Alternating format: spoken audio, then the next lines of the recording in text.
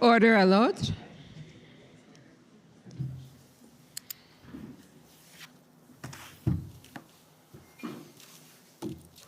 The Public Order Emergency Commission is now in session. La commission sur l'état d'urgence est maintenant ouverte. Good morning. Bonjour. Good morning. Okay.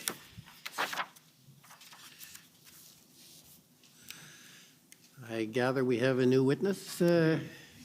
Okay, I think we're ready to go ahead then. Go ahead. We are. Carl.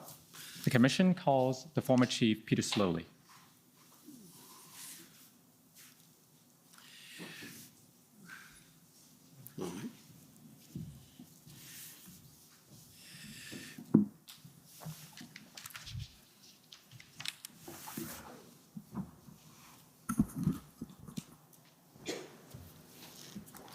Sir, will you swear on a religious document or do you wish to affirm? Religious document, please. We have the Bible, the Quran, or the Torah available. I'll take the Bible, please. Thank you.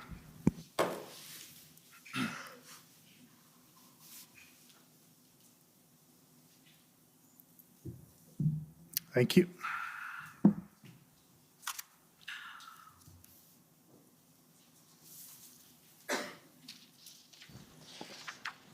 For the record, please state your full name and spell it out.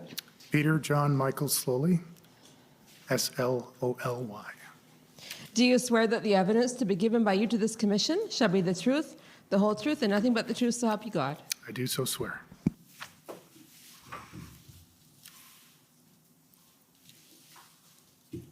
Thank you. Good morning, Commissioner. Morning, sir. Okay, go ahead. It's Frank Au, Senior Counsel for the Commission. Morning, Frank. Good morning, Mr. Slowly.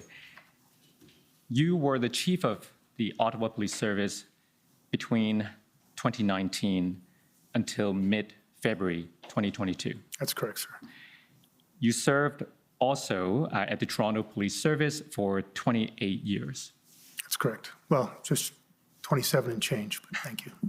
You rose through the ranks from being a constable in 1988 to deputy chief in 2009. That's correct.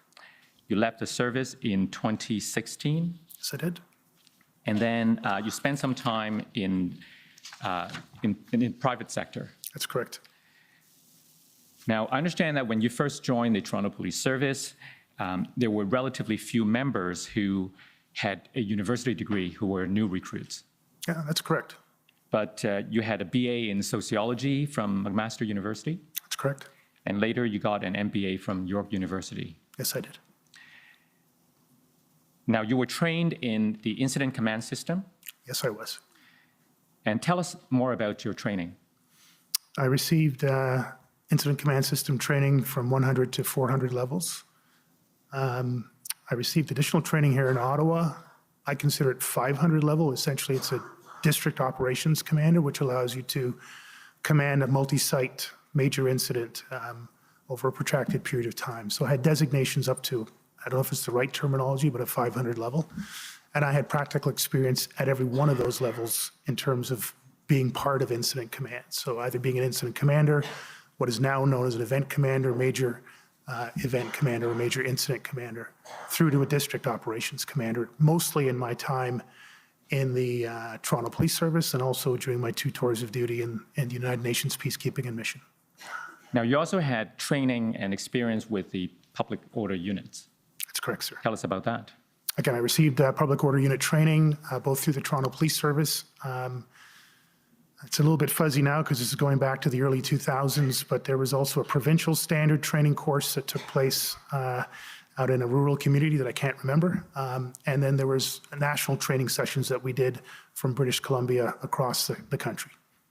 You also mentioned just earlier that you spent some time on a United Nations peacekeeping mission. Yes.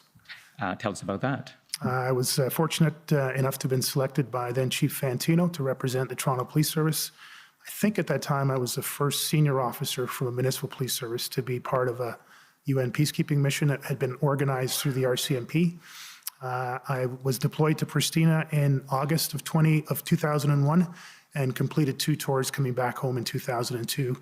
I was the Canadian contingent commander This was a mission with, where the police of jurisdiction actually had full powers of policing, including use of force detention, while building up a local Kosovo police service. It was also during 9/11 and a very significant and complicated and volatile zone. When you attended an interview with us and my commission colleagues, you described that experience as the best professional and personal experience you've ever had. Why was that? Just tested and stressed and challenged and grew me in literally every single way possible, physically, mentally, emotionally. I'm a very spiritual person. It allowed me to see parts of the world I don't think I'll ever get back to see again, and to be involved in a unique, challenging, and often tragic set of circumstances, but one that opened my eyes to the conditions globally. I had a chance to work with 53 different police services from around the world, and so that was also an opportunity to learn the good, the bad, and the indifferent of progressive policing at the turn of the century. If I could just interrupt briefly, this is being translated and there's sign language, and you're a little bit fast on the output. If you could try and, Thank you, sir. Probably a Slow it little bit up. of nervous energy in there, but thank you. I will try to slow down. that's quite understandable. Now, speaking of interviews, you attended 4 interviews with me and my commission colleagues between August and early October.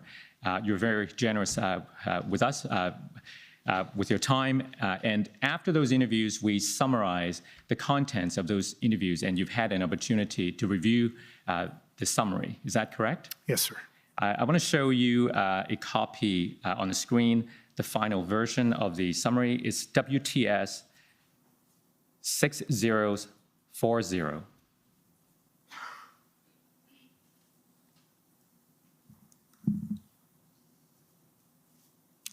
Now, is this the version that you approved? I trust it is, sir. Okay. Is there any correction that you'd like to make to this summary? No, thank you. So this will be adopted and be an exhibit. Now, the reason that we're here today are the events in January and February of this year leading to the invocation of the Emergencies Act. As the Chief of Police in Ottawa at that time, you're uniquely positioned to give us a perspective and to help us understand. But to really understand, I think we need to go back further to when you started with the Ottawa Police Service. Tell us about the circumstances of the Ottawa Police Service in which you found yourself. Well, when I was being recruited for the position, it was very clear to me through the recruiter on behalf of the board that through their consultative process with service members and community members, that the Ottawa Police Service needed to be significantly changed. Operationally, administratively, from an HR standpoint, the usual sort of change processes that large organizations require on a regular basis, but very specifically culturally. Internally, there was a culture that was less welcoming, less inclusive, less diverse, less equitable, and that had impacts on things like workplace harassment, member morale. Externally, that translated into a real or perceived level of trust in the broader community, but specifically in racialized and marginalized communities, that the service wasn't, in some cases, appropriate enough, and that there was a declining level of trust and confidence. Any one of those things would have been a major change agenda for any external chief coming in. All of those combined required a significant effort of change management and change leadership that I was asked on behalf of the board as the incoming chief to deliver over the course of my 5-year contract. If I could call up your CV, the document ID number is COM 50759.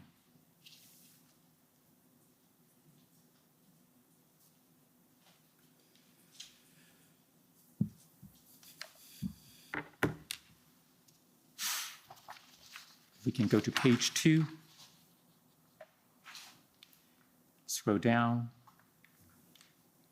So you see under Ottawa Police Service 2019 to 2022, you talked about how you were given a major culture organization change mandate, and that's something you just outlined for us. Yes, sir. Tell us about some of the challenges you faced once you took the post. I'm not sure the commission has all the time in the world for that list, but I think that the most simple thing to say is any effort of change is going to be difficult, particularly in a large organization. In this case, I believe the Ottawa Police Service is over a century old. And these were long-standing structural deficit issues. Needed investment in recruiting through staff development training. Leadership development in particular was something that repeatedly our membership identified and external auditors identified. And those things just that's not a light switch you can turn on and off. It's something that you have to build and grow and almost organically move through the organization. Operationally, while they were excellent in some ways, I just want to be clear, Commissioner, the Ottawa Police Service, and one of the reasons why I came here, had a reputation, deservedly so, of being one of the best operational police services. We've heard about their expertise in planning. Their ability through missing persons investigations was second to none. They had really advanced, in some cases, advanced HR systems that were to be seen as a best practice. So this is not a deficit across the board, but there were significant deficits in very specific areas that was contributing to some of the cultural and morale issues. My attempt in the first 3 months was really to go around on a listening process in small groups, large groups, internally and externally, to identify those areas. Bring a command team that was, even in the early days, a struggle. There were significant challenges at the command team level, but people were leaning in and doing their best. I would say, though, that the challenges really came in March of 2020. 3 significant events: the suspension of one of my 2 deputy chiefs, the culmination of a significant internal criminal corruption investigation where 3 of my officers were arrested after an extensive joint RCMP Ottawa Police Service investigation, and of course, the declaration of the global pandemic. 2 months later, the death and murder of George Floyd, the Black Lives Movement and the defund movement. I think that signaled the start, not just here in Ottawa, but across police services in North America, I suggest around the world, as a significant change in the level of public trust and confidence in policing and the broader justice system. It certainly had material impacts in police services here in Ottawa. The defund movement put significant pressure on our board and our council to adjust the policing budget in regards to size and to change police service delivery in terms of integration. And these were real challenges on top of the significant challenge of a change mandate that the board had explicitly and expressly given to me as the incoming chief. Now, you identified a few challenges that are not unique to the Ottawa Police Service, such as the pandemic, such as the defund movement, and so on. What about within the organization? You talked about earlier challenges involving the command team. Tell us more about that. Well, the command structure, I believe to this day, but I might be wrong, is the chief of police, 2 deputy chiefs, and a chief administration officer. Within my first 3 months in the position, I lost one of those deputy chiefs to a suspension. That then required me to accelerate a succession plan that truly wasn't ready for acceleration, and bring in a series of 3-month assignments to the rank of the superintendent. I had 2 very experienced senior officers at that time. Both superintendents had a lot of experience, and so I rotated them for the first year. But within that year, both of them retired. And after that, the rotation went further into the superintendent ranks. Some were really good fits, some struggled. But it was a very suboptimal situation. In 2021, in the early part of the year, the board made a decision to end the contract of my chief administration officer. That then required me to look at my command level, and the only person that I could put into that position was Deputy Chief Bell. So essentially for almost the full year leading up to the events of the convoy, I had 1 full-time deputy chief who was in a civilian position as a chief administration officer, and I was rotating 2, for the most part, 2 uniform superintendents through the deputy chief process. Again, full respect to those individuals. They stepped up, in some cases volunteered. When I asked, they stepped up, and they did their very best in very, very difficult circumstances during probably the most difficult time in Ottawa police history and in policing across Canada. And so I have nothing but praise and thanks for them. but it was a suboptimal situation that everyone was struggling to make the best of. Now, did that happen in 2021, you said? Well, the suspension of Deputy Chief Jaswal was in 2020. The subsequent retirements of my two most senior superintendents happened over the course of 2020 into 2021.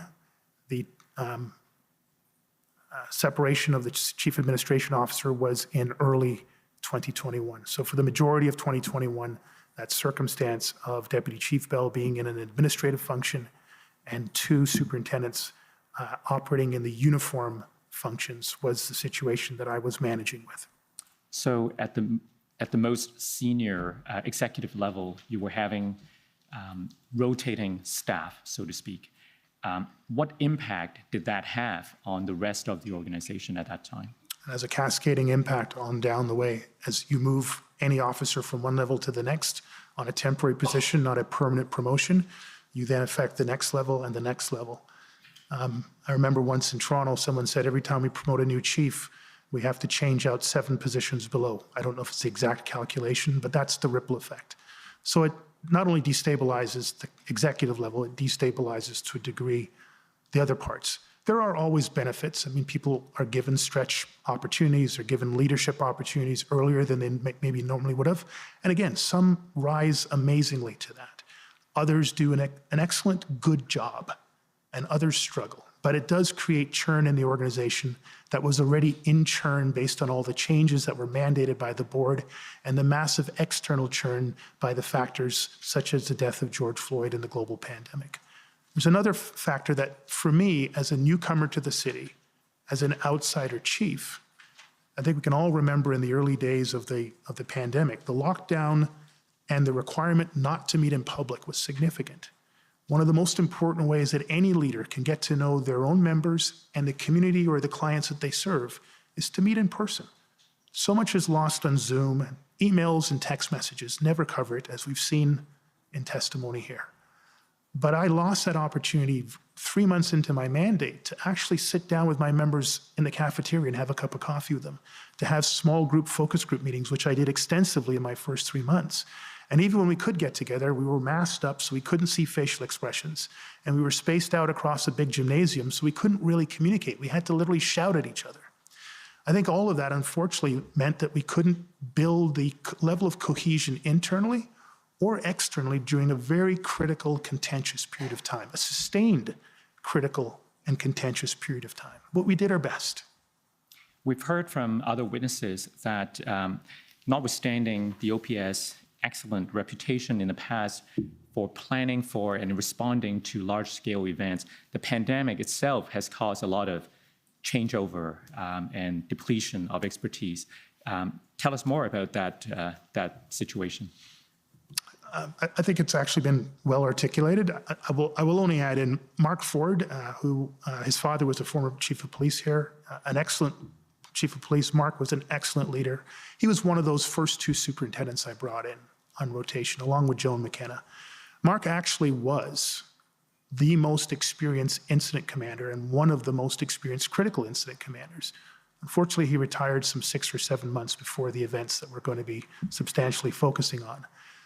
So that would be one example of many where we had people who had, gone past their pensionable time, had given their lifeblood literally to the organization and to the profession of policing, and had made a decision, as many executives in many different parts of civil society did, to take their well-earned retirement and go on with their life with their health intact.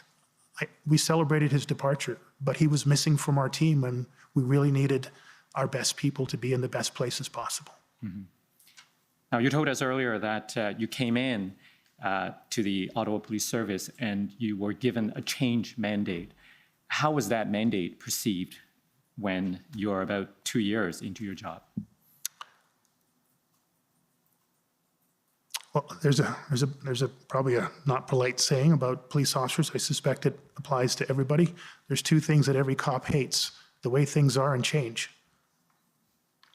So it was going to be difficult no matter what. Nobody wanted things to remain the way they were, and everyone was fearful of change, to varying degrees across the full human spectrum, of course. And this wasn't just a tinker around the edge change mandate. It was to go right to the heart of the culture and to the most difficult parts of that culture, the darker part of that culture, things like systemic racism, systemic misogyny, the trust factor between police and the broader community, but very specifically the racialized and marginalized and Indigenous communities here in Ottawa. And those were the most contentious topics in policing for my entire career, going back to 1988 in Toronto. Any chief of police or any command team that took on any one of those issues was going to be taking on a major, major challenge. Taking them on in the middle of a global pandemic, in the middle of the Black Lives Matter movement and the defund, abolish police movements, just made it that much more complicated. But it was still necessary. It still had to get done, not because it was my mandate. It was just the right thing to do for policing. It's what our members actually wanted, and it certainly is what the community wanted. So if I take your mind back to January, early January of 2022, before the Freedom Convoy event arose in mid-January, how would you summarize the state that the Ottawa Police Service was in? Committed to the direction, worried and tired from the effort to have traveled as far as they did. And what was the level of trust among the different members within the service and their trust for the leadership? I don't think I could answer that in any great specificity. Clearly, there was a range. I don't know which one of the witnesses presented. I think it was Inspector Baudin from the OPP that talked about the range of crowd dynamics. Human nature is human nature, sir. No matter what organization you're in, you're going to get some 5% that will adopt everything that's said without questioning, 5% that will resist mightily anything that is said with all sorts of questioning, and then some range in between of people that will move if they're incentivized or if they feel there's a sufficient altruistic value around it. I think those crowd dynamics play out in any crowd group, including the group in this room here today. Now, with that context, let's talk about the beginning of the Freedom Convoy events. When did you first learn about the Freedom Convoy? My recollection, sir, was a February 13th Hendon report. February? Sorry, January 13th. You may need to check me on dates a little bit. I believe that was a report that came into my inbox for whatever reason that day, and it was an extremely busy period. We were still dealing with a multiple death explosion in our city that killed some 4 or 5 people. But I did have a chance to glance through the report. Certainly there was enough information for me to know that this could be a significant event in the near term. My recollection is that I forwarded that email to Deputy Chief Bell and Acting Deputy Chief Ferguson. I understand that there hasn't been an email to show that, but that was my recollection. But irregardless, somewhere on or around February 13th, there was a direction to Deputy Chief Bell to commence an intelligence review of all the circumstances around what was being purported to be a convoy coming to our city, and to lead to oversee the work of developing an intelligence threat risk assessment that would then inform Acting Deputy Chief Ferguson's assignment to develop the operational plan for the event, informed by the intelligence threat risk assessment.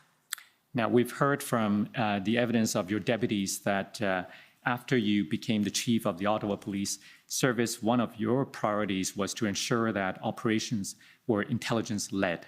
Can you tell us more about why that was important to you? Yeah, thank you very much. Just to take a little step back, all operations, not just emergency preparedness and incident command or critical incident, but all of our operations, from traffic management, order management, crime management, that we should be intelligence-led. Information, best practices, evidence-based best practices should inform, for the most part, our systems, our policies, our procedures, our practices, and the evaluation of the outputs and outcomes that came from that. So that was an overarching theme. How it applied within incident command systems, emergency preparedness was, again, a weather report that says there's going to be rain tomorrow. Well, let's try to validate that to a greater degree. Is it going to be raining in a city this large? Is it going to be raining and flooding in one part, or is it across the entire city? Because that will then assess the amount of resources we need and the sequence of events we need to apply.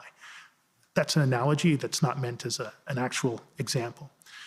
So intelligence-led as much as possible, understand the nature of the context of the situation, the factors involved, the nature of the threat, the risk of the threat, the likelihood of it actually taking place, and the resources necessary to mitigate in the first instance and respond to at the back end. And then to recover from, the recovery period, which I suggested this is still a recovery period, Commissioner, for the City of Ottawa and the country of Canada. Does that answer your question, sir? Yes, and my next question is, to what extent were you satisfied that that was in fact the case at the OPS on or around January? Thank you. I believe in evidence in chief, Interim Chief Bell did reference his own views on the advancements that we had made, particularly in the previous year, and he's absolutely correct that we made significant advancements around our intelligence-led approach to our broader operations, crime, traffic, order management. Order management as a subset includes critical incident command and incident command system. We had made significant strides in making sure our information section and our intelligence section were lined up with our operational sections, and that we had sufficient crime analysis, administrative analysis to execute and continuously improve on those processes. We did not specifically take on intelligence-led threat risk assessments as a very specific product. Our priorities at that time were crime, traffic, order management was not at the same level. I think in 2021, we had a very high level of gun and gang-related shootings. And so crime, traffic was the #1 issue in the community, always is, no matter what jurisdiction. So those were really our 1 and 2 priorities, and order management was probably at the 3rd level. Because we actually had, up until that point, a very good record of planning and implementing plans and successfully ending a range of demonstrations. But we had made progress. I did make it very explicit, particularly, this one I'm not 100% sure on, but particularly around the events in mid-2020, when we started to see large events coming into the city, Wet'suwet'en, Black Lives Matter in June, Justice for Abdi in the fall. These are complex, volatile, political, trust factor events that were contentious and could have gone 1,000 different directions. I was very, very strong at that point on the intelligence threat risk assessment, driving the operational plan.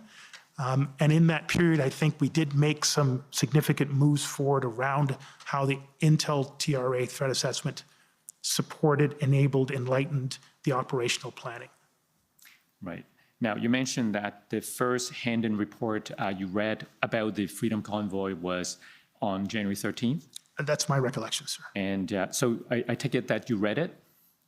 Yes, I can't say I read every single line. It was probably more of a skim-through read, but I did read it, yes, sir.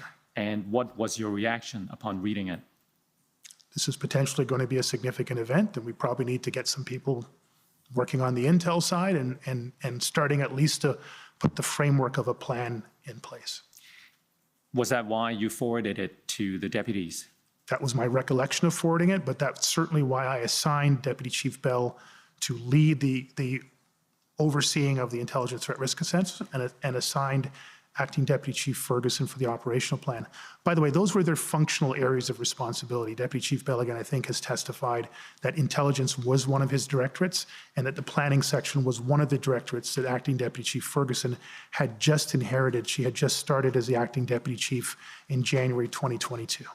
And you expected the two of them to coordinate the information or intelligence that the intelligence unit received and incorporate that intelligence in the planning process? Yes, sir.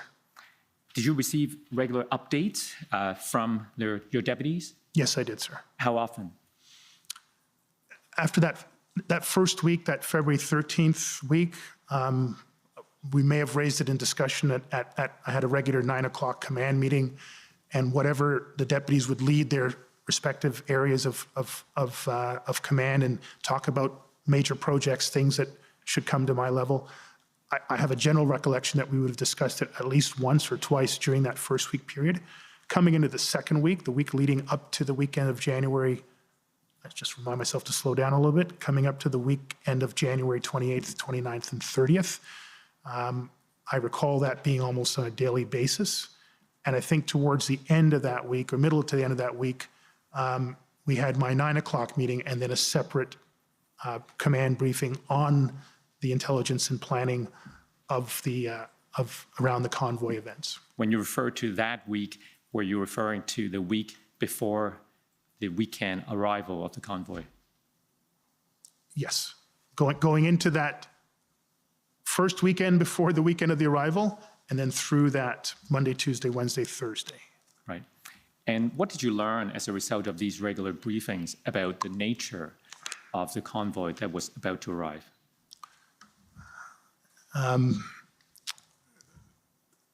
My early impressions was there was, to some degree, some doubt as to whether or not this was actually going to materialize. Sorry, whether it was going to Whether this series of convoys, it was focused, I think, mainly in the British Columbia area, but whether or not it was actually going to materialize. Clearly, as the days went on and Hendon reports came in, mainstream media, social media started to follow it more. There was certainly a sense that, no, there's going to be something that comes from as far away as St. John's, Newfoundland, and from Vancouver, British Columbia, and other parts in Ontario itself. The briefings that I was getting was that those two areas were working together. Our intelligence group were connected in with all of our policing partners, municipally, provincially, and federally. The Ottawa Police Service Intersect program had been engaged early around information sharing, intelligence gathering, operational planning, deconfliction, and coordination. All of those things were sort of standard for any major event that had occurred under my tenure as a chief of police and had been well established going back some 15 years under previous chiefs of police. So there was nothing out of the ordinary, certainly things from a process standpoint. I saw what I expected to be the level of communication, coordination internally, communication, coordination with our key partners in the National Capital Region, and even more broadly, given the national scope of what was unfolding, that we were engaged with a range of other police services across the country. Now, in that week leading up to the arrival of the convoy, what was your understanding as to the duration of the event? Again, all of the reports, the briefings that I was receiving through my chain of command was that this was going to be a weekend event, some arriving the Thursday, more arriving the Friday, the bulk arriving for planned or at least scheduled events on the Saturday and the Sunday, that there might be some remnant that would stay behind, but that remnant would be similar to other demonstrations that had come through where people stayed in the National Capital Region for a variety of reasons, but in some cases setting up small tent cities that would at some point over the subsequent days, weeks, and in some cases months, would be gradually through a measured approach with multi-agency involvement from NCR and the city. They would be eventually moved either to a better location or moved back to wherever they had originally come from. Now, during that period, did you continue to receive regular Hendon reports? I was on the mailing distribution, so it came into my inbox. I could also see there were other Ottawa Police Service members on the distribution, and by that point, I had explicitly asked and had been told that members within Deputy Chief Bell's command and Intelligence Directorate were receiving Hendon reports, were involved in Hendon-related briefings, and that those reports were informing the intersect discussions of threat risk assessment. Did you continue to read the Hendon reports when they landed in your inbox? Not every day, sir. I would, if I had the ability, I would, again, usually skim through a document. I do recall sort of in the middle to the back end of that week on a daily basis doing a deeper, more full read. But at that point, I was anything that was coming in, including emails from private citizens about this, I would try to skim read. And if there was something relevant, I would usually just forward the email over into Deputy Chief Bell's command and copy in his Intelligence Directorate commanders to make sure that they had the information and they could collate that into their larger threat risk assessment. Now, you spoke about your understanding during that period that it was going to be a 2-day or weekend event. Was that understanding based on the executive briefings that you got, or a combination of that, as well as other sources, including the hand-in reports that you did receive or read? Yeah, the latter, the sum total of everything that I was reading or being briefed on, that was on balance, the assessment. And the totality of information or intelligence that you got did not change your view at the time that it was going to be a 2-day or weekend event? That's correct, sir. And what was the nature of your role as the chief at that time as compared to the 2 deputies who were assisting you? Maybe not sure. So let me be more specific. In terms of the collection of, or the analysis, or the dissemination of the intelligence within the OPS for the purpose of planning a response, what were the respective roles of you as the chief as compared to the 2 deputy chiefs who were assisting you? Every chief of police or commissioner is accountable and responsible for everything in the organization. But I had specifically delegated those responsibilities to the 2 individuals, Deputy Chief Bell and Acting Deputy Chief Ferguson, to oversee and ensure that there was an appropriate level of threat risk assessment, informing an appropriate level operational plan. Would it be appropriate for you to ask questions, for instance, when you received additional information? Absolutely, on any issue, whether it was an HR matter or a professional standards investigation. If at any point there was a data point or a context issue, something that didn't seem to make sense, I would always ask a question just to make sure that I understood the circumstances that they were dealing with, and if appropriate, I could provide advice or direction as required. And did you direct Deputy Chief Bell to conduct or have someone conduct a threat risk assessment? That's entirely the direction that he had. That was his responsibility. Was that something ordinarily done in response to this kind of event, or was that something particular to this situation? Yeah, I want to be clear about something. Deputy Chief Bell himself wasn't to sit down at his desk and conduct a threat risk assessment, but through the resources and the directorates that he oversaw, to oversee that there was an appropriate threat risk assessment. Yes, that was his direction, sir. But was it an ordinary process for a threat risk assessment to be conducted in response to any major event? Yes, that was a best practice that I had learned and developed over the course of my tenure in Toronto and other areas. It was something that was to some degree significant degree already in place here in Ottawa, but I wanted it at the highest level possible. And I think Deputy Chief Ferguson, Acting Deputy Chief Ferguson, gave that in her testimony, that was a clear expectation that I had made coming in. Now, we've heard from Deputy Chief Bell that in this case, a threat risk assessment was in fact conducted. So if I could take you to the document.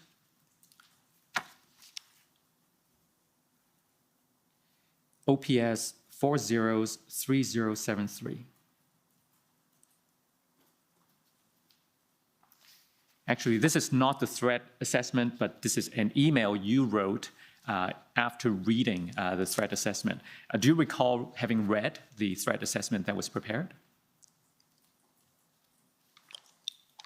I've seen a document in disclosure that is titled threat assessment. I don't recall receiving and reading that document.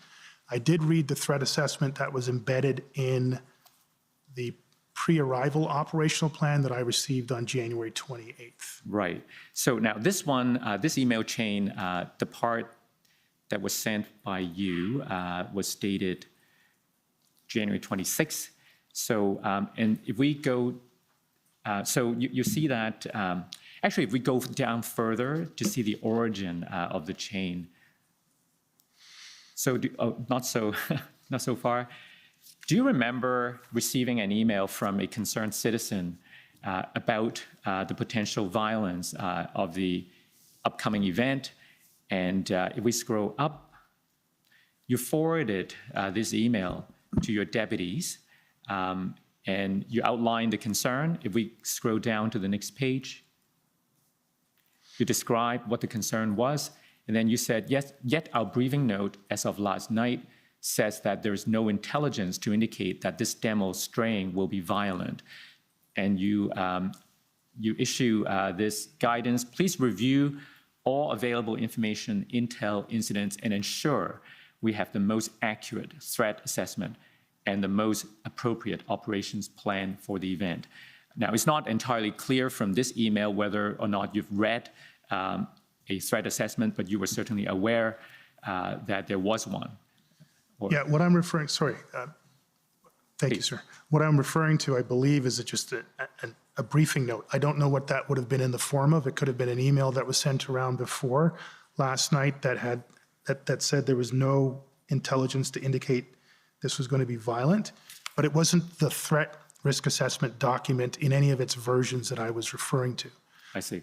And I laid out a series of, I guess it's 4 points here, of data that had come into my awareness over the course of the night into the morning, including the email that I forwarded, that would suggest opposite. So it was, again, just a reminder, there's contradictory information. Just make sure that that is incorporated into the overall threat risk assessment, and that is as optimal as it can be so that the plan can be as optimal as it can be. Now, so this is dated January 26th.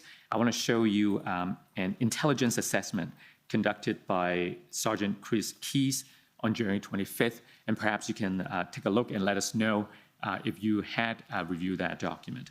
The document number is OPS 403086. In the production we received, we've seen a couple of different versions. I assume that the assessment was updated as the week unfolded, but this is version 1.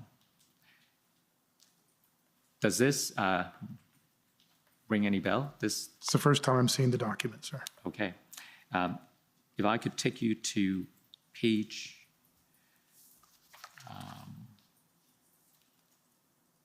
5.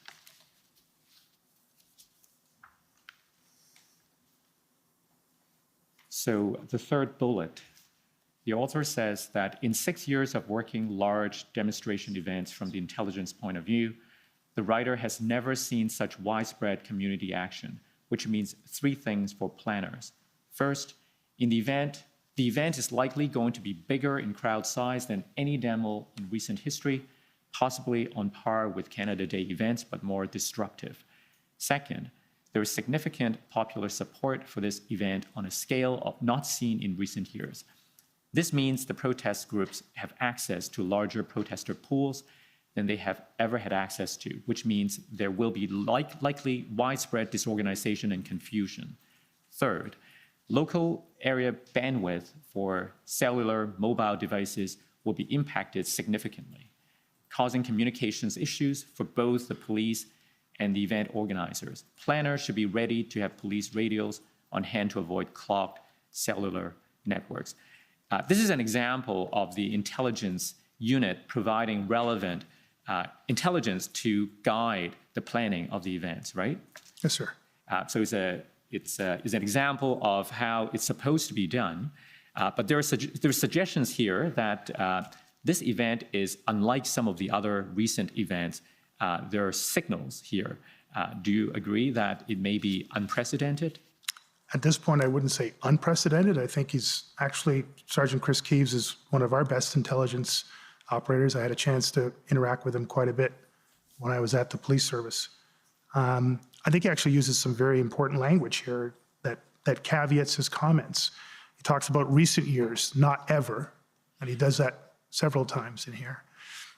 What he's describing is very accurate. We are seeing generally in protests, I'd suggest over the last 15 years in the age of social media, a greater level of mobilization, and increasingly in the last decade, a greater level of a variety of funding and logistical support.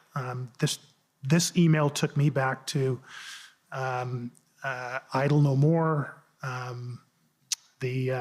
oh my gosh, my memory's failing a little bit, Commissioner, sorry, but the Occupy movement, where these sort of sentiments, crowd size, crowd dynamics, logistics, mobilization, larger disaffected populations, polarized populations that would give direct or indirect support, would directly protest or indirectly protest.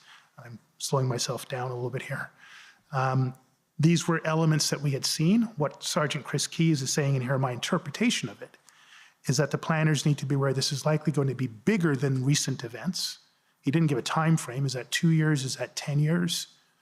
And so we need to be cognizant of it. So it's a good alarm bell, but it's not a 5 alarm that he's ringing right now. It's a warning for A very potential healthy, trouble to very come. healthy warning. And the last line that was quoted in the last paragraph, as a result, law enforcement is being met with numbers of people beyond the norm. That's what you're saying, a larger crowd size. What would you expect your deputies to do with this kind of warning? Well, first of all, the deputies would ensure that this information is being shared amongst the planners, as was directed from an intelligence operator over to the planners.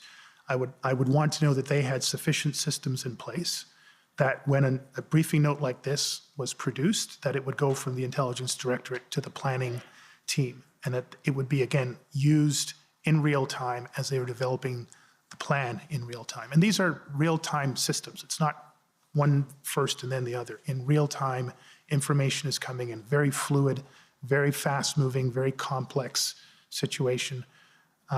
My sense from the briefings that I was getting was that that process was in place and it was functioning sufficiently. Would you expect your deputies to brief up and give you the warning? On a specific level like this, no. Okay. Let's go to another document. Now, first of all, let me ask you, since you were reading the Hendon report, do you recall if there's any Hendon report that you could identify that would suggest that it was a weekend event as opposed to prolonged events involving weeks or months? I saw Hendon reports that had elements of both, sir. Again, elements of both. In the totality of all of the Hendon reports that were specifically prepared on the topic of the convoy events prior to the arrival of the events themselves, I would literally have to go back through them all. And I think you and I have talked about this in previous interviews. A line in one report, unless you've read the entire report, can be misleading. One report, unless you've read all the reports, could be misleading. So it's the totality of the information. And even then, the Hendon reports, as excellent as they were, and Commissioner, I want to be clear, I've expressed my gratitude to Commissioner Creek on multiple occasions, even after my resignation, about the quality of the intelligence support that we received from the OPP, and specifically around the quality of the Hendon reports. But in the totality, sir, I do not recall, and to this day, even with the benefit of hindsight, I do not have any clear impression or saw any clear conclusions that we were going to have anything more than what I was being briefed on by my team. This was going to be a Thursday, Friday, mainly Saturday, Sunday event with the potential for a smaller group to remain behind, but in numbers that we had managed previously. Let me show you one example from the January 25th Hendon report and see how you may interpret this report. OPP 401108.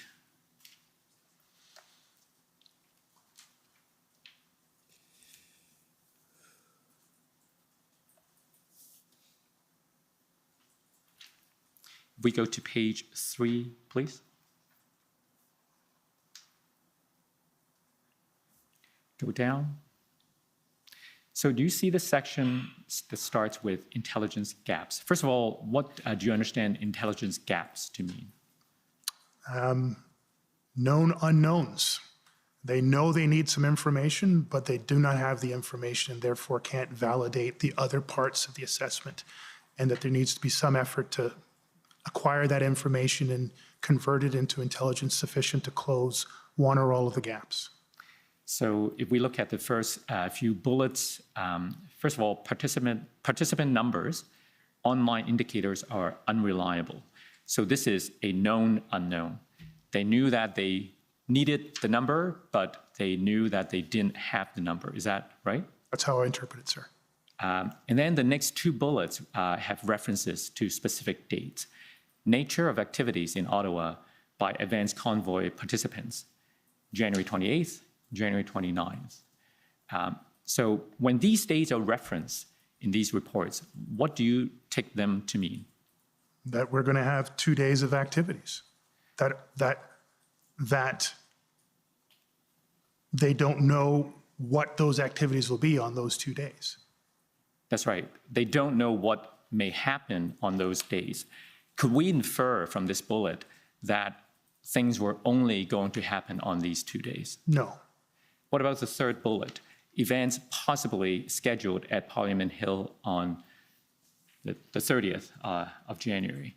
The same, right? Yes, sir. So we know from this that the police didn't really know what would happen on that date, but we cannot infer from this bullet that these are the only dates when things would happen. You're absolutely right. In the larger context of all the intelligence information, sorry, what was the date of this report again? 25th of January. I'm certain that by the 25th of January, we were into the cycle of briefings where this is a 3-4 day event, mainly the Saturday, Sunday. So even at the point where these known unknowns were being listed, while we couldn't tell you what the agenda of the activities were going to be, there would be some activities.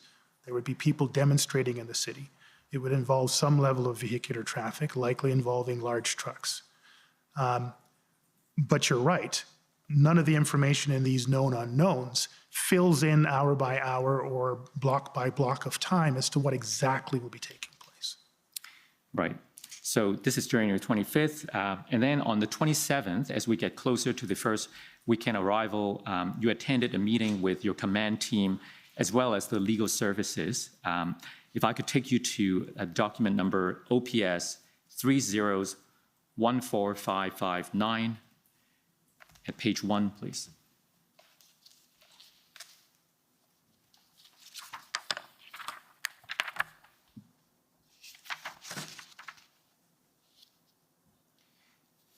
So if we scroll down slightly, do you see the last bullet?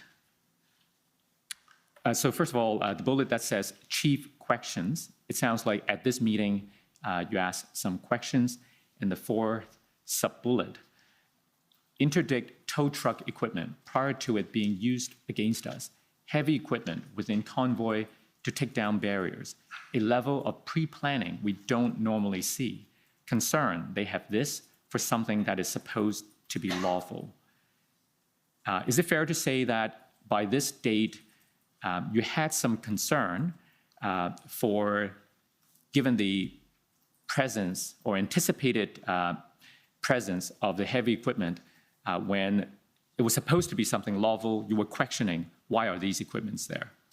Yeah, that actually almost reflects, I want to say word by word, but certainly the sentiment of some of the intelligence that was in the Hendon reports. I can't remember the date of that.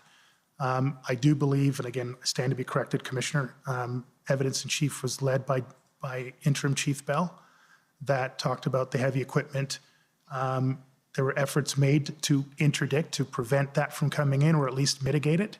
And I believe he said that this is not information I had as a time of chief, so I'm relying on Interim Chief Bell's testimony, that in fact much of that heavy equipment did not make it into the downtown core, and he described differently some of the equipment that did make it down there than what has been reported on previously in media. So as the chief, you had the strategic oversight, so to speak, and you were asking appropriate questions to ensure that those deputies who were reporting to you were doing their job when this kind of concerns arise. Am I correct? Absolutely. I mean, it could be as simple as, I think, a term that other people have given testimony on. You just need to kick the tires on different parts. Just make sure you ask questions at different levels, strategic, operational, and yes, sometimes tactical, to make sure that they're aware of it and they have put some effort into it and there's a reasonable approach to how they're going to address it. Now, we also understand from the testimony of Inspector Lucas that there was a potential that the OPS would be overwhelmed during the weekend of January 29th and 30th. I can take you to the transcript, but it was in evidence. So I guess my question to you is this.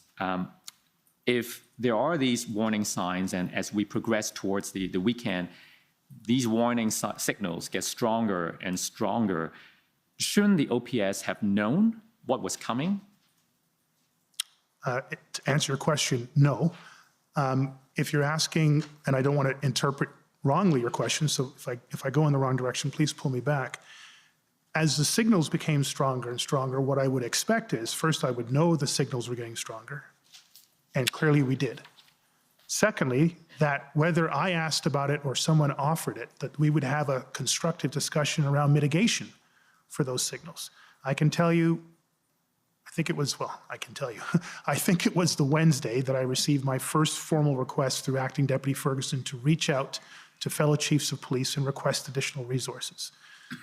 If I'm wrong on the date, Commissioner, I'll stand corrected, but middle of the week, I reached out to London Police Service, York, I believe, Toronto, asking for general resource officers, but particularly public order officers. It's my recollection, again, I stand to be corrected, that around this date or on this date, I had another request to reach out for more public order. I believe in Commissioner Creek's testimony that he was aware of that request. He had 2 public order units that were sent to Ottawa. I don't believe they were under our ICS control, but they were in the Ottawa area and available. So that is what I would call Inspector Lucas signaling we might be overwhelmed by the numbers. We'll need to bolster our abilities to not be overwhelmed, particularly that would be public order assets. And I had a specific request to get more public order assets, and I made that request in this case to Commissioner Creek. And thankfully, as he did, provided those resources as quickly as he could. Now, we heard from Superintendent Bernier when he testified at the commission that after he read the January 27th Hendon report, excuse me, he told Superintendent Drummond about this bizarre disconnect between the Hendon intelligence and the OPS preparation. Do you think that there was a bizarre disconnect? First of all, while I have the greatest respect for Inspector Bernier, he was not involved directly in the planning or the intelligence threat risk assessment. Police services and organizations are wonderful places. Everyone has an opinion. The briefings that I was getting from the commanders that had been assigned to the task, the people that they had assigned through their responsibilities to produce the information, some of which is displayed on the screen here, did not indicate that there was a bizarre disconnection. And do you think your deputies were doing the best they could? I think they were, yes, sir. And knowing what we know now and reflecting back on the way that the OPS handled or applied the intelligence they got, what lessons, if any, should we learn from that? Thank you. An important question, Commissioner. Frank, if I'm deviating too far, please pull me back. But probably one of my top recommendations for you to consider, sir, while we had excellent intelligence and particularly excellent support from the Ontario Provincial Police, this was from the very onset a national issue. It was a national event. It started in British Columbia. It was joined on the East Coast, and it brought convoys from the southernmost point in Windsor. Probably the greatest number of participants and vehicles came from our border with Quebec across the 5 interprovincial bridges. The vast majority of the formal intelligence threat risk assessment reports that we relied on came from the Ontario Provincial Police. To this day, I have a question. Why wasn't I getting intelligence threat risk assessments on a regular basis of the quality that I got from the OPP, from our federal partners? Again, I want to be clear, Commissioner, they contributed meaningfully, and I'm grateful for their contributions. But I've said this in the parliamentary committees, and I'll say it again to the Commissioner. There's a structural deficit in our national intelligence threat risk assessment process. I'm grateful for the Ontario Provincial Police for filling that gap and doing so to the very best of their ability. But it was not optimal for us or any other jurisdiction that faced any element of these events. And one of my recommendations, sir, with great respect, is that there needs to be an investment in our national intelligence threat risk assessment structure, organizationally, institutionally, through integrated organizations and institutions. Some of that will be a financial investment, but it doesn't all have to be a financial investment. It needs to be an investment to bring this country forward truly into the 21st century, where we are 2.5 decades into it. Now, in your view, was there anything that the OPS could have done differently to better handle the intelligence they did have? There is no doubt, sir. And I'm sure you will ask me multiple times over the course of my testimony, could we have done better? Absolutely. I never had a chance to do a debrief. I understand that Interim Chief Bell has conducted some or completed one, I'm not sure of the status, and I'm sure within that document there will be many, many, many examples of how we could have done better and need to do better going forward. I believe in his testimony, lessons were already learned and applied to subsequent demonstrations. So if you're long way of answering, there is no doubt that we could have done some things better. But specifically about how it handled intelligence, anything you can teach us from your experience? Low-hanging fruit, and I believe it's already been rectified to some degree, a substantive element of our intelligence and information directorates. I would suggest even in other functional units and directorates, the ability for us to conduct open source social media and other online information gathering. With the caveats of charter rights, privacy rights, absolutely, that would have to be a very transparent process. I stand to be corrected, but when I became chief of police, we actually had a unit that would have, by description and definition, fulfilled much of that function, not all of it.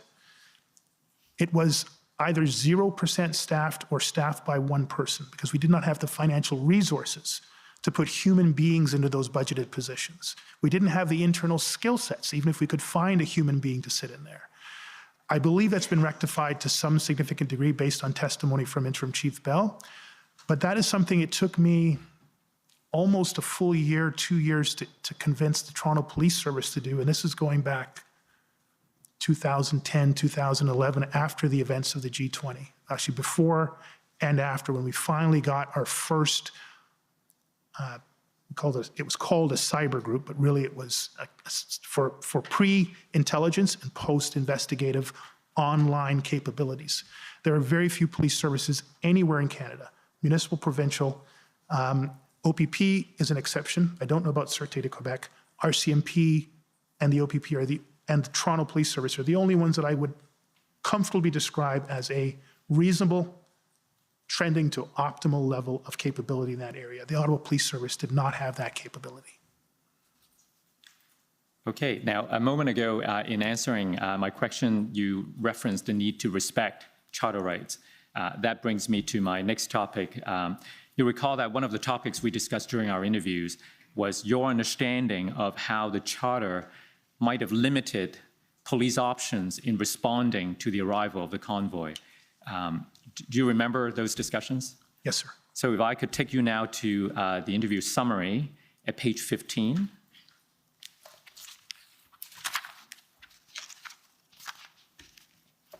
We go to the second paragraph. Sorry, scroll down, please. That's right. The paragraph that starts with Chief Slowly. Chief Slowly was advised that based on the known intelligence reports, OPS did not have the legal authority to deny the Freedom Convoy access to downtown Ottawa simply because some people disagreed with the views of some participants. He understood that OPS did have authority to close roads and restrict traffic if there were public safety concerns, but closures and restrictions had to be commensurate to actual threats or reasonably predictable threats. Highway Traffic Act or bylaw violations alone would not be sufficient to justify restricting access to the city for all protesters. So that was the view you expressed at the time. Is that the view you still hold now? Yes, sir. With this caveat, I'm a police officer, not a lawyer. Right, and some of us regret to be lawyers. Now, since our interview, we've received a legal opinion provided to the OPS on this issue. So if I may take you to that opinion. Let me find the document number. It is OPS 403692.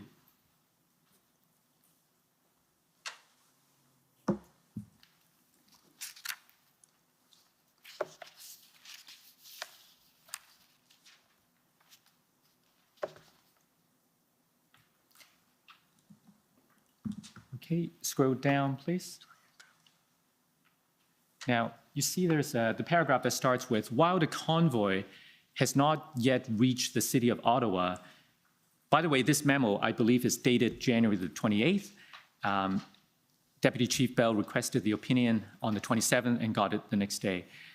So this paragraph says, while the convoy has not yet reached the city of Ottawa, various considerations will need to be assessed and reassessed to determine the appropriate response, including the balancing of competing charter rights, impacts to public enjoyment and the right to mobility, impacts to health and safety, impact on obstructing emergency vehicles, and impacts to public safety generally.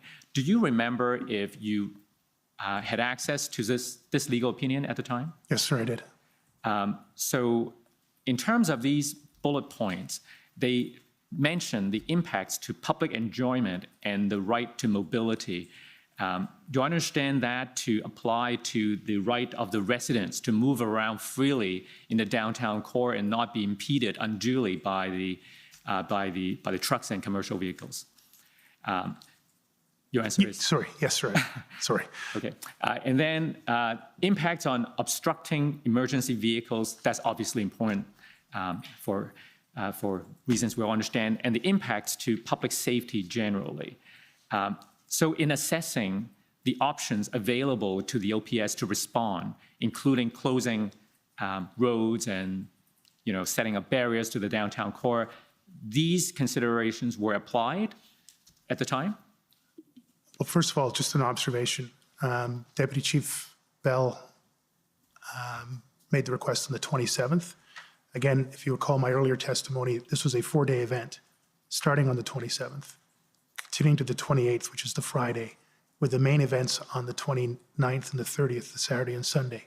This legal opinion, while helpful to a degree, arrived technically in the middle of what we were already dealing with. There were already vehicles in the city, protest vehicles. There were already protesters and demonstrators in the city as we were receiving, reading, and considering this.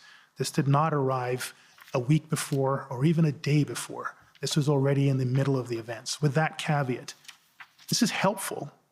It certainly articulates to a greater degree what I think most of the police officers and even my general counsel, Christiane, would have known and could have articulated differently. It's not definitive. It's advice, not direction. I understand that's counsel's job.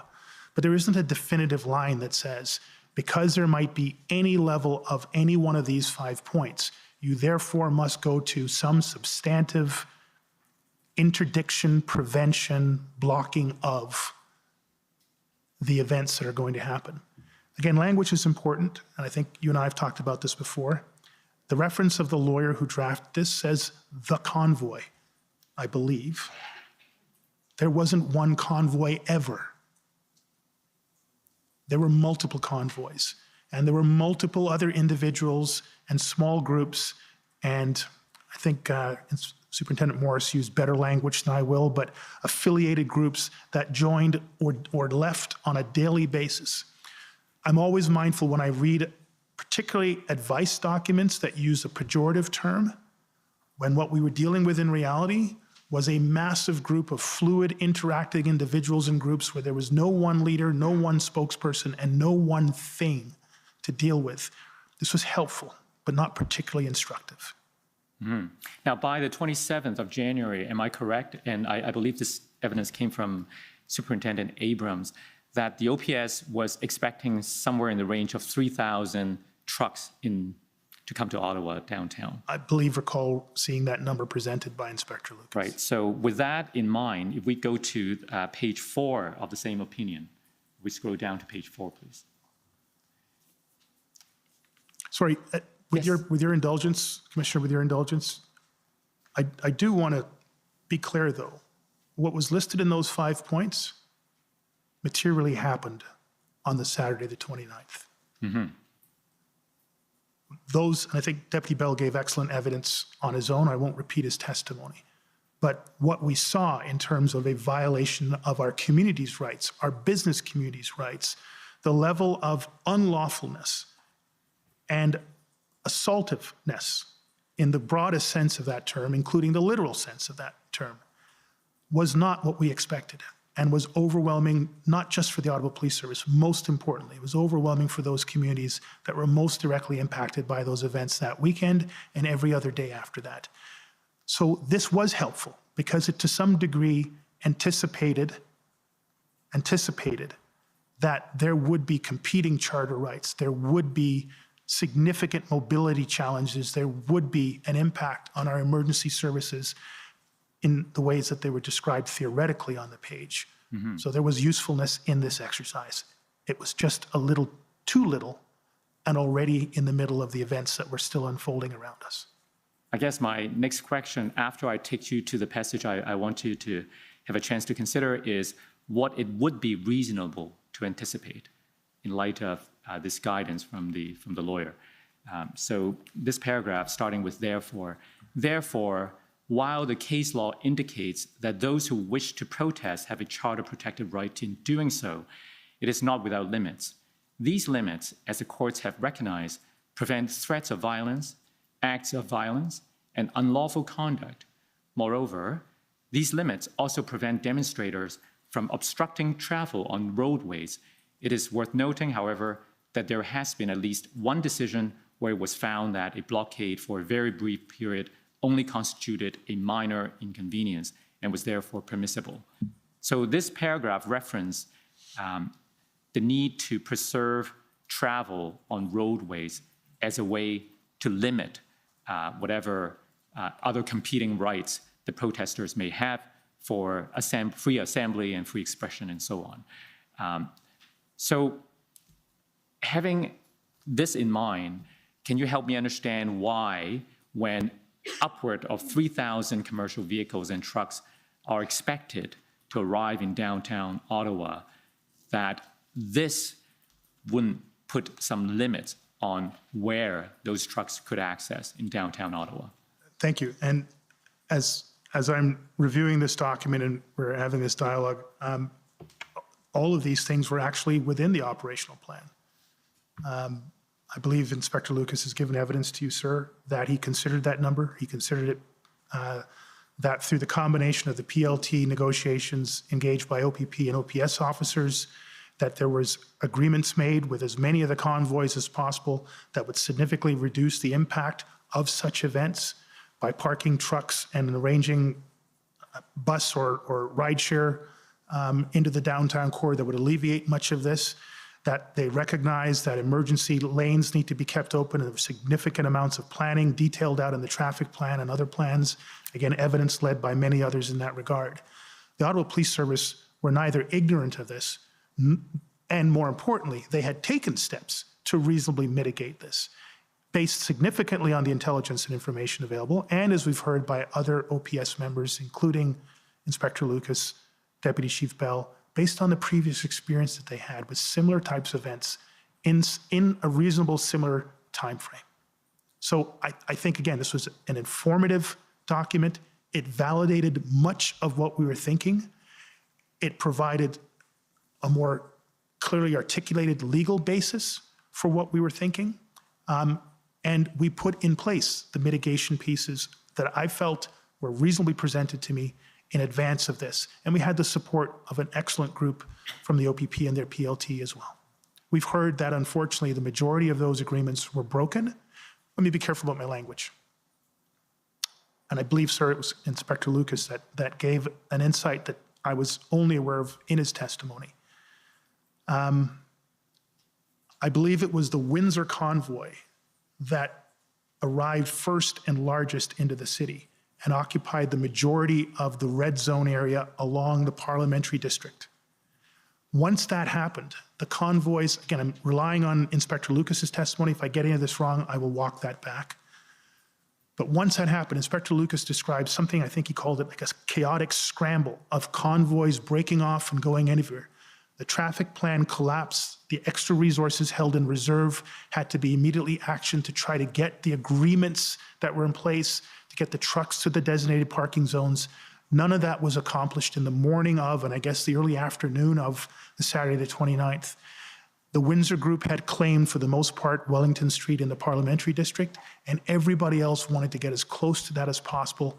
I shouldn't say everybody else. A lot of other participants, for almost the full duration of that event, tried to get to that most prized and prolific public place. And that was another complicating factor on our operations, our traffic plans, our PLT operations, even our POU operations.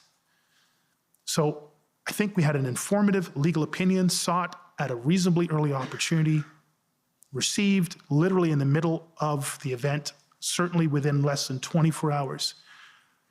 Stop me if I'm going on too much, sir, but my last point in this, and it's a what if, and I don't want to engage in too much conjecture, but other witnesses have provided this what if. I believe Deputy Chief Bell talked about this. Assuming that even on the 28th, Commissioner, that we decided to lock down the city, close off all the interprovincial bridges and the off-ramps from the 416 and 417 highways, we would have needed, in Deputy Chief Bell's estimation, 2,000 officers. I think it would have actually been more. Even if that was our wish, even if that was the clearest conclusion that came from any of the Hendon reports or any other combination of intelligence or legal opinions, on the 28th of January, we were not going to get 2,000 extra officers into the city and deployed on a plan that could execute and implement anything that relates to this. Now, you pointed out that this became the reality as of the 28th. It materialized, in your word, On the 29th, sir, sorry. or the 29th.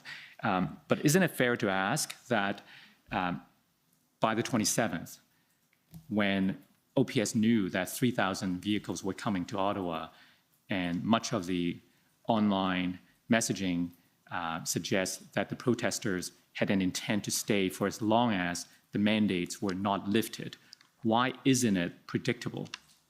And why shouldn't the OPS be acting on this advice to take active steps to mitigate access to the downtown core?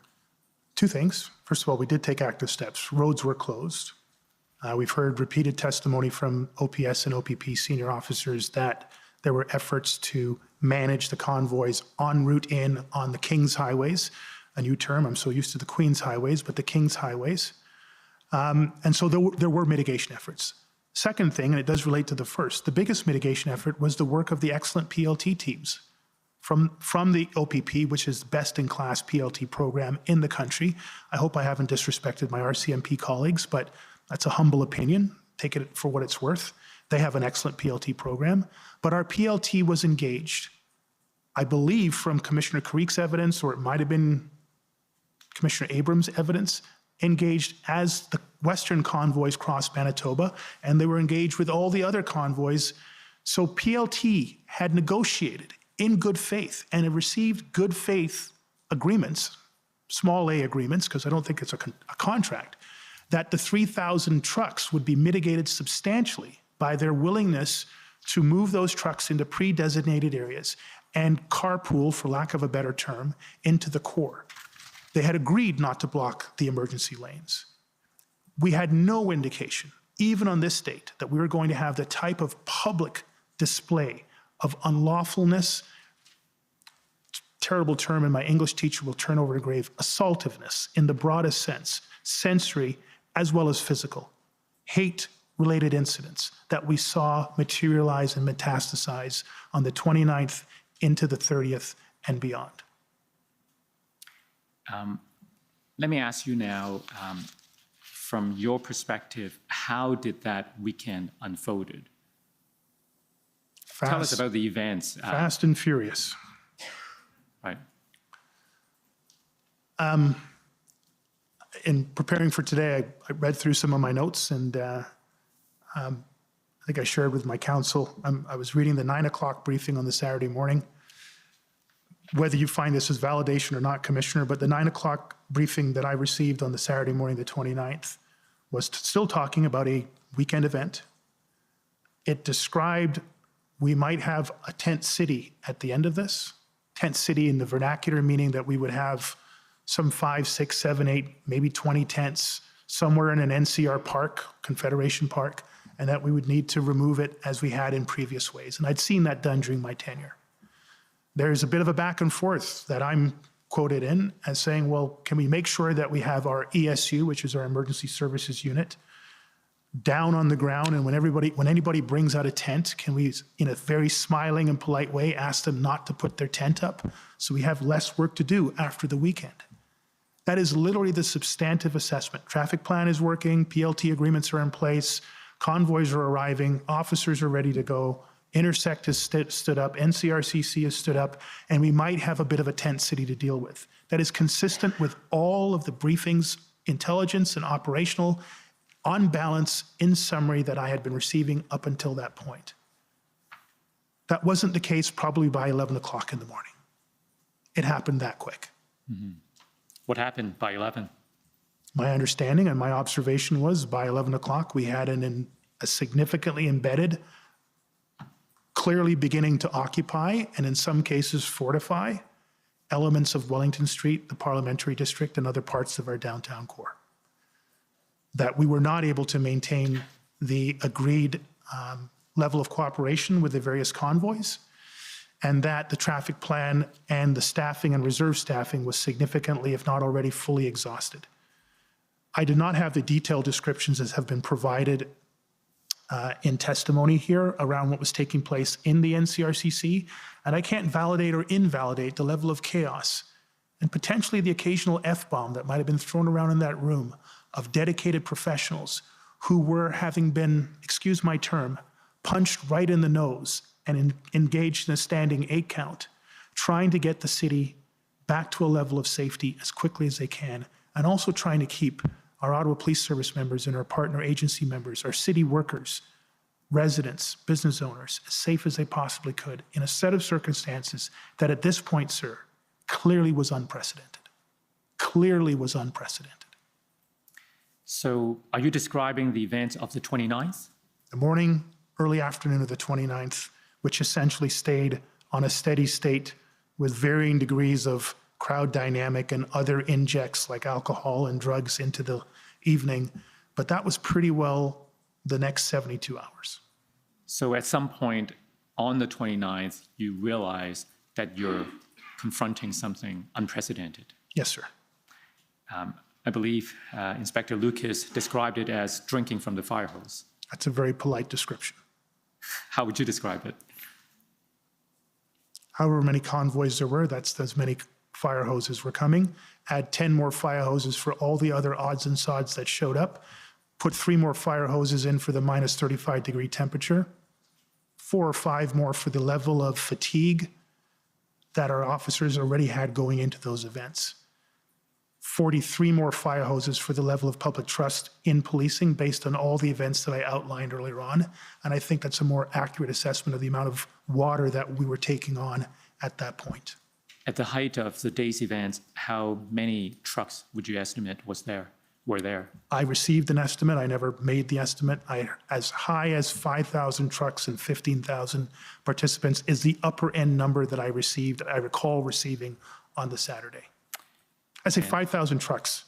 I want to be careful. 5,000 vehicles, predominantly trucks, but that might have included a range of other vehicles that I can't detail for you. And that's just in the downtown core. Yes, sir. What about the emergency lanes? Were they kept open? My understanding through testimony is that they managed to keep the Wellington lane, I always get this confused, the south lane open for much of that day. I don't know if they lost it for portions or at some point between the Saturday and the Sunday, they lost it or made a decision to close off Wellington and then create an emergency lane access egress through other street combinations. I'm not clear on the details, sir. As the members of the Ottawa Police Service began to focus on responding to these events downtown, what was the impact on the rest of the city? It's a very important question, and it was, I think, touched on at some point in testimony. The downtown core was clearly was the epicenter, and a hyper-volatile, hyper-complex. I won't be able to provide adjectives, so I'll just leave it at that. But you could drive south of the 416, get that right, 417? into literally still downtown neighborhoods. And you would hear honking and you'd see, unfortunately, Canada flags stuck on vehicles and behavior that was clearly antisocial, but it dropped off significantly once you got south of the 417. Further out into the Canadas and the other parts, there were probably micro things happening. I'm never really sure of it. So the city would be aware of it. It would be obviously on TV, social media is exploding at this point, and people are dialed in to what's going on.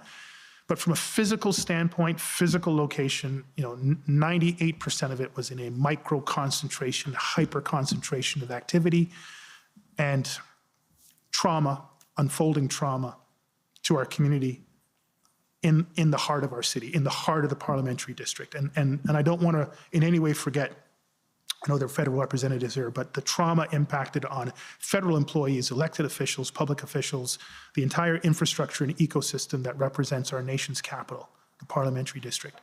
And I believe Mr. Champ quoted 18 or 15,000 residents in that area. I don't know how many businesses. I know the Rideau Center was closed. All of that happened literally within hours. And the relief did not come, I believe, until February 17th, 18th, or 19th. And we've heard evidence from some of the residents and business owners affected during the first week of hearing that from that time on, they started feeling abandoned by the police, by other leaders, and they felt hopeless. That was one of the adjectives they used. And they started seeing a kind of general chaos and lawlessness. How would you describe what was happening? Were those adjectives accurate? First of all, I'll never challenge the feelings of a member of our community. They're their feelings. They're as righteous and as accurate as they need to be for the human being that expressed them. So I'm in no way challenging wherever that sentiment came from. I can tell you that I met with, spoke with, walked around and talked with many of the residents, the business owners. I was at a Business Improvement Association meeting that was referenced by one of the witnesses. And I heard a range of sentiments. I saw a range of responses from incredibly resilient and understanding and patient people, an elderly couple, both of them infirm in wheelchairs, traveling through that minus 35-degree temperature, stopped me as I was getting out of my SUV while doing a live call on a board meeting on February 1st, I believe, and talked to me. I think Chair Deans was talking, and I was literally talking to this couple. Chief, we know you guys are doing the best you can. Please, it's hard for us to get around the sidewalks. We're trying to do our shopping. We know this is really tough on you and your team. Please do your best for us. So yes, I heard expressions of hopelessness. I heard accusations of abandonment. But I would have to say the vast majority that I received directly to me was around resilience, impatience. Get this thing resolved as quickly as you can, as completely as you can, but resilience and a level of understanding as to what the officers on the ground, and I don't say just officers, the members of our organization, the partners that were deployed already from OPP, RCMP, London, God bless them. I think people understood how difficult it was. But they didn't see the situation resolving in a day, in 2 days. And I think it's reasonable for people to feel really aggrieved that there isn't a clear solution or a timeline to a clear solution that they could tangibly see and anticipate. And we were simply not in a position to provide that to them And at that time. In addition to the perspectives of the residents and business owners, et cetera, since you're the chief of the Ottawa Police Service, can you tell us how were the members of the Ottawa Police Service holding up? Because this was only the beginning. It continued for another 3 weeks or so.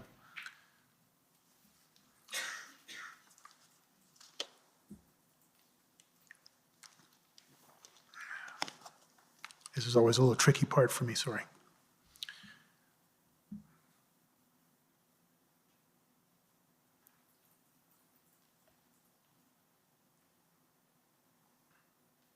You want us to take a break and Thank you, sir, it's okay.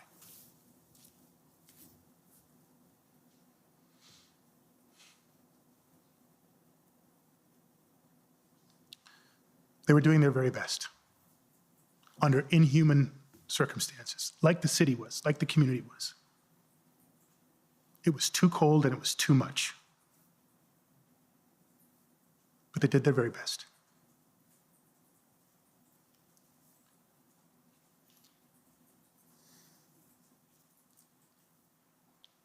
And I'm grateful to them. And they should be celebrated. Not celebrated, that's the wrong word. They should be understood. Do you feel that they were misunderstood? Yes. Can you elaborate on that? I think I've given this testimony in parliamentary standing committees. The level of disinformation and misinformation was off the charts. It was crushing to the members' morale. It was crushing to the incident command team's morale. It was crushing to my executive team's morale. I suspect it was crushing to the board. It was crushing to everybody. It was unrelenting. It was 24 hours a day. And I think by the end of the weekend, it had become a global story that mainstream media was following. And none of it was portraying in any way accurate the hard work of the men and women of the Ottawa Police Service and the partner agencies that stood with us. None of it. To this day, it hasn't. And that is very unfortunate because public trust and confidence in any police service, I believe, is the #1 public safety factor. When any police service loses significantly public trust and confidence, that in of itself is a massive public safety threat and risk. It materializes in so many ways. I don't know if the commissioner wants me to expand on that, but I'm happy to do so. And unfortunately, as quickly as the events unfolded on the morning and the afternoon of the Saturday, public opinion against the Ottawa Police Service and its members turned just as quickly and to the same unprecedented levels that were unrelenting, at least from my entire experience, up until February 15th. Well, you spoke of how the officers were misunderstood. Let's hope that this inquiry will be the beginning of that understanding. Commissioner, would this be a good time to take a recess? If you would like, sure, we can take the morning break for 15 minutes.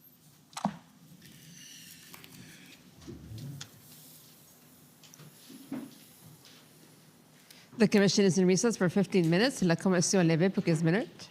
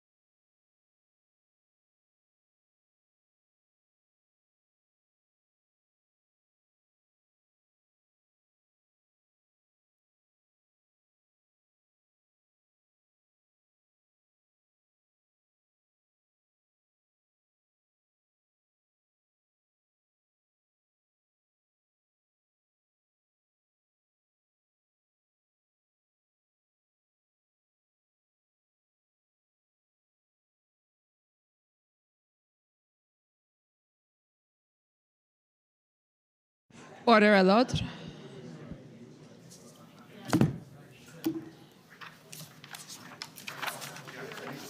Not a judge here, so there's no.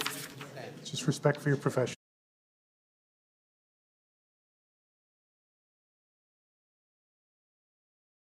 Period. But I'll go back. Morning, Commissioner. Okay. Go ahead. So before the break, Chief Slowly, you were telling us about the events of that first weekend and how it hit everyone really hard. I'd like to take you now to January the 31st, which I believe is the Monday after. Yes, sir. We've heard from Deputy Chief Ferguson that that was when the executive team realized that a lawful protest has now turned into an illegal occupation. That was her evidence, and I'm interested in your view on that.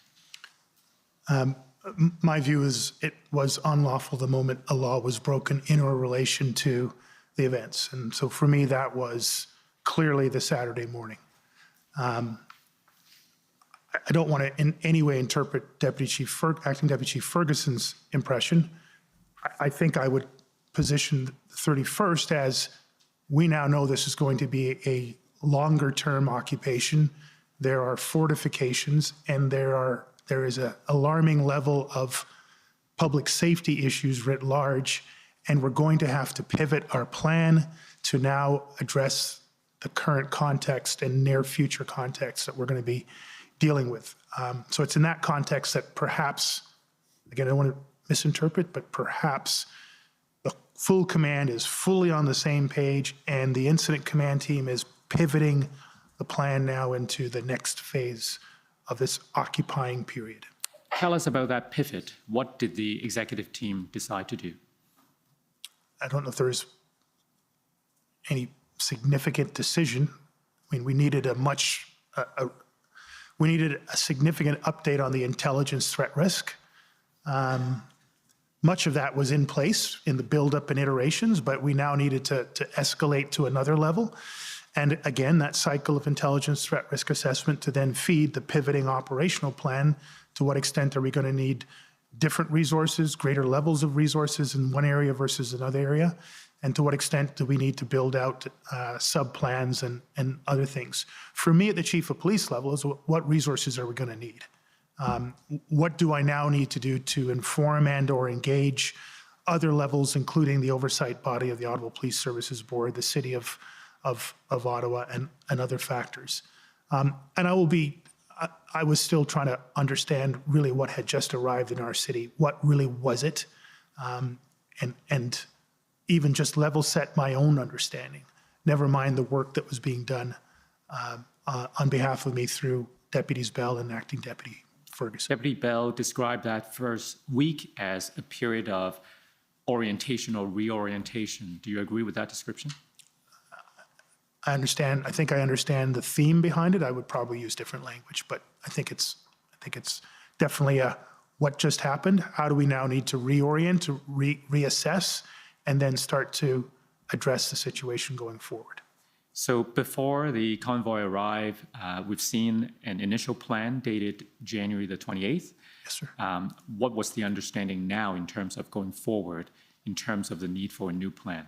Well, there was no need for a new plan. There was a need for an evolution of the plan that we had, an evolution of the threat risk assessment that was in that plan. Again, I want to make it clear there was only ever one plan. There were many iterations of it. There was only ever one threat risk assessment. There were many iterations of it. So what was the understanding then about the need for this new evolved plan? On the Monday, the 31st, Yes. probably the number one thing at that point was staffing. And how did you go about achieving that? Again, without the absence of my notes, but as simple as how many more officers can we redeploy from our overall complement of policing a city of 1 million people in the nation's largest municipal geography to that micro core of the red zones and the immediate neighborhoods around it. I think by that point, Again, I stand to be corrected if the records say otherwise, but at that point, we had already started to look at changing our shift hours to create a greater volume of officers available, officers and civilian members. I don't know if we had, at that point, reached out to the association, the Ottawa Police Association, to start to negotiate a whole different shift schedule. That might have come later on in the week, but that was the focus. And then external resource requests, requests that went to OPP and other police services to send additional resources on top of what they had provided us already. So around that period, January 31st and the next few days, did the OPS start reaching out to other external agencies for help? Yes, absolutely. Tell us what steps you or the other members of the executive team did. Predominantly, it sort of happens at two levels. You know, the agency-to-agency relationships would already be, you know, phone calls and text messages to people that they knew in other agencies. You know, you'll get something formal from the chief, but we need X, Y, and Z. And then the formal request would come up through Acting Deputy Chief Ferguson, and then I would make a reach out to the respective agencies. So probably my approach for the main, I may have deviated every now and then, would be a text message to the chief of police or commissioner saying that you'll be getting a formal request, but I'm looking for X or Y or Z. And then my executive assistant would produce the document and I would forward that formally. Once I got a positive response, the positive response I would then forward to our legal services department and they would go through the process of enabling a memorandum of understanding, an MOU. And now I want to get a better understanding of the options that were opened while the OPS were reaching out for external help. So I want to take you to a document, OPS 405631.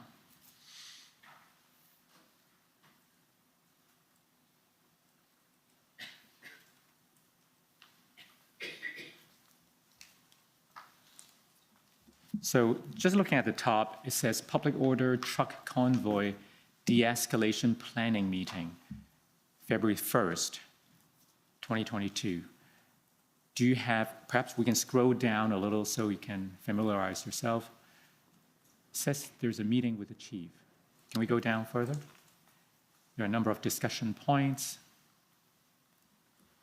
So, for example, the third bullet, there's a notation that every single option to be explored and is open to discussion. He is happy to come back and further discuss anything if we need him to. He, I take it, refers to you. Yes, sir. So if we go down further, PLT would like one more attempt to speak with every convoy to get them on the same page. We scroll down further. Every POU we ask for will not be released to come to Ottawa as protests happening now everywhere. We might not get the staffing numbers we asked for. So there are a couple of things I wanted to ask you to comment on. First of all, there's a reference to things happening elsewhere. What can you tell us about that? I believe by the 31st, I'm certain, unless I'm really off base, but Coutts, Alberta was already in play at that point. On the Monday, I don't recall any other Ontario sites. I don't even think the announcement of the, on the Monday, on the Tuesday, by then there might have been some sort of indication that there would be an event in Toronto around Queen's Park, but I don't think there was any other active sites in Ontario. There were, I believe, some demonstrations at other provincial capitals across the country, but for sure Coutts was active and clearly being televised, and I was getting briefings from Commissioner Lucky on the events out there. So by this time, which I believe was February the 2nd or the 1st, February the 1st, I believe, things are happening elsewhere. And if we go back to the top, one of the discussion points, do you see the third bullet from the bottom? It says POU units across the province needed. What does that refer to? So maybe I could just give some context to the meeting. Please. So this is a Tuesday. We are into the significantly into the pivot at this point. I had received varying levels of input, some of them just random emails, some of them very specific conversations with people with a lot of experience in unprecedented, unusual public safety events. And the validation that I was getting from small I information to large I information based on expertise was this was unprecedented. This was larger than your police service is going to be able to handle. It was national and in some cases international in scope.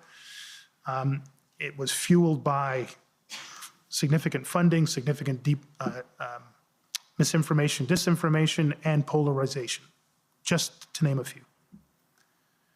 This meeting was my first attempt to sit down with Acting Deputy Chief Ferguson as a major incident commander. I had asked for Inspector Lucas to be at the meeting. He could not attend, and I respect his reason, although I don't know it specifically. I think Inspector Morin was sent as his designate, I think, but he was a senior officer from the ICS team that was there. Staff Sergeant Mike Stoll, who was the ESU commander, our POU commander. And What does ESU stand for? Emergency Safety Unit, I think, or Emergency Services Unit. Sorry, it's been a little bit of time. It's synonymous with POU, Public Order Unit? Essentially, but broader, I think actually a broader use of trained officers that are actually more effectively deployed, a really good practice here that Ottawa should be recognized for, Ottawa Police Service should be recognized for. And I had brought with me the two PLT supervisors because I had information, feedback internally that our PLT members weren't being optimally used and were feeling out of the loop of substantive discussions like this. And I had requested that the two supervisors be there, and they were there, and you see their contributions later on in the notes. But this is the substantive first time that I'm sitting down with the incident command thread, strategic, operational, and tactical, asking, what are you folks seeing? How are you assessing this? No decisions being made here. I need situational awareness. I need your assessment. We had been blessed with commanders of some expertise and experience from other jurisdictions that were in that room. I think London was there. I can't remember if Durham, I believe there was an OPP commander. I can't recall, but there were at least three other agencies in the room. So it wasn't just us talking to us. There was a healthy amount of external expertise. And we went through what I would call, I won't say it's a whiteboarding session, but a consultation discussion session that I wanted to get to at some point to, okay, well, this is good now. What's the move forward coming out from this? So that's the context of this meeting. Mm-hmm. I'll pause there if you want to come back to the question that you wanted me to answer. Yes, because I'm interested in this notation that POU units across the province needed. So I'd say around the midpoint of that meeting, I would have almost turned to Michelle Morin and Mike Stoll, who were sitting to my right, and said, what's the level of POU that you would think we would need to start to dismantle the red zone and end the occupation? And then there was like a real-time discussion between my folks and the other POU commanders in the room. There were others that were chiming in. It was mainly a POU discussion. And I've been in them many other times before, so I know how this feels. I just sort of sat back and watched this new generation of experts do their thing, and it was kind of cool to watch. And within a really short period of time, it was almost unanimous. This may not be the exact language, but it's close to it. We're going to need everything in Ontario and a bunch more from across Canada. That was one of the moments where I truly understood the scale of what we were facing. Everything in Ontario and a bunch more from across Canada for me was state visits, an Olympic event, G8, G20. Nothing else requires that. Mm-hmm. That's when I truly understand from people with amazing expertise from different jurisdictions.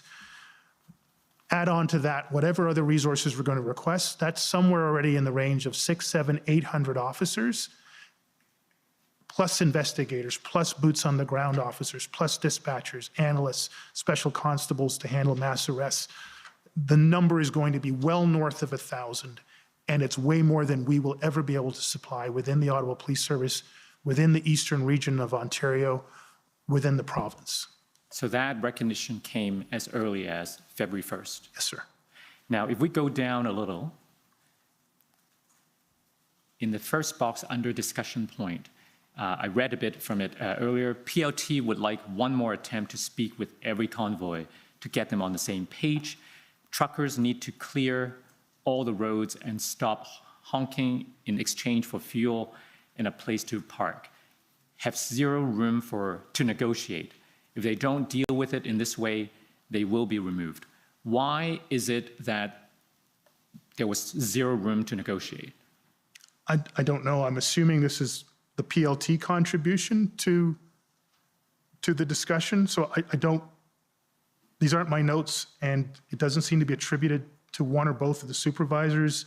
I don't know if this is their briefing contribution in totality, so I'm not sure what that means. I was just curious because it appears that the PLT would like more time, more opportunity to speak to the convoy.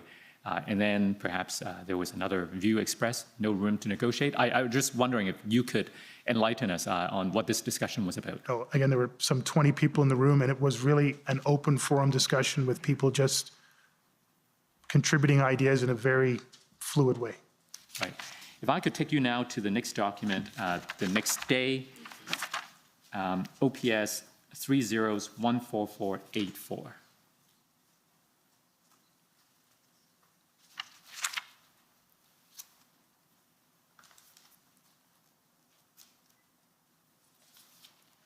So if we go to page 22. Now, Chief Slowly, do you have a practice of making notes to yourself, sending yourself emails as reminders or things like that? Yes, I do, sir. And would this be one of those examples? Yes, sir. So here we read, advise that all options on the table needs to consider the... Sorry, can you, I'm just not sure the context or date or time of this, sorry. Yes. Call with mayor, and it's the timestamp, at least on the entry, is 1:30. Okay, thank you. And we see a name on the top left, Maria Fortunato. Who's that? That's my executive assistant, or was my executive assistant. So the content of the email, which is, I guess, note to yourself, says, advise that all options on the table needs to consider the political option. What roles can Premier and PM play in diffusing the demonstration? It is not my legal responsibility to end a demonstration. It is my legal responsibility to provide adequate and effective policing to serve and protect the city/citizens. What was the purpose of this note to yourself? At this point, I actually didn't have an assigned scribe, so I was trying in real time to capture information around conversations that I thought were important or a point that I was trying to remember. So it's not a consistent practice with every single meeting that I would go back and do this. That's the context of the note. I don't know if that answers your question, sir. And since the subject at the top says call with mayor, Yes. with re-demonstration, does that capture some of the contents of the call Some of it, yes, sir. on the 2nd of February? Yes. Now, on that same day, you made a public announcement that turned out to be somewhat controversial. Do you know what I'm talking about? I think I can guess what's coming, sir. Okay, give me your guess. There may not be a policing solution to this Why did you say that? for all the reasons that we've talked about. The size and scale of the events were not going to be able to be handled by any one police jurisdiction, certainly not mine.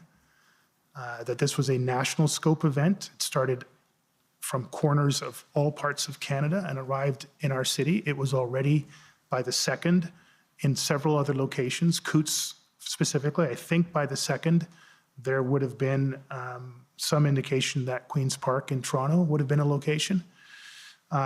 This was borne out by a wide variety of polarizing issues, not the least of which was the vaccine mandates, but there were many other anti-government sentiment expressed at all 3 levels of government.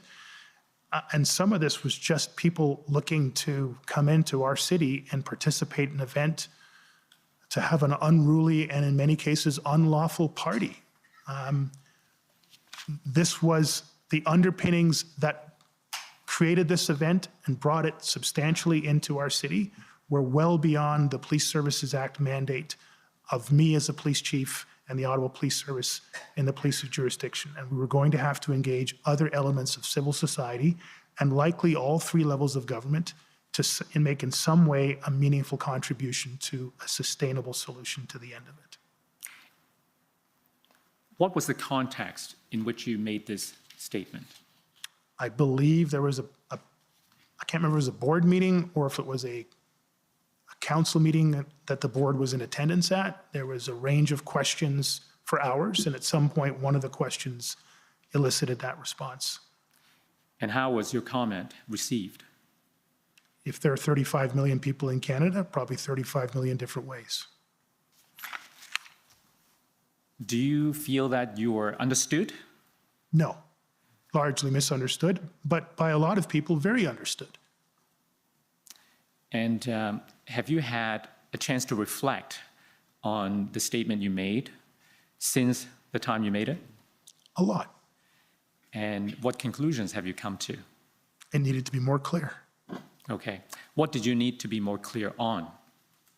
that the Ottawa Police Service is doing and will continue to do everything we possibly can do. Just to be clear, that was literally the substantive answer I was giving during that meeting. All options are on the table. We're doing everything we can. We're calling all the staffing we can. We are rearranging our plan. We're calling out to our partners. So before that statement was made, it wasn't made in a vacuum. We were hours into a long meeting with multiple questions from multiple stakeholders. I believe my board were present. I stand to be corrected. City councilors, the mayor, what are you doing? How are you going to end this? When is it going to end? Please understand, we're doing everything we can and we'll continue to do everything we can on a repeat loop. But at some point, this isn't going to end just by the Ottawa Police Service. Even if we could find a way to get all the resources we need, it's going to come back again next week, the month after, Canada Day. This is a larger movement or series of movements. This is a trend that's happening across the country and around the world. And so there needs to be more than just a policing solution to it. That's the context. Now, I did reflect on it. And in the days and weeks and now months after that, I've, in opportunities like this, expanded on that short phrase. I think there's ample documentation in my notes, scribe notes, to talk about me explaining this further to the chair at board meetings and other conversations and meetings. So I didn't just leave it till now to provide a more fulsome explanation. Within hours and days of it, I was trying to provide that more fulsome explanation to my board oversight and to other public bodies and civil actors. Now, there are those who may say that your statement fostered a perception among the public and the protesters that the OPS was vulnerable and unable to police the convoy. What do you say to that? Again, like my earlier comment, sir, everyone is entitled to their opinion, and they're certainly entitled to their feelings. And I can understand that if that was the only thing they heard from me, and they were not available to hear all the other efforts I made to clarify that could leave them with a sense that we'd just given up. So I'm not challenging that. But let me be clear. I don't know if that is different from any other statement I've made around the role of policing in society. If you recall my earlier comments when I introduced my approach to policing and how I did it, the police are not going to solve guns and gangs and drugs on their own without education, healthcare, social services, the volunteer sector, communities themselves. The police are not going to be able to solve sexual assaults on their own without advocacy groups and legislative change. So there isn't any major aspect of policing, crime management, order management, traffic management, even traffic management. We can't patrol the amount of highways unless we have bylaw changes, signage changes, engineering changes that are well beyond the remit of the police service to demand and deliver. So for me, this is a consistent theme that I have spoken on and acted in accordance throughout my entire policing career. It wasn't for me an unusual statement, but it was heard in unusual and unprecedented circumstances and misinterpreted broadly, badly. Do you think that the lack of clarity of the statement might have risked contributing to a loss of public trust in the ability of the police to respond? I can't rule that out, sir, but I think I made enough efforts after that to clarify that, and demonstrably, the Ottawa Police Service kept, with its partners, kept putting out everything we possibly could for as long as we could. I would very strongly suggest well past where we should have been. Our actions should have spoken louder than words, but unfortunately, by Saturday afternoon, there had been a cemented narrative, and I don't think it ever changed. My statement probably didn't help it, but I don't think it was really changeable from that first weekend. Now, we've also heard from other police leaders who disagreed with the statement from their perspective in the way that they interpreted the statement. And they felt that there was, in fact, a policing solution. And the way that the occupation was ultimately dismantled proved that there was a policing solution. What do you say to that? Again, if their comment was based on what was said without the benefit of hearing all the other explanations, I certainly attempted through the larger calls to establish the things I just talked about. We are still looking, we're still doing everything we can, we're seeking all the help we can, and if we can get 1,800 resources or whatever number the final amount was to come in, then we could take care of the unlawful aspects of this. But there are broader implications and underpinnings that could bring it back to my city or any other city or jurisdiction. And so sustainably to resolve the situation, we were still going to need larger civil society, all three levels of government. I don't know if this is the time to interject around any of the levels of declarations of emergency, municipal, provincial, or federal, but clearly we have indications, and I believe that there were assistances from those various levels, the injunction, the private injunction, and so there are clearly examples where some additional efforts were needed beyond the efforts of the police to resolve it. Local community mobilized themselves in mostly constructive ways, in some ways less constructive. But there were efforts across the board from private citizens to public institutions that contributed ultimately to that success. While I respect the comments of my peers, I want to be careful with my language here. I don't know any major operation, including that one, that did not benefit material from the supports outside of police organizations themselves. And I think that's unfair to the contributions made by broader civil society, including all three levels of government. Mm-hmm. I don't know if that's what they intended in their comments, so I want to be clear about that. But no police organization of any size, operation of any size, that I've ever been involved with, that had the clear level of success, no deaths, no serious injuries, no significant damage to infrastructure, no rioting, no burning police cars. I don't know of any size operation that didn't materially benefit from the consent and cooperation of citizenry, the injections of material resources or advice, expertise from other experts outside of policing, legislative change, et cetera, et cetera. Mm-hmm. Okay, so this was on the 2nd, right, that you made the statement. Yes, sir. Let's move forward by a few days. I did recall it was the 1st, but I'm not going to quibble. Right. So let's move forward by a few days. And we've heard from other witnesses that the weekends are always the worst. Is that right? In terms of the surge of numbers? Yes, in terms of the surge of numbers and then the extra dynamics of convoys coming in or not coming in, and definitely larger in scale and more complex. Right. So I want to show you an email dated February the 5th at 6:33 a.m. The document number is OPS 307355. I expect it will show an email from you to Acting Deputy Chief Ferguson. And by this point, on around the 5th, what was the state of any evolving plan that the OPS had? I think on that date, I received a briefing on the three options I'd asked for from the meeting on February 1st, the POU options. So that's a substantive sub-plan development. By then, we'd had major changes around our internal staffing capabilities, decisions around how to redeploy resources around both the events for the convoy, as well as policing the rest of the city, which still had to happen on a 24-hour basis, obviously. We had made announcements around our efforts to try to address the disorderly, unlawful, and assaultive behavior, the hate type behavior that was happening directly in the communities most affected around the red zone, variously described as surge and enforce and contain.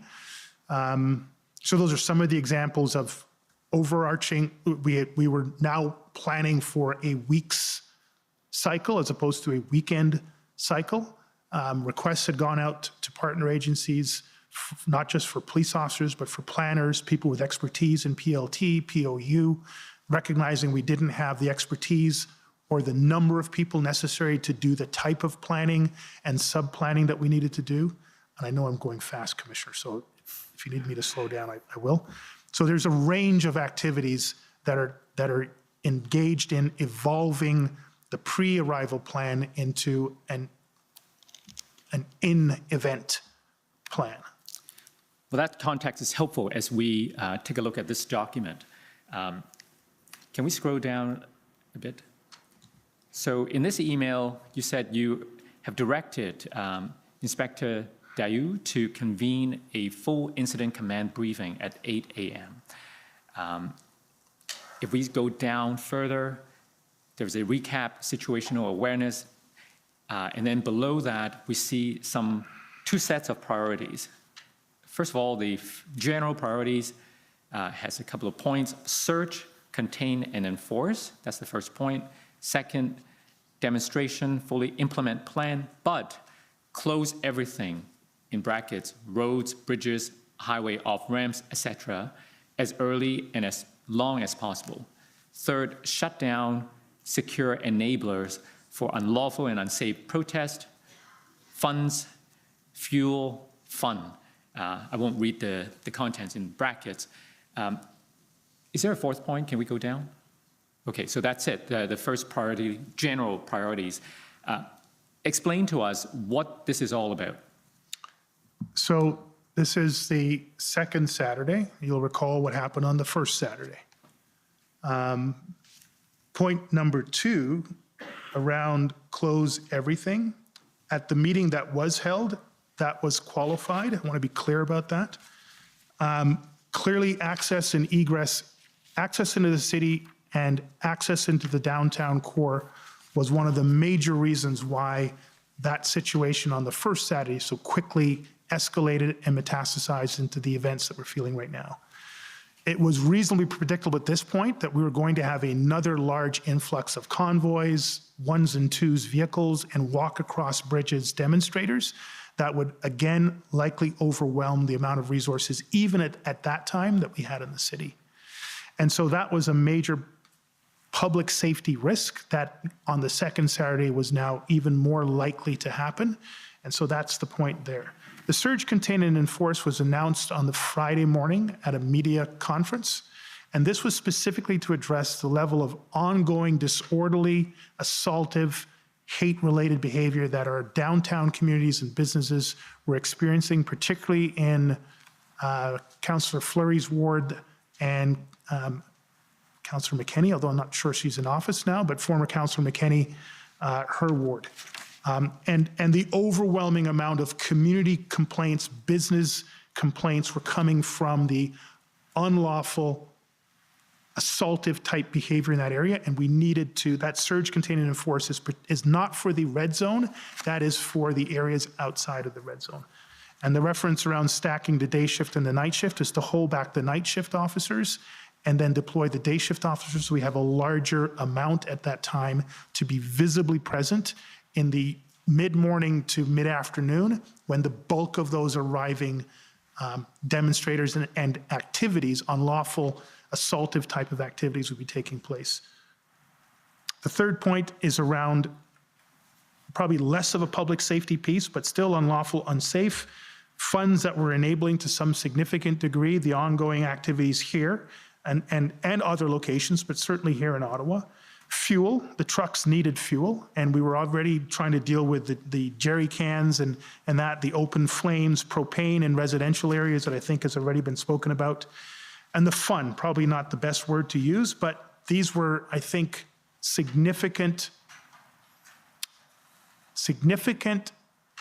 emotional and psychological impacts on those that felt captured, abandoned, that elements of the demonstration and the convoy events were fun, where they were suffering. And I think there was a reasonable need for us to take whatever lawful and ethical actions we could to stop it or discourage it and negotiate it in some way. Again, those were largely the actions that PLT, I believe, were involved with. Now, let me focus for the moment on the second and third point, the directive to close roads and so on, as well as shutting things down like fuel seizure and so on.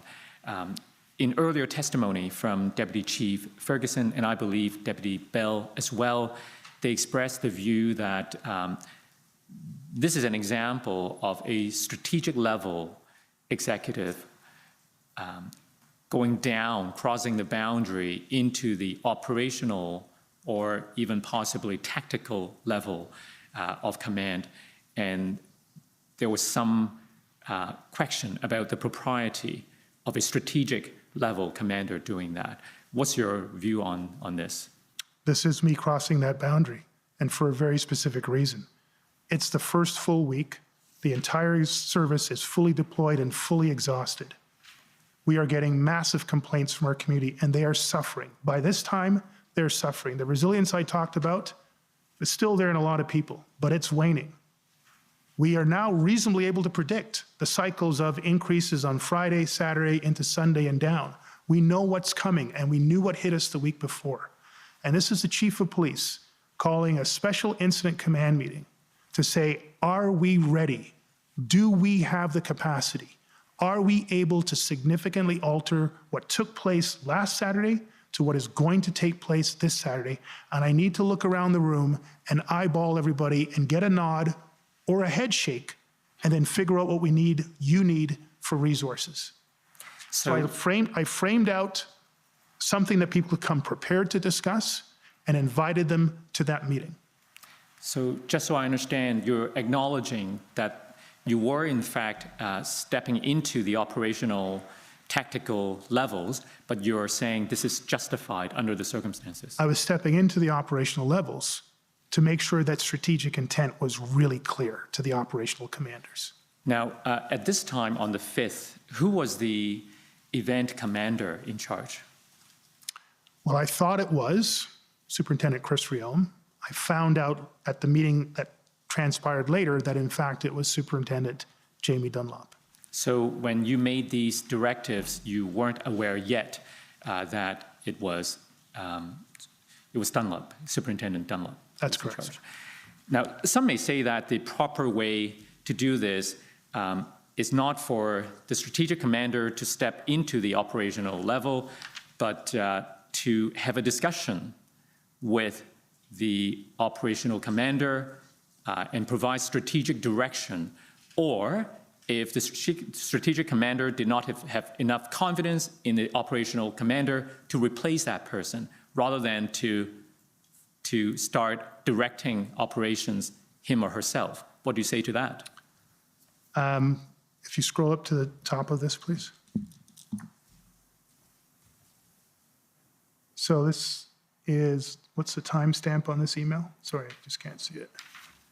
I believe it's 11:33 on Saturday, February the 5th. No, that doesn't make sense. Oh, I'm told that this may be Greenwich Mean Time, and so is it 6 hours difference? So I think this is around, 5 hours. it's around 5 or 6 o'clock in the morning. So to give you context, Confederation Park had become a significant site that we were conducting PLT negotiations. The issue of fuel coming into the downtown from Coventry Road was escalating.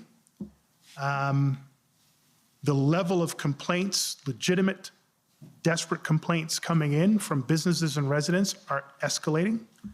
We had spent most of the Thursday and Friday trying to build towards the announcement on the Friday of the surge and force contain. The statements, all options are on the table. We are putting all of our resources on the ground. You will see a visible, different amount, greater visibility of police officers engaged in a wider array of activities, including enforcement, to address the substantive complaints and concerns affecting our community. And I know I went way too fast there, so I'm going to take a breath and let people catch up. Coming into the Saturday night, I woke up because I wasn't getting a whole lot of sleep those days. I woke up somewhere around 3 o'clock in the morning, could not get back to sleep. I checked the situation report that came in from Duty Inspector Frank Daou, and he laid out information that is contained in this email. The Confederation Park, I'm not reading exactly, but the Confederation Park negotiations ended badly. The Indigenous elders that had come in were treated badly. There was an attack on one of our sergeants at one of the sites. Other city workers were being attacked. This, for me, was an alarming situational report in the middle of the night that no one else was likely reading. And I wouldn't have been reading until I'd woken up with my alarm at 5 o'clock in the morning. But I read it. So I got in a shower, and I got into my car, and I got down to the station, and I changed into my gear, and I looked around. We were thinly staffed. I understand why. There was not much to staff with, but we were thinly staffed. And when I went down onto we call the 0 level of our headquarters and asked the watch commanders there and the sergeants, what's our staffing levels look like for 9 o'clock, 10 o'clock, 11 o'clock, when the bulk of the convoys are coming in, the numbers I got were really concerning.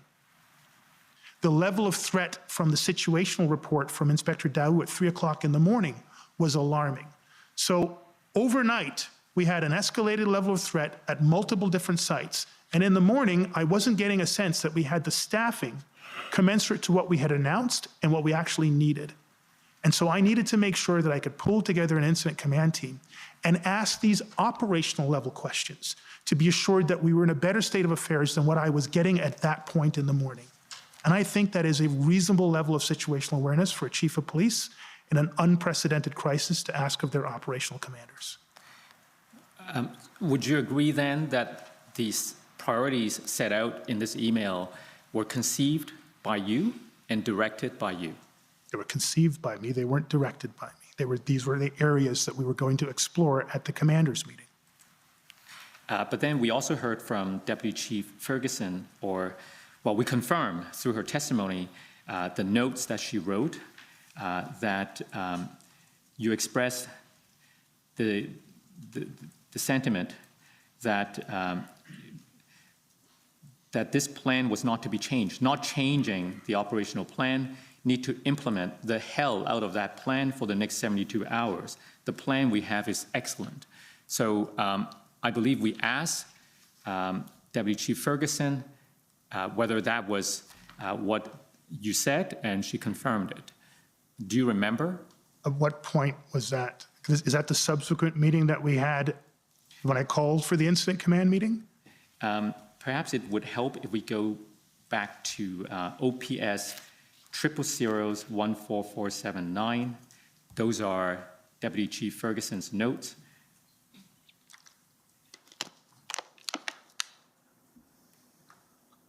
If necessary, we can also go to a transcript from last Thursday's testimony. So if we go to page 43,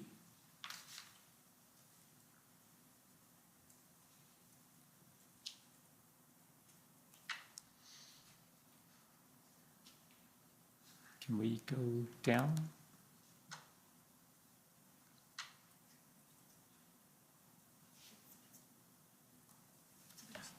Sorry? It's a bit high. Oh, sorry, we need to go back up a little.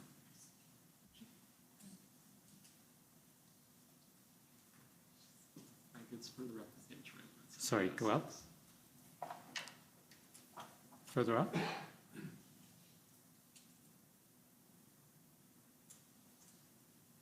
Sorry, just further down. There we go.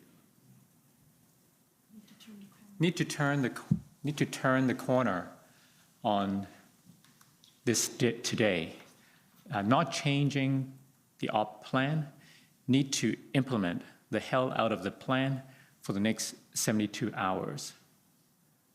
Yep. So does that refresh your memory? Yes. So you said that, Yes. and you consider this an excellent plan? And it was not to be changed? I'm a little confused. Sorry, sir. Yes? The three-pointer that I put in my email inviting is not the ops plan I'm referring to here.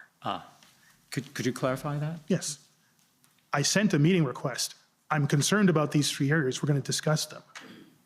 We have this meeting, and I'm saying our ops plan is the right plan. What I want us to do is implement the hell out of it. So, Surge, Enforce, Contain was part of our ops plan. Implement the hell out of it. That means you're going to have enough resources to do that. To surge into the neighborhood, I think the number we said was, I might get the numbers wrong, but I think it was 30 per shift over 3 shifts in 2 neighborhoods where you would see 15 extra uniform officers in those neighborhoods. But if we can't staff to that level, we can't implement the heck out of it or even implement it. So the staffing request is around make sure that what we've announced as part of our excellent ops plan, which is not changing, has the staffing to implement it. That's the reference. The reference around the traffic plan, we're supposed to be reducing the amount of convoys coming into the city. Make sure the traffic plan is staffed adequately and implemented effectively so we don't have the same level of surge of trucks and vehicles coming into the downtown. But we're not changing the plan. There was a clarification, and there was a misunderstanding from Inspector Frank Dawu when I first contacted him at probably 4 o'clock in the morning, where he interpreted close everything as literally get the OPP to close every highway off-ramp of the King's highways across the entire municipality of Ottawa. He would need probably 1,000 police officers to do that, and I would never intend that to happen. I would never need that to happen. I never needed it to happen. That misinterpretation has stayed alive to this day. I clarified in this meeting, off-ramps that give direct access to the downtown core where our red zones are area, that's what I need. I wanted all the interprovincial bridges closed because all of them give direct access to the downtown core. And I wanted to know that we had more roads closed internally than we had the weekend before. But I never publicly in the media, and I never in these meetings said, get the OPP to close everything everywhere and keep it closed. Right, that's helpful introduction to my next question because there was a public announcement the day before on the 4th, right? What's your best recollection as to what was said at that press event in terms of what was contemplated? My best recollection was around the concept of all options are on the table. We are looking at greater levels of road closures, including highway off-ramps and interprovincial bridges. But would you agree that the purpose of the meeting on the 5th was to establish the resources required in order to carry out these priorities? Not at all, sir. I wanted to ensure that the resources that had been said that would be in place were actually going to be in place. Right. So we could have misunderstood, but let's see if we could clarify this. If I could take you to your interview summary, WTS 6040 at page 27.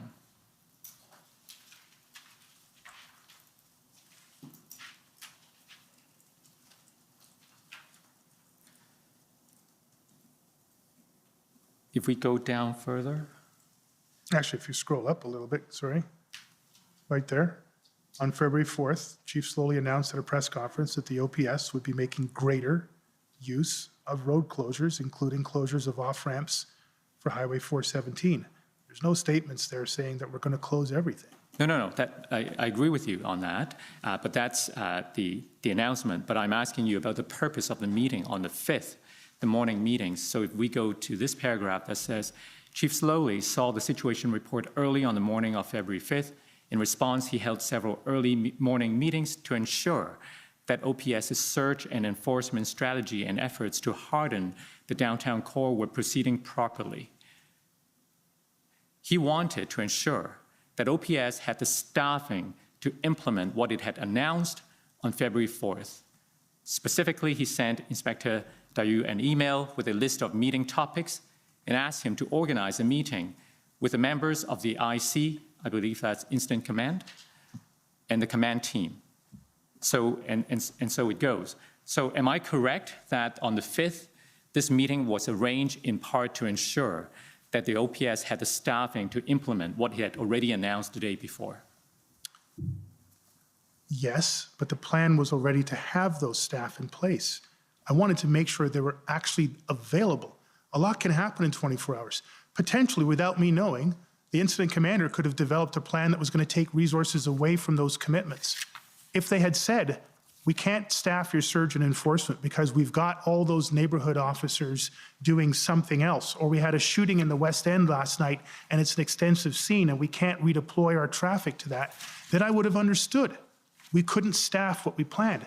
But we weren't trying to figure out just then if we had the staffing for what we had announced. That is not correct. As a best practice, would it not be preferable to first ensure that OPS had the resources before announcing these plans publicly? I was told we had the resources, sir. All right, but you agree with me that it might be problematic to make announcements when it turns out that the resources are not there, or for other reasons the actions cannot be carried out, because it might contribute to a loss of public confidence. If that was the case, and clearly there was no understanding that the resources were available and reasonably predictably going to be available, that would be problematic. That was not the case in this situation. Okay. So we've covered the events on the 4th and on the 5th. Now, the general priorities, and if we go back to the email on the 5th, we've looked at the general priorities. Mr. Clerk, do you need the document number? OPS 307355.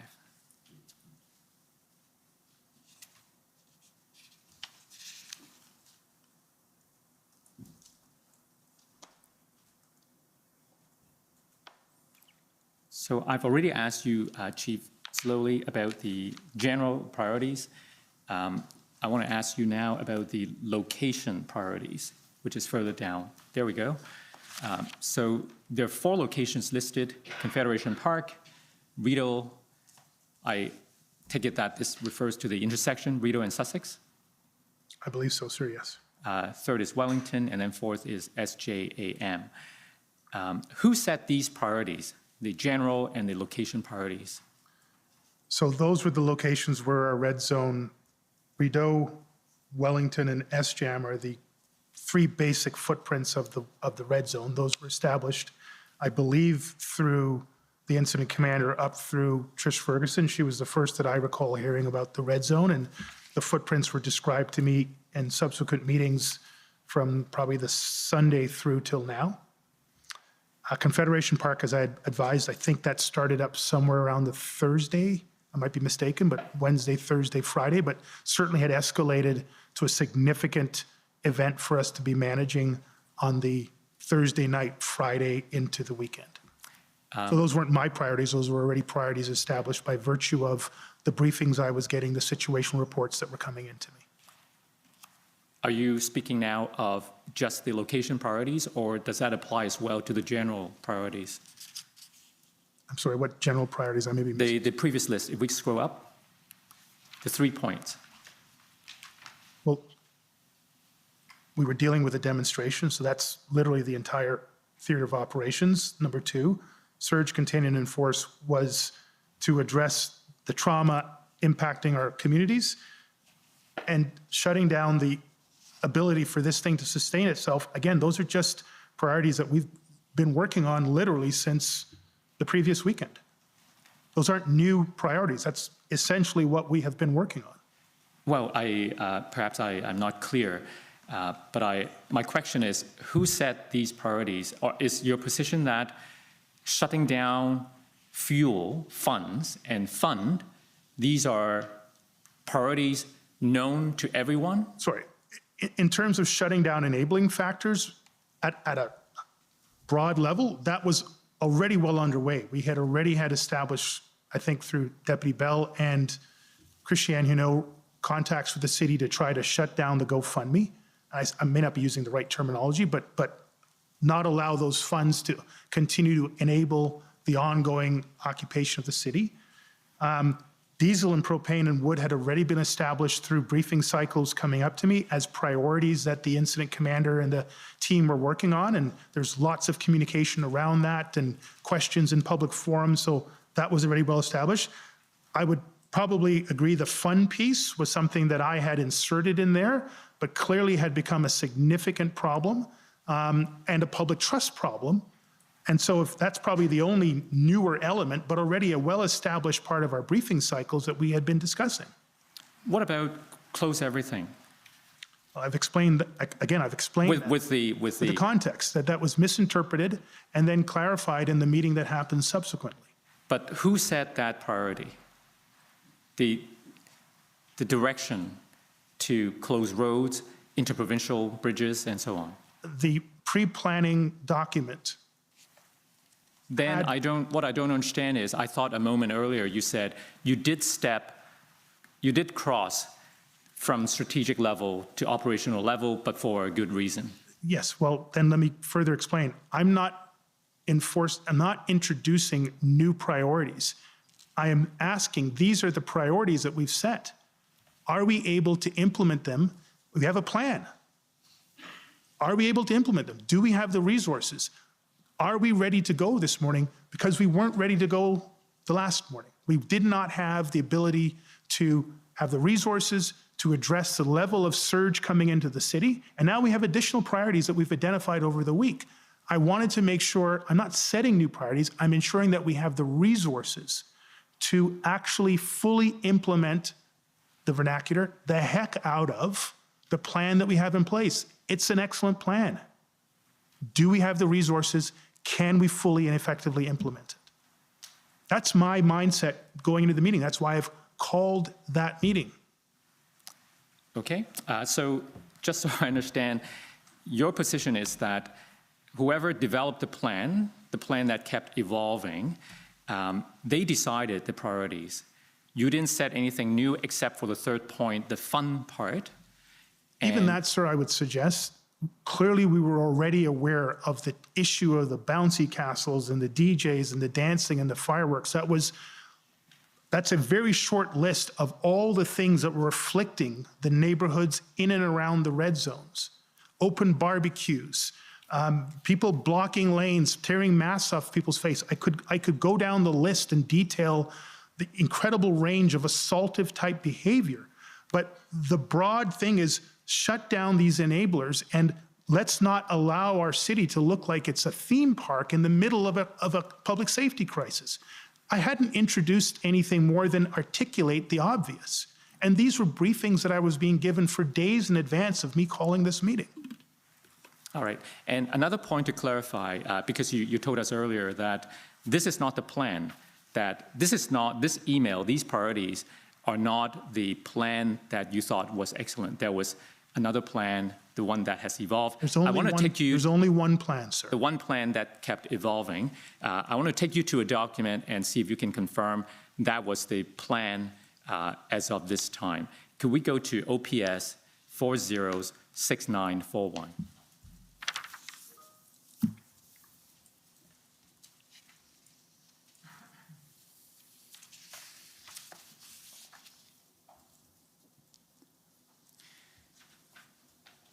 So it says Freedom Convoy, Canada Unity, Phase 2 Operational Plan. There's a date that's partially cut off, February 4th, it looks like. If we scroll down to the table of contents, perhaps.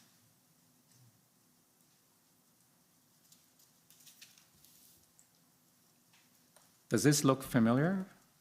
It's the basic template of our operational planning. If we go down further, maybe we can just scroll through so the former chief can familiarize himself with this document. Let us know if you're ready to scroll down. Yes, please do. Okay, thank you. So would those priorities be reflected? Well, assuming that this is the plan, because the cover says February the 4th, and we have the email saying February the 5th, it should be proximate in time. Sir.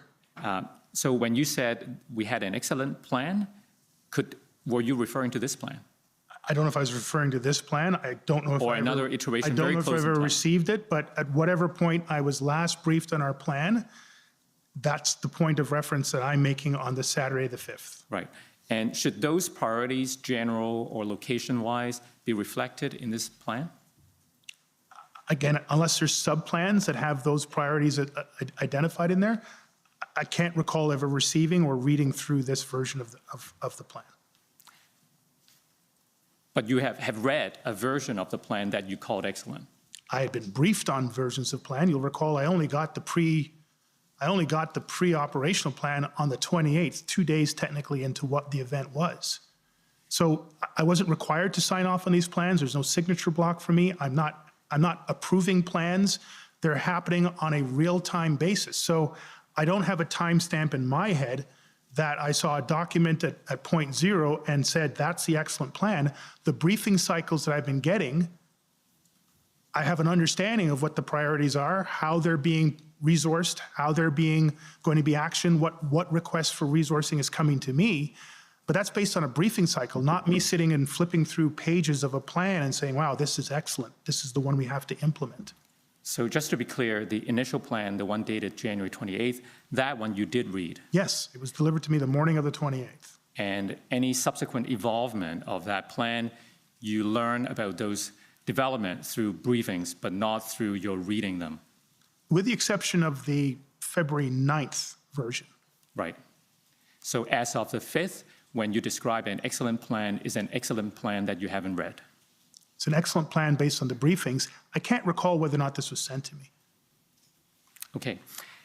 So if we move on to the next topic, which is something that you've alluded to, the event commanders, there was some switching of commanders, and at the beginning of the events, you weren't always apprised of those changes in a timely manner. So I'd like to ask you about that. Let me find the page reference. OPS 404771.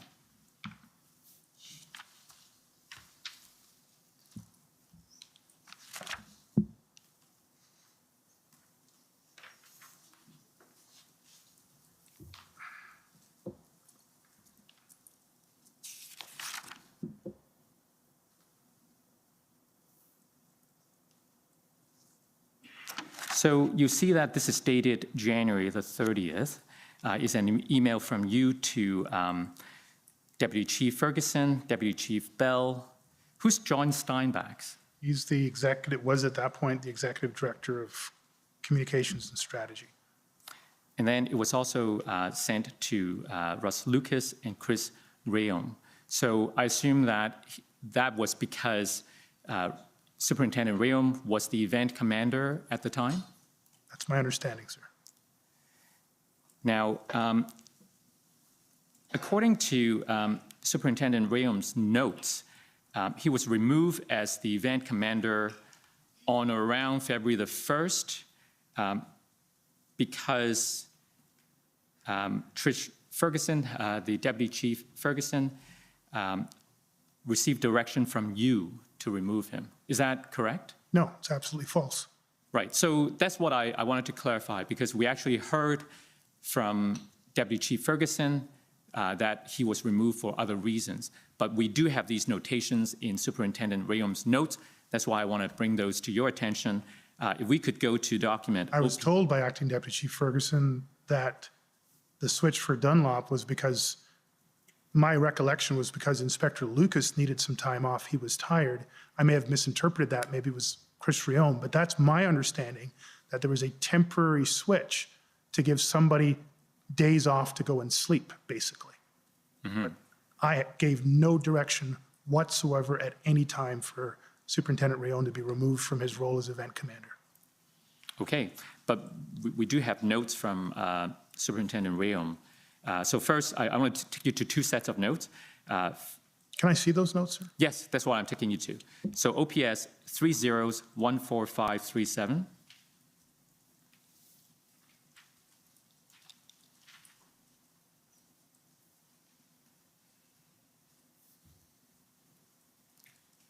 I believe it's page 5.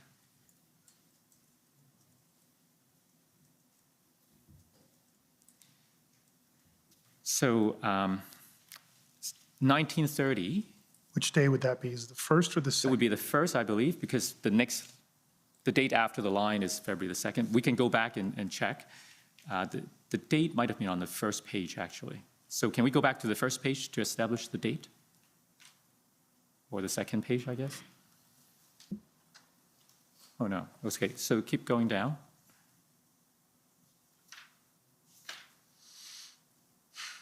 All right, so this is page 2 of 7 is February 1st. Now we scroll down. That's right. That's the next page. I was informed by Deputy Chief Trish Ferguson to report to duty tomorrow at Greenbank and to take care of my teams. No reason why I was removed from NCRCC and that I am no longer the event commander. So the notation on this date suggests that he was removed and he didn't understand why. Now, if we go to page 6,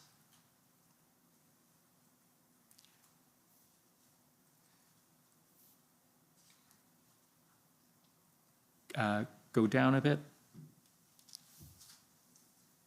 Okay, so now we have his notes on February the 10th, and the notation says, advised by Acting Deputy Chief Ferguson that Chief Slowly had me removed by her on February the 1st.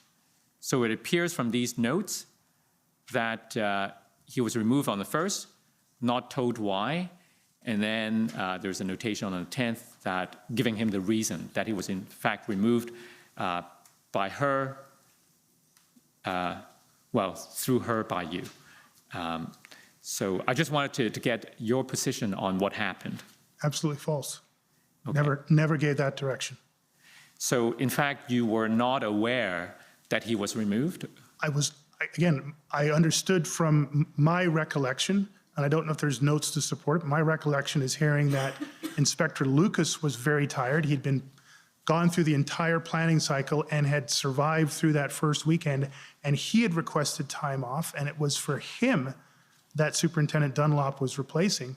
I don't recall a reference to Superintendent Riom.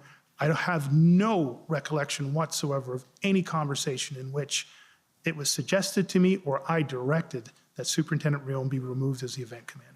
Right. Zero. Okay. Now, if we could go back And it's very concerning that it's articulated in that way.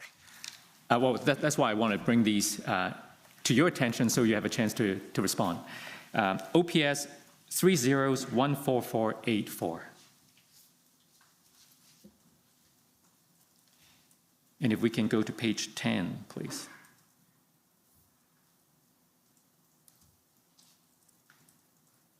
So these are notes to yourself again.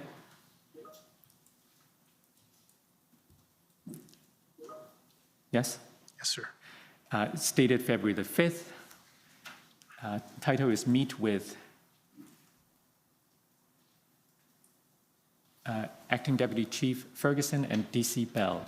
I advised that I had only just officially heard that Superintendent Dunlop had replaced Inspector Lucas as the incident commander at the previous briefing. So you just learned on the 5th that Dunlop is now the commander. Well, and sorry, again, here's the confusion for me because either in that meeting or before, Acting Deputy Chief Ferguson said, Lucas needed time off. We brought Dunlop in. So that's why I'm referring to Lucas, not Riom here.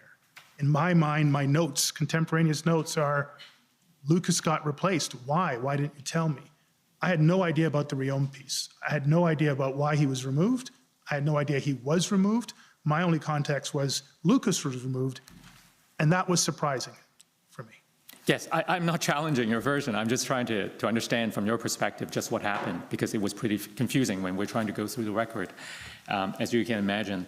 The next paragraph, DC Bell advised that he was the new incident commander installed this week, referring to Dunlop, and was leading the implementation of the preferred POU option.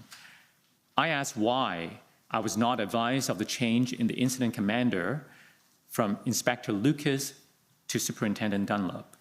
Acting Deputy Chief Ferguson took ownership of that failure to communicate, and DC Bell admitted it was based on his recommendation. I counseled Acting Deputy Chief Ferguson that she was accountable for all incident command decisions, so I hold responsible for this change and for not advising me of the change. I counsel that DC Bell, that he's to stop interfering in Acting Deputy Chief Ferguson's role as Major Incident Commander. I counsel both that such major changes in the leadership of the Incident Command was to come to me for final approval outside of operational exigencies. I advised both that I did not have confidence in Superintendent Dunlop as the Incident Commander based on his performance at the Panda game and so on. So I just want to clarify a number of things. First, when Superintendent Riom, as the event commander, was replaced by Jamie Dunlop on or around the 1st of February, you had no knowledge of that until on or around the 5th. Even on the 5th, I don't think I realized what had happened to Riom. Right, but you did not understand that the event commander is now Dunlop. You did not know that until the 5th. Yes, sir. And that was concerning for you. Extremely. You addressed the situation with both Ferguson and Bell, and that is because as the chief executive, you needed to know. I needed to know who was running our operations. So what effect, if any, did that incident have on your trust of your team, your command team? It was a massive trust hit. Tell us about that. I think it's pretty clear. Honestly, we're in the middle of what is now, I consider, a national security crisis. My opinion, doesn't have to be held by others. Certainly a local public safety crisis. And one of, if not the most important functions, is the incident commander. The major incident commander, event commander, incident commander, that is my entire understanding of the leadership capability and capacity to orchestrate all of what needs to be done across the incident command system, just so that we can continue to provide adequate, effective policing. That is a major level change, and one that was made without any consultation, any communication to me, and one that appeared to have been kept secret from me until literally it came up in the briefing meeting that I had called. I don't even know if to this day that I didn't call that briefing meeting, that I wouldn't have known about it until the Sunday, the Monday, or the Tuesday. What's also materially important here, if you scroll back up, please.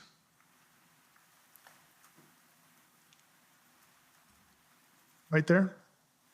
I asked why I was not advised, he was the new incident commander installed this week and was leading the implementation, this is Dunlop, was leading the implementation of the preferred POU plan.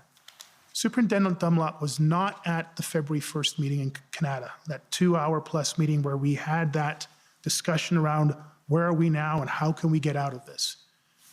He was not a part of the discussion of the public order unit commanders who were expert in that area. How could he have been replaced to lead this if he wasn't part of that essential meeting? I left explicit instructions, and it was in the notes that you showed earlier. If you need anything more from me, if you need to clarify, I'm available to you. This is clearly one of the most important things that I've asked Trish Ferguson and her incident command team, who were there represented as fully as they could be. Lucas couldn't attend, you recall, for whatever reason. This is critical. I need set of options in 3 days before the weekend events come. And somehow in that time frame, without me understanding or even knowing, a switch of that magnitude was made and then put in charge of the planning for that I was expecting a briefing on. I finally got a briefing later in the afternoon on the 5th of those 3 options. Could it have meant I could have had a briefing on the Wednesday or the Thursday? Possibly. And could that have meant that we could have started 2 days, 3 days, 4 days earlier to actualize that scale of operations, including making the request for the public order commanders on scale that I was told on the February 1st meeting?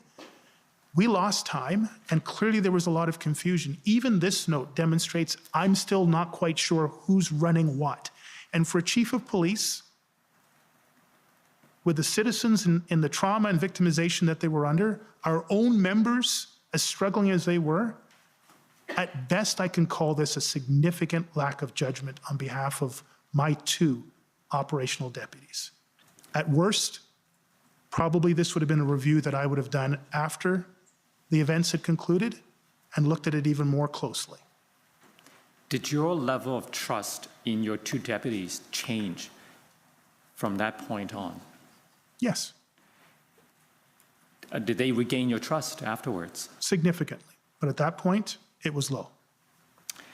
And to support some of the other things that you've said, can we go to OPS 3014479? While that document's being pulled up, Commissioner, I would just note, it's Paul Chant for the record. Just taking a look at the testimony of Deputy Chief Ferguson, it wasn't put to her by any witness about whether she had been directed by former Chief Slowly to remove Superintendent Rayom from that position. So I'm just noting for the record that we don't have any other evidence on that in the background. Thank you. I believe my friend is correct. I think she simply said the reason she believed he was removed, but she wasn't given this document. Yeah, we'll just look at the transcripts and confirm that. Thank you. So if we can go to page 67.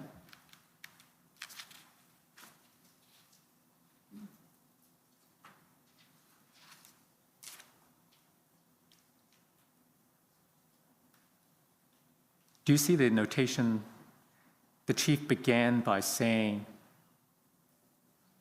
we floundered last week, and because we switched riders partway, can read the next word? Through, I believe. Right. Through, perhaps you're better at reading this. Can you help us?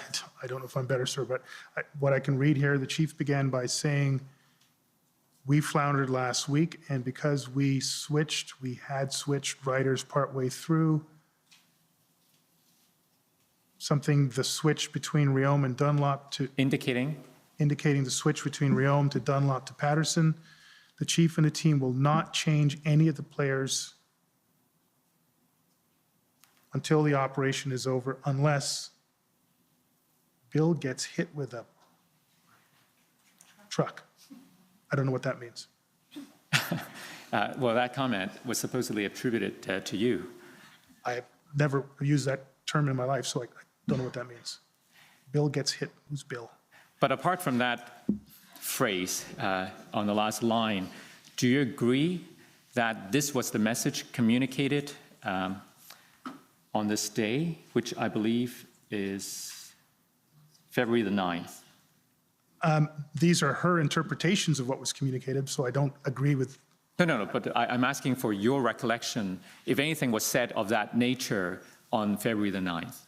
So of that nature, we will not be changing out any of the major incident command positions unless there's exigent circumstances. If it's 3 o'clock in the morning and someone got hit by a truck and you got to switch, tell me in the morning at the first early opportunity, or call me, because I had a standing position that any major issue, I could be woken up out of bed for a phone call. Operational, officer safety issue, or a major issue like this, you can call me, and they all knew that. So, but other than that, the team we have, the plan we have, implement the heck out of it. Right.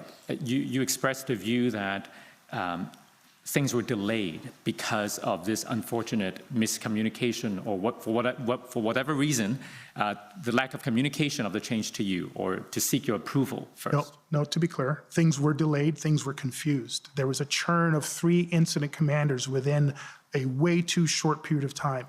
Yes, some of that might have resulted in delays. I can't tell you specifically. It felt to me that the POU plan was delayed because of Dunlop's insertion and his need to get up to speed and his then reinterpretation of things. That's about the only thing I can point to that was materially delayed. I don't know if there's any other material delays, but the confusion was clear.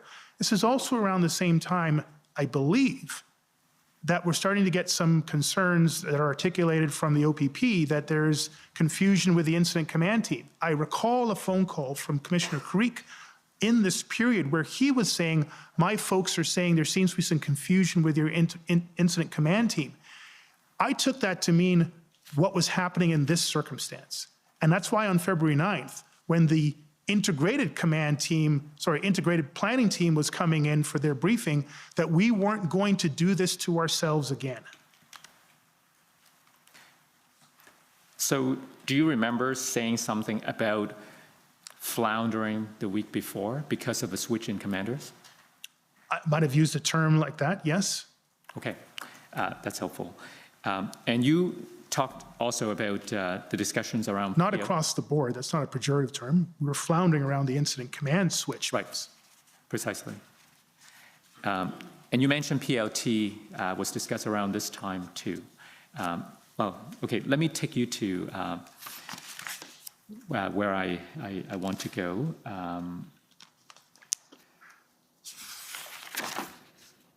I want to talk to you about the use of PLT. In fact, I think we may be going back in time because these notes were made on the 8th or 9th, and this is a discussion about the week before, whether things were delayed the week before. So I'm going back to the week before. We've all heard about the Coventry incident. I believe you know what I'm referring to. I believe I do, but I'll let you carry on. Right, so specifically, the PLT was involved with some successes and challenges during that first week. Do you agree? So for example, we've heard about Coventry, we've also heard about Confederation Park. And would you consider the PLT's involvement at the Confederation Park, the clearing of the Confederation Park, to be a success? One that significantly contributed to, yes.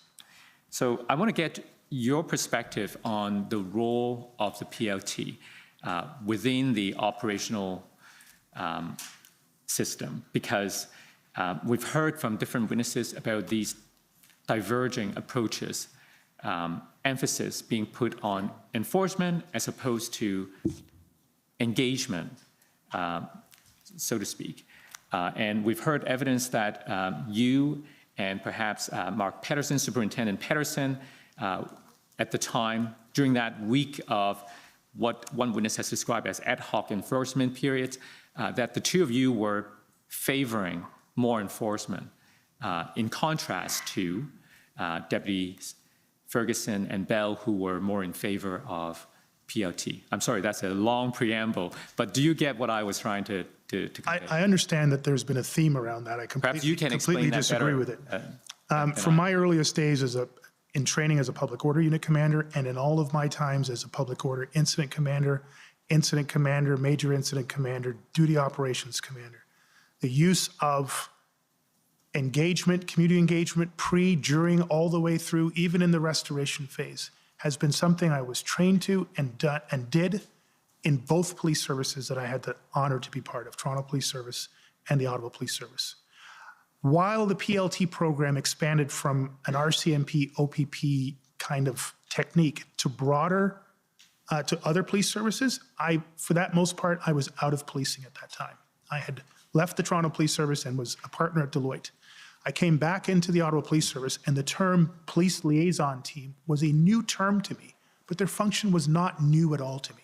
I had deployed such tactics, seen them work effectively and less effectively, and fail, but always had that approach. Come back out of incident command, and I know I'm going too fast. Come back out of incident command, the concept of community engagement is something that I had been championing for and had done at multiple levels for multiple decades. There isn't anyone on God's green earth that would have to convince me of the necessity and the value of community engagement, trust building, negotiation, mediation, de-escalation in any aspect of policing, not the least of which in incident command, critical incident command. I have never in my entire life as a police officer, certainly as I became a senior officer and an executive and chief of police, have advocated for more enforcement over anything else. My record in the public is exhaustive on that. The operational plans I led in the Toronto Police Service, when I had 4,000 officers under my control, responsible for anti-gang activities, always had a significant element of mediation, negotiation, and engagement. I built the Toronto Police Neighborhood policing strategy and brought that here to Ottawa. So this concept of Peter Slowly as being some sort of ultra enforcement driven focused leader is a narrative that someone has constructed to attack my character, but bears no resemblance whatsoever to my actual record in policing, including my time as chief of police here in Ottawa, including the 3 weeks that I was in charge of the Ottawa Police Service during these events.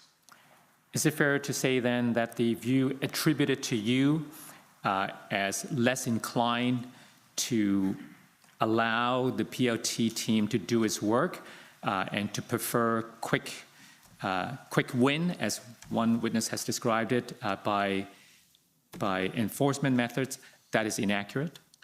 I did talk about quick wins, as I do literally in every major operation or administrative project. You need quick wins. I think that's just basically standard around.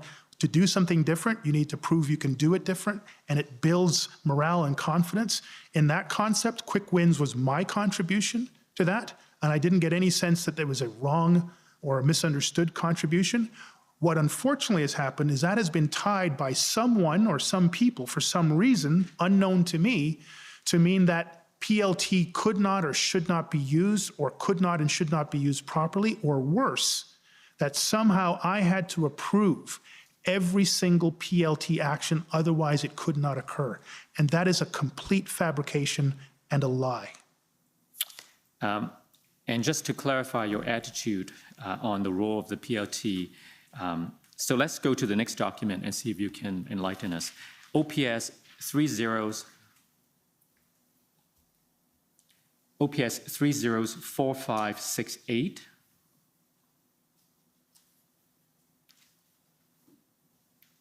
Now, just to give you the context, I believe these are the notes of Staff Sergeant Ferguson, not Deputy Chief Ferguson, Staff Sergeant Ferguson, who was the lead of the PLT team at the OPS. Sorry, just for correction, John was brought in partway through the events to provide additional supports and leadership to the PLT, but that wasn't a function he had beforehand. Right. That's a decision that I was aware of and fully supported. Yes. For council, does that OPS 30144568? Yes. Yeah.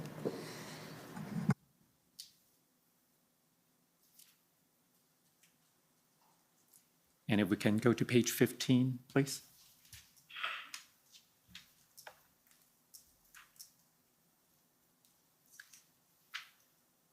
Can we enlarge? So I believe the date is February 5th, but we can confirm if we need to. So do you see, Chief Slowly, here the notation that says continue to negotiate, PLT doing a great job, need more of them trained? So maybe we should scroll up just to give the witness some context.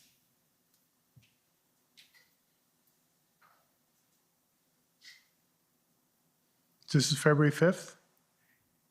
We can go scroll further up. Okay. So it's February 5th. So it's a conference call, Critical Incident Command, If we go further down, go down. I thought there was a reference to the chief briefing. Reference to what? That it was the chief who was, Well, it's further up, there's a reference. oh, okay, to so the I chief. just missed it. I saw. So Chief Slowly, do you remember congratulating or encouraging the team I don't because have they a, were doing a good job? sorry to interrupt. I don't have a specific recollection, but I, on literally a daily basis, that would have been a comment that came from me. So I'm glad it was captured by John Ferguson. I'm glad I said that because they probably deserved it based on the success of Confederation Park. I don't have an explicit recollection. But there are other occasions when we see notations in other people's notes, not with regard to this incident, but PLT or negotiation more generally when the comments are a little more ambiguous. So I want to get your help in illuminating that. I want to take you to another document, OPS 30-14454.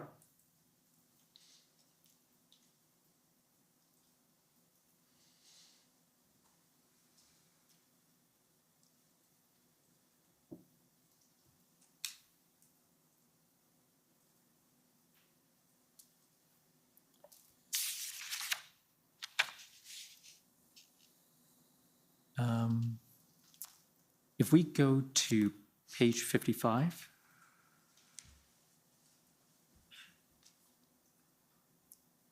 so we're now on February 5th.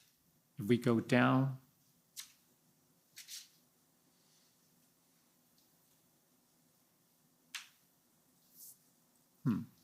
can we go back up, please?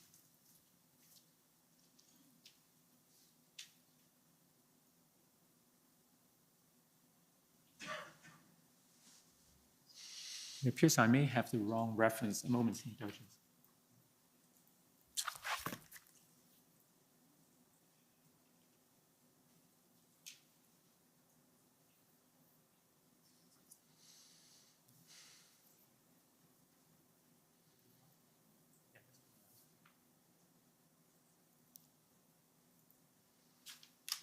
Okay, I don't want to waste anyone's time. Let's move on to another document. Can we go to page 32, same document?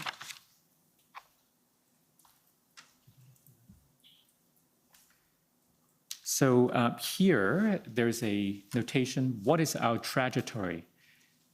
And then there are two branches, enforced end, or negotiated occupation end. Need to take a decision today. February the 3rd. Sorry, whose notes would these be? And, I believe these are notes taken by the legal services. okay. February So- 3rd. And sorry, what time or what's, I'm not sure we have the time. We just have the date, which is February 3rd. If you want to scroll up, we can see if we can find out more. But that's redacted, so that's not helpful. So we're left with these notes. It may be that you cannot help us with more information, but I thought I'd try. Do you recall anything discussed along these lines on the 3rd? again, I don't know how many meetings I would have had on the 3rd. Do you have a sense of what, is this a morning meeting? Is this an afternoon meeting? Unfortunately, the context, we don't have much to guide us on these pages. So I'll just leave this and move on to the Coventry incident.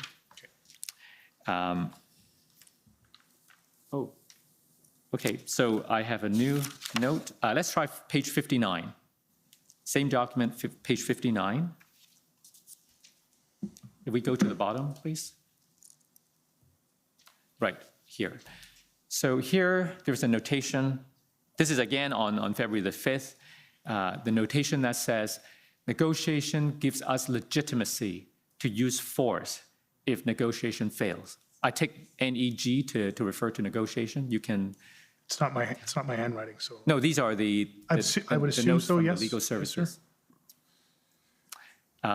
But PS, I take it refers to your initials. Yes, sir. Do you recall any discussions around the use of negotiation as a way to give the police legitimacy to use force should it fail? Well, somebody's interpretation. In every aspect of policing, a measured approach is the preferred approach. From our use of force continuum through to incident command, communication, negotiation, de-escalation, risk mitigation is the preferred route. And if you can't demonstrate you did it, even for a second, even if you had a second of opportunity, if you can't demonstrate that you attempted to do that, then you have less legitimacy around your decision to use force. That would be the context in which I'm talking about it. What I am not saying here, to be clear, is let's just pretend to negotiate while we put on the armor and go in there and hurt people. I would never say that. And if anyone suggests otherwise, they would have misunderstood your view on the matter. It would be really hard to understand how they could misunderstand that, but that would be the most charitable thing I could say. Right. Now, we spoke earlier about the success at the Confederation Park, the involvement of the PLT. Now I want to take you to the event involving Coventry. That didn't go so well, did it, for the PLT? Well, thank you for that clarification. From my limited understanding of it, there was a lot of moving parts there. Mm-hmm. In the net, I'm still not sure whether as a whole it advanced our operations. It certainly caused, again, confusion and contention among key elements of it and demonstrated that we were not at the level of maturity and optimal alignment around these things. But some good things did occur as well. What good thing occurred in your view? This was part of the change to the transition from the pre-plan into a new phase of involving more attempts to stop fuel coming into the location. We had just, I think that week, had the success of at least temporarily ending the GoFundMe piece. We were starting to see some effect from the efforts of addressing unlawful and unruly behavior in our neighborhoods. We were starting to get a sense of what the priorities are. We had the Confederation Park win. I would call that a full win, largely through PLT, which I've talked about. So we were starting to show that we could aim at a priority, at a problem and an objective, and get a material result out of it, not just be paralyzed into complete reactive, immobilized periods of time, which we had suffered in the first 72 hours. So for me, this was a sign that we were starting to get somewhere towards the front foot rather than being completely on the back foot. So while I would completely agree, it was a challenge for the PLT and a substantive one, and I won't in any way change the commentary that others have brought to it. But to suggest that it was a complete failure, I can't agree to that. As I understand it, the issue was not so much whether it was legitimate to seize fuel or to prevent people from taking fuel downtown. As Superintendent Bowden explained, that wasn't the issue. The issue was for the PLT team to tell the protesters that something is okay, but then to turn around and arrest people when they take the fuel away. That's the problem. That's leading to mistrust between the PLT and the protesters. Do you agree? And I don't want to be obtuse on this. That level of detail, I was never aware of. After the fact, why didn't that happen? The morning I'm briefed on it didn't happen. I have no idea if it happened or didn't happen. I think one of my complaints is I actually didn't get a call the night before to say it wasn't going to happen. So I don't know what was said by what PLT member to who, what promise was made. I have no level of understanding, even to this day, what the PLT log notes say that they told them and versus what happened. I've heard repeated descriptions of what took place, and even to this day, I'm still not quite sure what the sequence of events was. Clearly, though, I am aware that there was a significant departure from the optimal way that PLT should be utilized, and it had a major impact on the PLT's abilities to move forward. That I am aware of, and I'm confident enough in that evaluation, and that's why you will see Even more after this point, I'm requesting additional PLT expertise from Commissioner Creek. I'm reinforcing PLT and the need for it to be properly utilized literally at every meeting that happens after this. Just so we're on the same page, it may be helpful if I take you to the interview summary of Staff Sergeant Ferguson. If we can go to WTS 6027, please, at page 8. So he provided a description of what happened that day. I'd like to read that to you and then get your thoughts on it. So at 4:40 p.m. on February the 6th, Superintendent Patterson advised Staff Sergeant Ferguson that POU was going to Coventry Road and would be seizing fuel for evidentiary purposes. At that time, PLT had been at Coventry Road for at least 2 hours, engaging with protesters. Staff Sergeant Ferguson informed Superintendent Patterson that PLT was negotiating with the protesters and that they were compliant. But Superintendent Patterson indicated that he intended to proceed with the public order operation. Staff Sergeant Ferguson attempted unsuccessfully to convince others in OPS not to proceed with the public order operation at Coventry Road. At 5 p.m., Inspector Marin reiterated Superintendent Patterson's direction to Staff Sergeant Ferguson that they did not want the fuel from Coventry Road to be displaced and that they were proceeding without warrant. At 5:10 p.m., Staff Sergeant Ferguson contacted Deputy Chief Bell and advised him that the enforcement operation would undermine PLT's negotiations, which had been proceeding for at least 2 hours. Staff Sergeant Ferguson informed Deputy Chief Bell that protesters were compliant. Shortly after the call ended at 5:18 p.m., Deputy Chief Bell contacted Staff Sergeant Ferguson and informed him that he agreed with Superintendent Patterson's decision. Later that evening, Staff Sergeant Ferguson learned that Deputy Chief Bell supported Superintendent Patterson's decision because 3 convoy vehicles had left the Coventry Road site and were transporting fuel to supply protesters downtown. In a nutshell, that's what happened. Do you have any view on what transpired there? And any thoughts on how these kind of problems or troubles could have been avoided? Well, if that is accurate, and again, it's one person's account, but for the purpose of, there's so many problems in this paragraph beyond the PLT. Tell Staff us Sergeant about those. Ferguson contacting Deputy Chief Bell. Sorry? Staff Sergeant Ferguson contacting Deputy Chief Bell makes no sense to me. Why is that? Deputy Chief Bell is not in charge of operations in any way on February 6th. That is an internal incident command contact out of the incident command system to another deputy chief that doesn't have a functional role in the incident command system. So that alone is very confusing and concerning for me. So problem number 1, keep going. Problem number 2, I'm going to assume that at any given time across the theater that we were dealing with here, even in the micro red zone and Coventry Road being a 10, 15-minute drive from that, there's a lot of moving parts. If Staff Sergeant Ferguson, who probably at that point was a couple of days into his assignment, is not trained on PLT and has not up until that point been materially involved in the intelligence threat risk assessment, all of the various iterations of the operational plans and the subplans, is all of a sudden in the middle of PLT world, he's likely not aware of the larger intelligence and the larger frame of operations that Superintendent Patterson is. Even Superintendent Patterson is probably 24 hours into his job.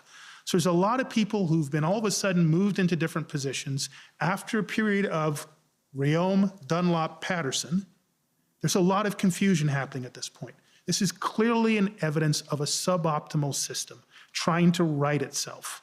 People trying to do the right things, but not really coordinating, in some places conflicting.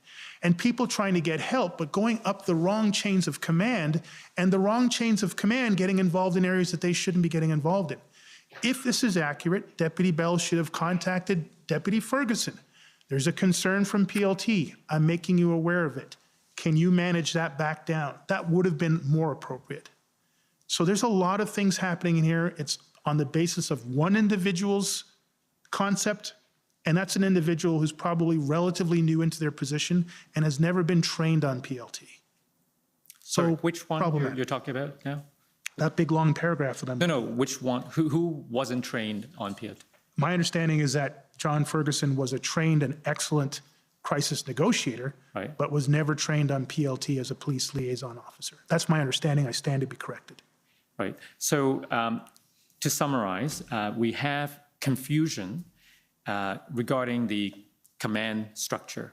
Who should be reporting to whom about what? You were giving us the example of Staff Sergeant John Ferguson seeking direction from Bell. I suspect John's substantive position is under Deputy Bell's command, and so in his brain, if I have a problem, I escalate it to my deputy. I'm assuming that. Right. That's the only reason, logical reason why he would go to Deputy Chief Bell and not go through Patterson, Acting Deputy Chief Ferguson, to get a resolution to the problem that he's facing. And there were a lot of movement from one unit to another for a lot of people during those periods, Absolutely. right? And the fact that the event commanders has changed a few times, Patterson being the third commander also didn't help. What about the fact that the PLT and the enforcement arm, which we learn were the two sides of the command triangle, what about the fact that they didn't seem to be coordinating their actions in carrying out their respective responsibilities? Is that a big concern? It's a big concern, sir. And again, I reiterate, this is an Ottawa Police Service that its PLT program was a part-time program. The PLT officers, I had approved them to get training, I think, in the late summer, early fall of 2021. So they're a part-time group of people who within 6 months get some training. We're still in COVID. I don't know how many times they've been able to utilize that training in any substantive way before the arrival of this massive, unprecedented event. And then they're literally asked to do the impossible from the beginning to the end and do the best job they possibly can. But no, there isn't an optimal optimization within this incredible, unprecedented event between that command triangle. There isn't. And even with the extra help that we got from the OPP and the arrival of experts like Inspector Baudouin, we weren't going to be able to flick a switch and all of a sudden go from OPS immaturity to OPP excellence within the dynamics of what's taking place in real time in the city of Ottawa. So without any unrealistic expectation of flicking a switch, what are your thoughts on what we can do better in terms of avoiding this kind of troubles? What can we learn from all of this? Thank you. Well, first of all, again, Commissioner, the incident command system, I had the honor and pleasure in, I think, 2008, 2009, along with Mike McDonnell, then of the RCMP, and Sue O'Sullivan, who was then a deputy chief here in the Ottawa Police Service. All of us had been trained up on the incident command system. We believe that that was the appropriate incident command system for the types of demonstrations we were seeing in the new century. I hate to make myself sound old, but that's what we were back then. And we had made presentations to the Ontario Association of Chiefs of Police that to avoid integration challenges, we should have a standard incident command approach across the province. We were able to get the OACP executive to adopt that, and that became, through that process, I don't want to say the standard because I can't say for sure it's written into the current Police Service Act standards, but that became the default standard for incident command across the province. We attempted to do that at the CACP level. I got promoted, and I don't know where that ended up. I now know there's a national framework. Long way of saying, we're going to increasingly have to bring large organizations together across potentially multiple sites. We need to be working off the same understanding, nomenclature, processes. We need to narrow that gap of a gray zone between strategic, operational, and tactical. I would suggest we also need to narrow the gray zone around a working incident command structure as it sits into the regular business of policing in any jurisdiction or multiple jurisdictions. Training needs to be standardized, nomenclature needs to be standardized, equipment needs to be standardized, joint training needs to happen, and all of that has to happen a long time before a major unprecedented paradigm-shifting event like what we just saw arrives in any jurisdiction. This is one of those structural deficits, sir, that have existed for decades in policing. It doesn't all require money, but it's going to require a little bit of investment on that end. But it requires an investment of time and resources and focus. And what this event did to Ottawa, to Ontario, and Canada was exposed that type of structural deficit. It's the same concept of structural deficit around intelligence gathering. We can't afford to duct tape our way through these incidents anymore. And unfortunately, this reads like a duct tape effort to get through a really complicated, dynamic situation. I need to be clear. Every name here did their best in the circumstances they found themselves in. I don't read into anything here a deliberate attempt to undermine or frustrate or cause risk to the public. It just didn't go off very well. Thank you. Commissioner, I note the time. We're past 1 o'clock. Would this be an appropriate time to break? Okay, so we'll take the lunch break for an hour and come back to continue the evidence. Thank you.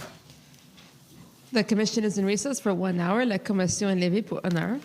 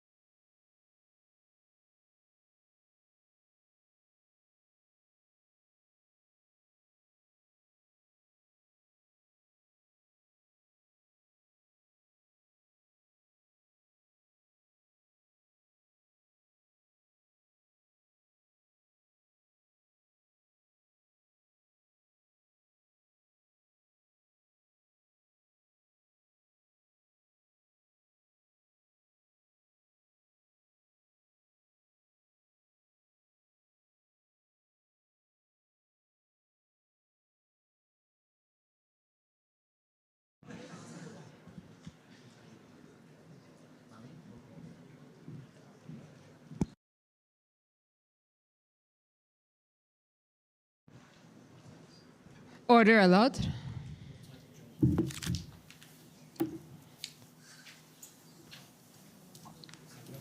The commission is reconvened. La commission reprend. Good afternoon, Commissioner. For the record, Eric Brousseau, Commission Counsel. Very, very briefly, I just rise to give notice formally of the documents that the police team is bulk entering this week. My colleague, Mr. Mather, sort of explained the process on the record, I believe, last week. We circulated a list. Last week, we received objections. Those documents have been removed from the list, and Commission Counsel will deal with those objections with the parties. The final list was circulated to the parties this morning, and those documents will be marked as exhibits. They are a number of emails and other documents from the OPS, the OPP, the WPS, Windsor Police Service, as well as a few RCMP documents and City of Ottawa documents, and including witness summaries for witnesses who, importantly, are not going to be called to testify, but whose evidence we wish to put in by way of summary. Okay, thank you. So with that parenthesis, go ahead. Okay, thank you. Commissioner, before I continue with the examination, just to clarify for the record, when I put the notes of Superintendent Riom to the former chief slowly, Mr. Champs correctly pointed out that those notes were not put to Deputy Chief Ferguson in our examination, but she did, in fairness to her, say both in her interview summary as well as in her evidence that Superintendent Riom was removed for personal reasons. He needed a rest or some rest days. So she did not say anything about his removal being connected to the former chief. I just wanted that to be clarified on the record. Okay. Now, Chief Slowly, just before the lunch break, we spoke about a number of issues that I also wanted to clarify so that there's no misunderstanding. First of all, I asked you about the date when you found out that Superintendent Riom was replaced by Superintendent Dunlop, and I believe you said that was on the 5th of February. Now, if I could take you to a document, I want to see if that would refresh your memory. OPS 30-14484.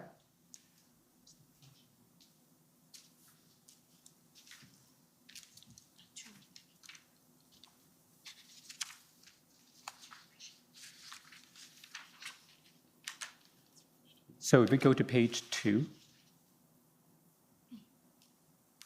So it appears that on the 3rd of February, these are again notes to yourself. On the 3rd of February at around, well, in the morning, you attended a meeting with both deputies on teams with Superintendent Dunlop. What was your understanding as of the 3rd about Superintendent Dunlop's role if he was not the event commander? Thank you.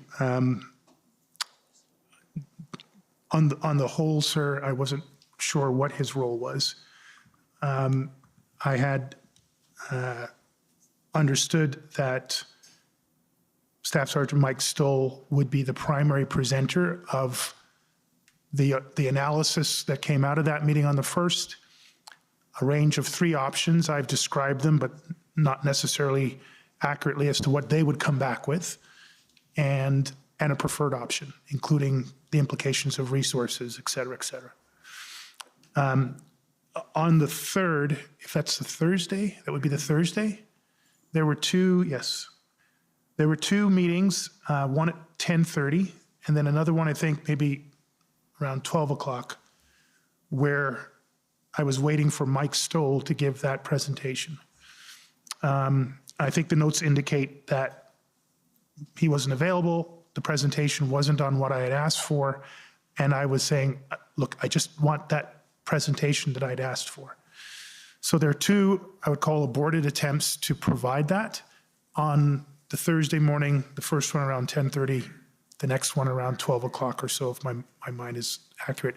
Finally, the third attempt, which occurs on the afternoon, I think, of the 5th, the Saturday, I get the three options. I get their preferred option at that point. So I'm still not sure, even at this time, why Jamie Dunlop, Superintendent Dunlop, is involved in the presentation and what his role in it is. My recollection, I stand to be corrected, is he wasn't introduced as the interim event commander, the event commander. That's my recollection, and my confusion is based on that point. Okay. The other thing that we spoke about was with respect to the Coventry incident, and we were attempting to draw some lessons from that event.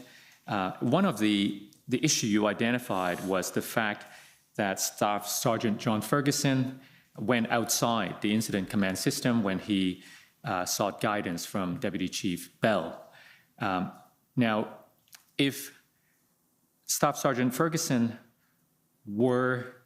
if he had concerns about the direction that he was getting from the event commander, Mark Pedersen, Superintendent Pedersen at that time, who should he have gone to?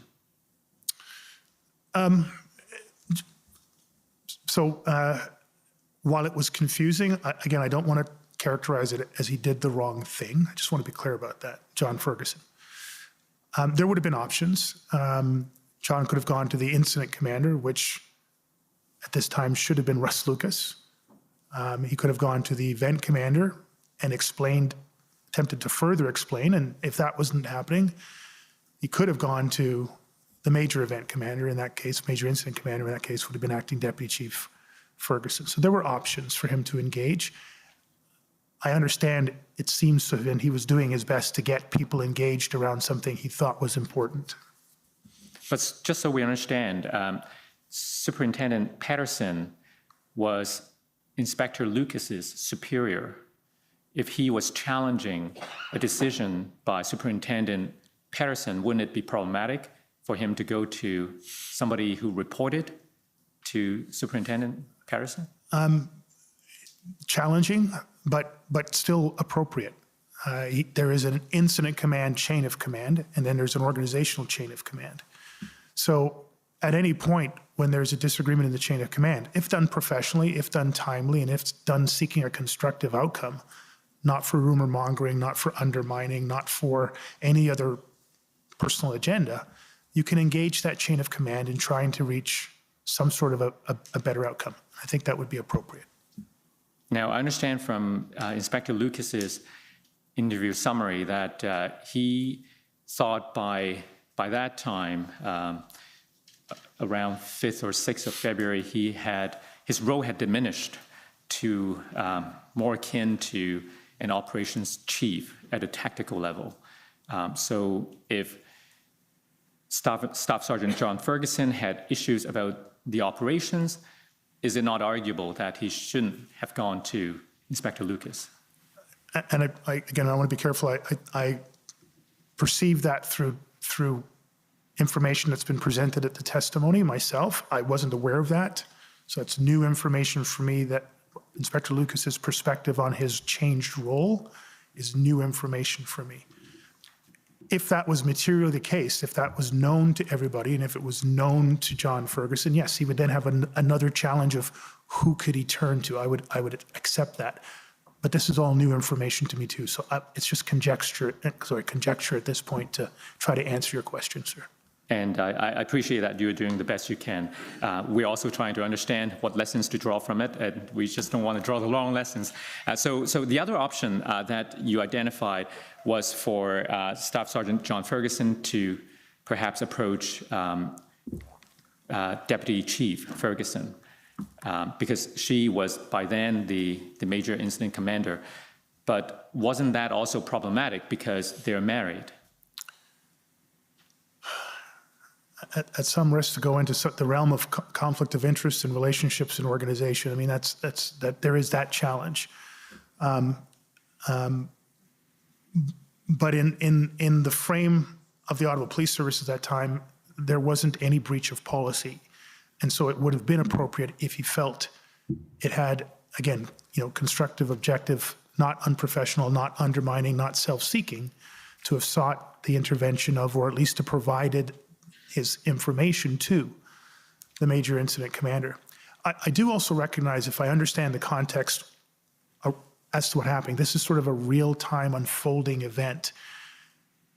It seems to me, again, I may be wrong, it seems to me that there wasn't an opportunity for Staff Sergeant Ferguson to wait for a briefing cycle to raise the concern when all the people would have been around the table. And then that would have allowed Acting Deputy Chief Ferguson, or even Superintendent Patterson, to reconsider. It seemed like he was trying to get a real-time decision in the midst of an operation. So the third option would have been to wait for a briefing cycle, raise it as part of the briefing cycle to try to deconflict it and make it better going forward. I don't think it was appropriate in that circumstance. Right. So because there are some uncertainties about the circumstances, we shouldn't be too quick, perhaps, to I certainly can't be quick to judge or to in any way attribute blame. But I think, Commissioner, it goes back again, these are the still need to be developed areas of consistent across the board understanding of incident command systems within the operation of a policing service that clearly here in the Ottawa Police Service and other jurisdictions, we need to get to a higher level. There are examples of excellence across the country. I think we need to try to raise all boats in the harbor as high as we can, sir. Thank you. So let's move to a new topic. You've told us earlier that the Ottawa Police Service was badly in need of external help. You needed more resources to resolve the situation on the ground. I want to take you to a document. This is OPS 30-14454.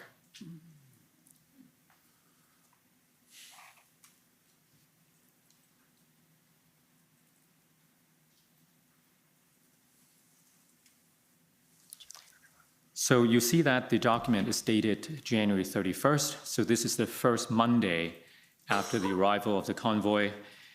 And looks like it's a meeting with the RCMP and the OPP. You were there.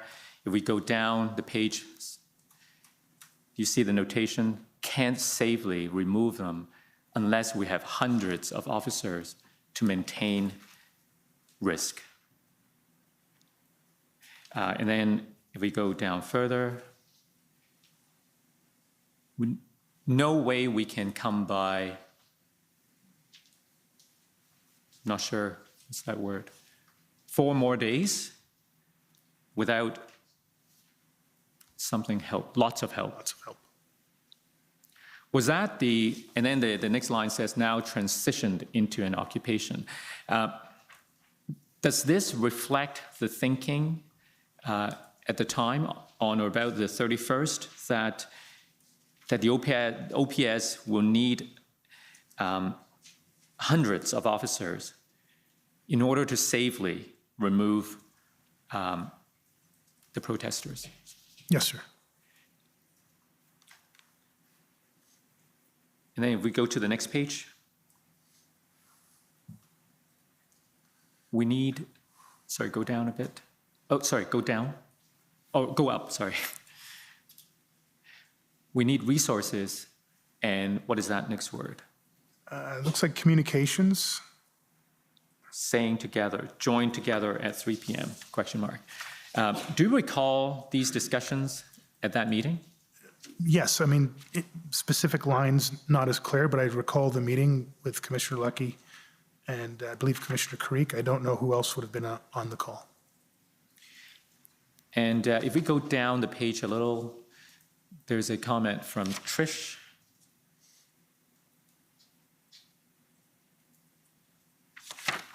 Maybe go to the next page. Here, looking for boots on the ground. What did you understand her to mean? Those would be your sort of general duty officers, traffic direction, taking a traffic point along the red zone, patrol, just general duty officers that could be utilized in a variety of different ways. So do you understand the request at that time was for general duty officers from the RCMP and the OPP? Well, she outlines. And then the other? Yeah, that's the running list that she was asked to sort of, come up with on the spot. I think it's actually a pretty reasonable list based on what we knew at that time and where we were. And how did the commissioners, Kirik and Lucky, answered? Well, I can Yeah. scroll down. From Commissioner Kirik will facilitate all of your requests and get embedded in the command structure. yes, So you had a commitment from Commissioner Kirik as of the 31st that they would do all they could to assist, and they were willing to embed in the OPS command structure. And then Commissioner Lucky from the RCMP, why did negotiations fall through last night at 8 p.m.? What was that about? What negotiations? I'm not sure. I'm not sure what she's referencing. And then if we go further down, there's a comment attributed to you. Reach out to, do you see? Gatineau and Sûreté de Quebec. Right. So you extended the ask to Gatineau and Sûreté as well. Yep.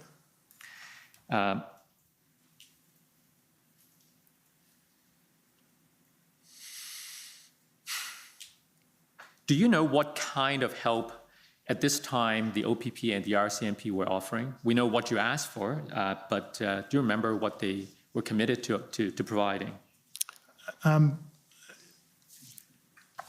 I understand the question, they had already had resources in the theater. Again, I stand to be corrected by other information that might come up. RCMP, I believe, had 3 what they call troops, public order units, in the National Capital Region.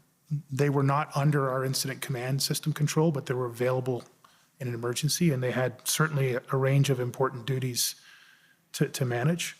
I believe at that point, we still had OPP public order units. Again, not, if I understand correctly, not under our incident command, supporting parliamentary protection services, but again, in the theater, general area of the theater. Within, what I would say, within the incident command system deployment, there were general duty officers from the OPP, somewhere in the range of 30, 40, 50, again, stand to be corrected on numbers, as well as a range of other municipal police service agencies' contributions, London Police, Durham Region Police. I think Toronto might have been up at that point. Most of those were public order unit officers, though, as opposed to general duty officers. That's my recollection around the January 31st. Okay. If I could take you to the next document, which is an email that you sent to Commissioner Kirik, dated February the 2nd. The document number is OPP 401576.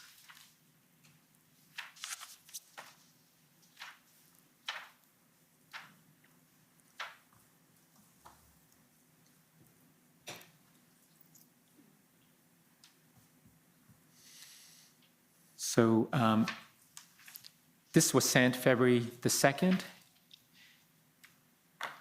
On the first line, you see that you wrote, "I'm seeking your assistance in providing resources to assist the Ottawa Police with our operational plan." The subsequent bullets mention 50 to 60 uniformed officers, PLT and POU supports, as well as incident command supports. And then the next lines talked about a tactical dispatcher. So were these the nature of the request? Yes, so those have been, I'm assuming that would have been a refined list of requests that I'd received from Acting Deputy Chief Ferguson, who would have received it through her incident command, chain of command. Now, in testimony yesterday from Commissioner Kirik, he was asked about a formal request and the implications of a formal request under the Police Services Act, Section 9, subsection 6. Just to be clear, your request here, was that the kind of formal request under the Police Services Act? I may not be understanding the question, sir, sorry. So it may help if we take you to the Act. COM 50819. You're familiar with the provision I'm referring to, right? I'm not that familiar with Okay, it. so let's go to the Act and look at it together.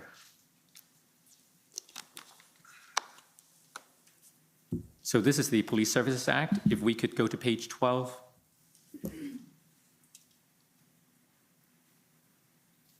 So under request of Chief of Police in emergency, this is section 9, subsection 6, a municipal chief of police who is, Sorry, I'm just not seeing it on my screen. Am I missing? oh, at the top. Oh, see- oh. okay, sorry, thank you. Sorry, I missed it. Do you see the heading? Request of Chief of Police in emergency? In bold.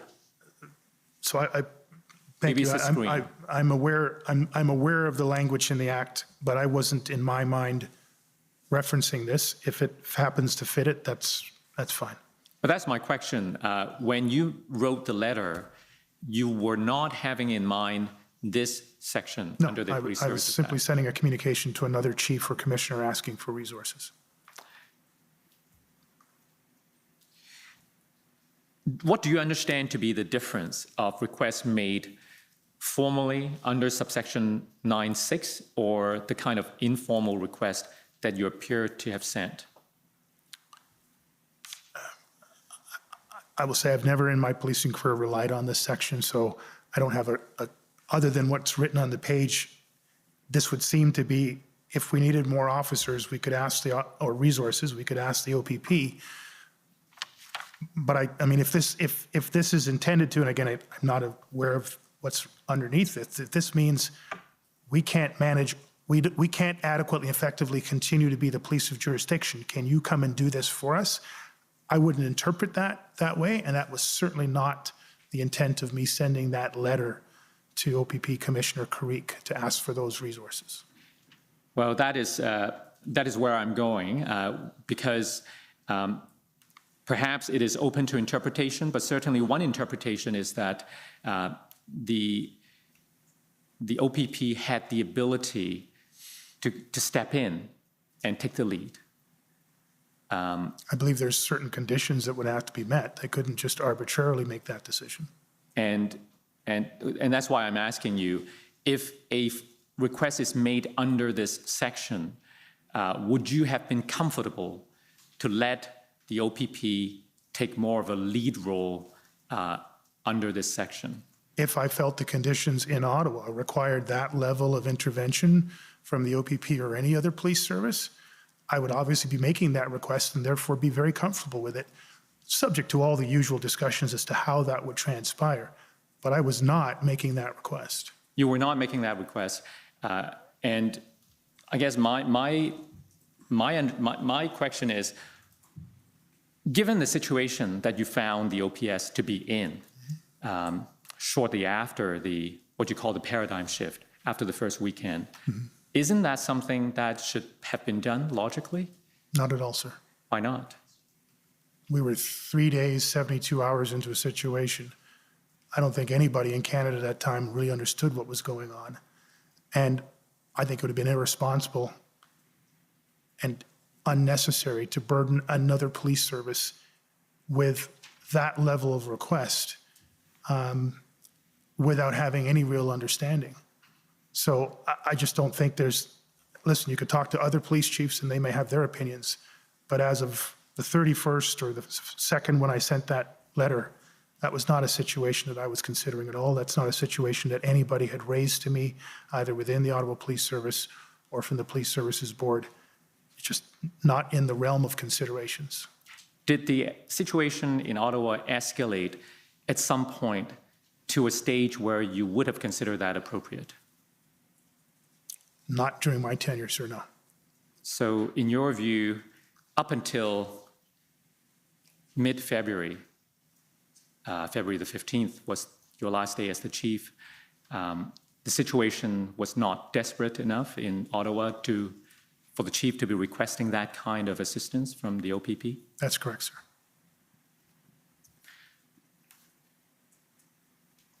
What would be the downside to the OPP stepping in when they had the resources and if they were willing to help? The OPP never had the resources necessary, sir. They could coordinate the resources, and they did a good job of that, but the OPP on its own could not have come in and with its totality of its complement, provided the full level of some 2,200 officers that were required. Well, they alone might not have been enough. As we know, during the final days, both the OPP and the RCMP stepped in. But certainly, the OPP had more resources than the OPS had at the time. The quantity of resources, while being a factor, would not be, even in my humble opinion, a significantly weighted factor for such a decision as for a chief of police in any jurisdiction to request through Section 9 of the Act for another police service to come in and run its police service. But in addition to quantity, they also seem to have the right expertise, such as as we'll come to talk about it, the group led by Chief Party, the Integrated Planning Group. They had the expertise, they had the capacity, they were willing to help, they were offering help. Why not? There's a lot of things they had, and they offered those things, and we utilized them as quickly and as effectively as we could. And ultimately, through to my end of my tenure and beyond that, there was a very successful outcome. But you've asked me before, did the circumstances in Ottawa rise to the occasion of what I now understand to be the function of Section 9? No, they didn't, sir. Right. So this is the letter, if we can take this off, the Police Services Act. You remember we looked at an email, this one, that was your request. I want to take you to another email that you sent on the 4th. So this request was sent on the 2nd. On the 4th of February, we have another email, OPP 401582.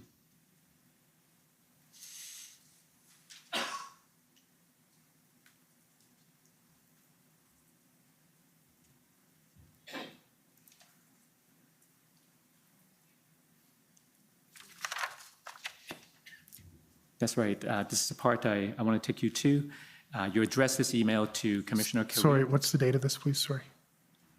The 4th of February. Yeah, thank you. So you addressed this email to Commissioner Carrick. You said, once again, let me express my appreciation for the significant and ongoing support that you and your OPP team have provided to the OPS over the course of the demonstrations. It would appear from this reply that you received the additional resources that you requested? The short answer is yes. I don't know if we got everything that we asked for and when we got it, but again, at this point, I have no concerns whatsoever.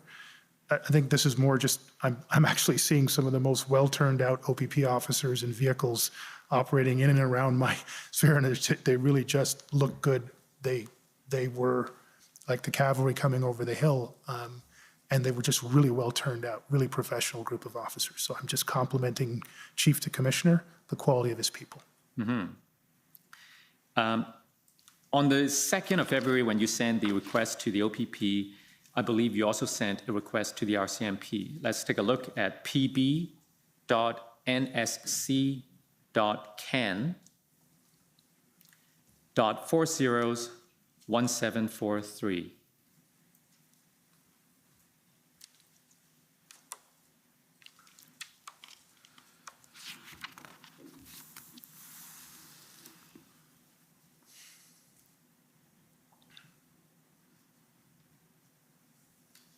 So this is actually, this is your reply. February 2nd, thank you, Commissioner Lucky. If we go further down, that's right, we see an email from her to you. And at the bottom paragraph, let's go up a bit, the paragraph that starts with at present. At present, all of our public order units are actively deployed, and I'm not in a position to be able to redirect any teams to Ottawa. Do you have a memory of what you were asking for and what this response was meant to address? Sorry, just again, the date is this February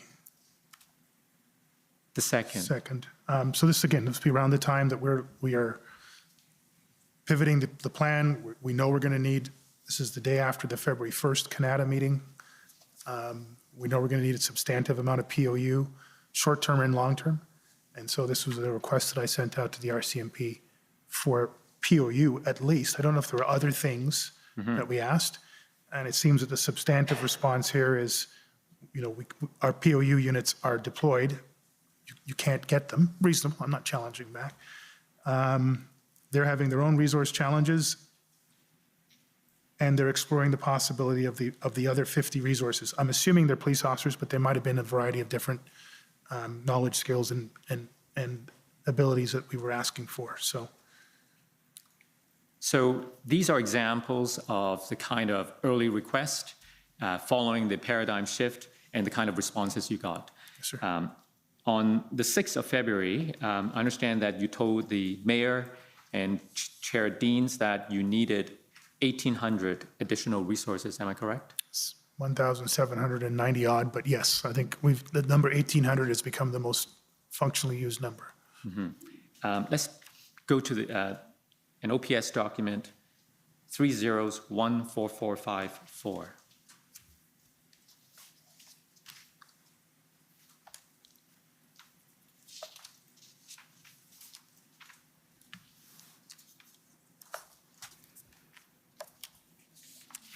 Page 98. So there's a reference here, 1,800 additional members that came from other services. Sorry, the date of this again, sir? Sorry. Can we scroll up?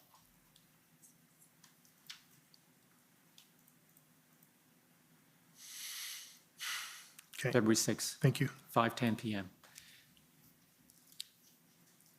So am I correct that that the number 1,800 was communicated as early as the 6th of February? Yes, so again, just context-wise, there was an emergency board meeting held on February 5th. During that meeting, the public session, I received a direction from the chair of the board to produce a list of all the resources that we thought we would need to, my words, safely, successfully, lawfully, end the events in Ottawa.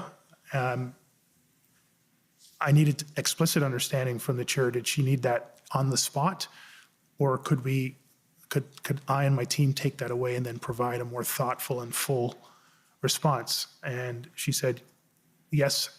The team had asked for them to try to turn that around in 24 hours, and I think by this time, which is almost 24 hours later, we had a substantive list that was drawn up. And it wasn't just police resources. This also included discussions around what other things could the city help us with, increased bylaw fines, other potential supports from the city and civil society. I think we were looking at the insurance industry, whether they could help us to address some of the issues around the trucks and vehicles. So that's the background to, I think, this meeting. How did you derive the 1,800 number from?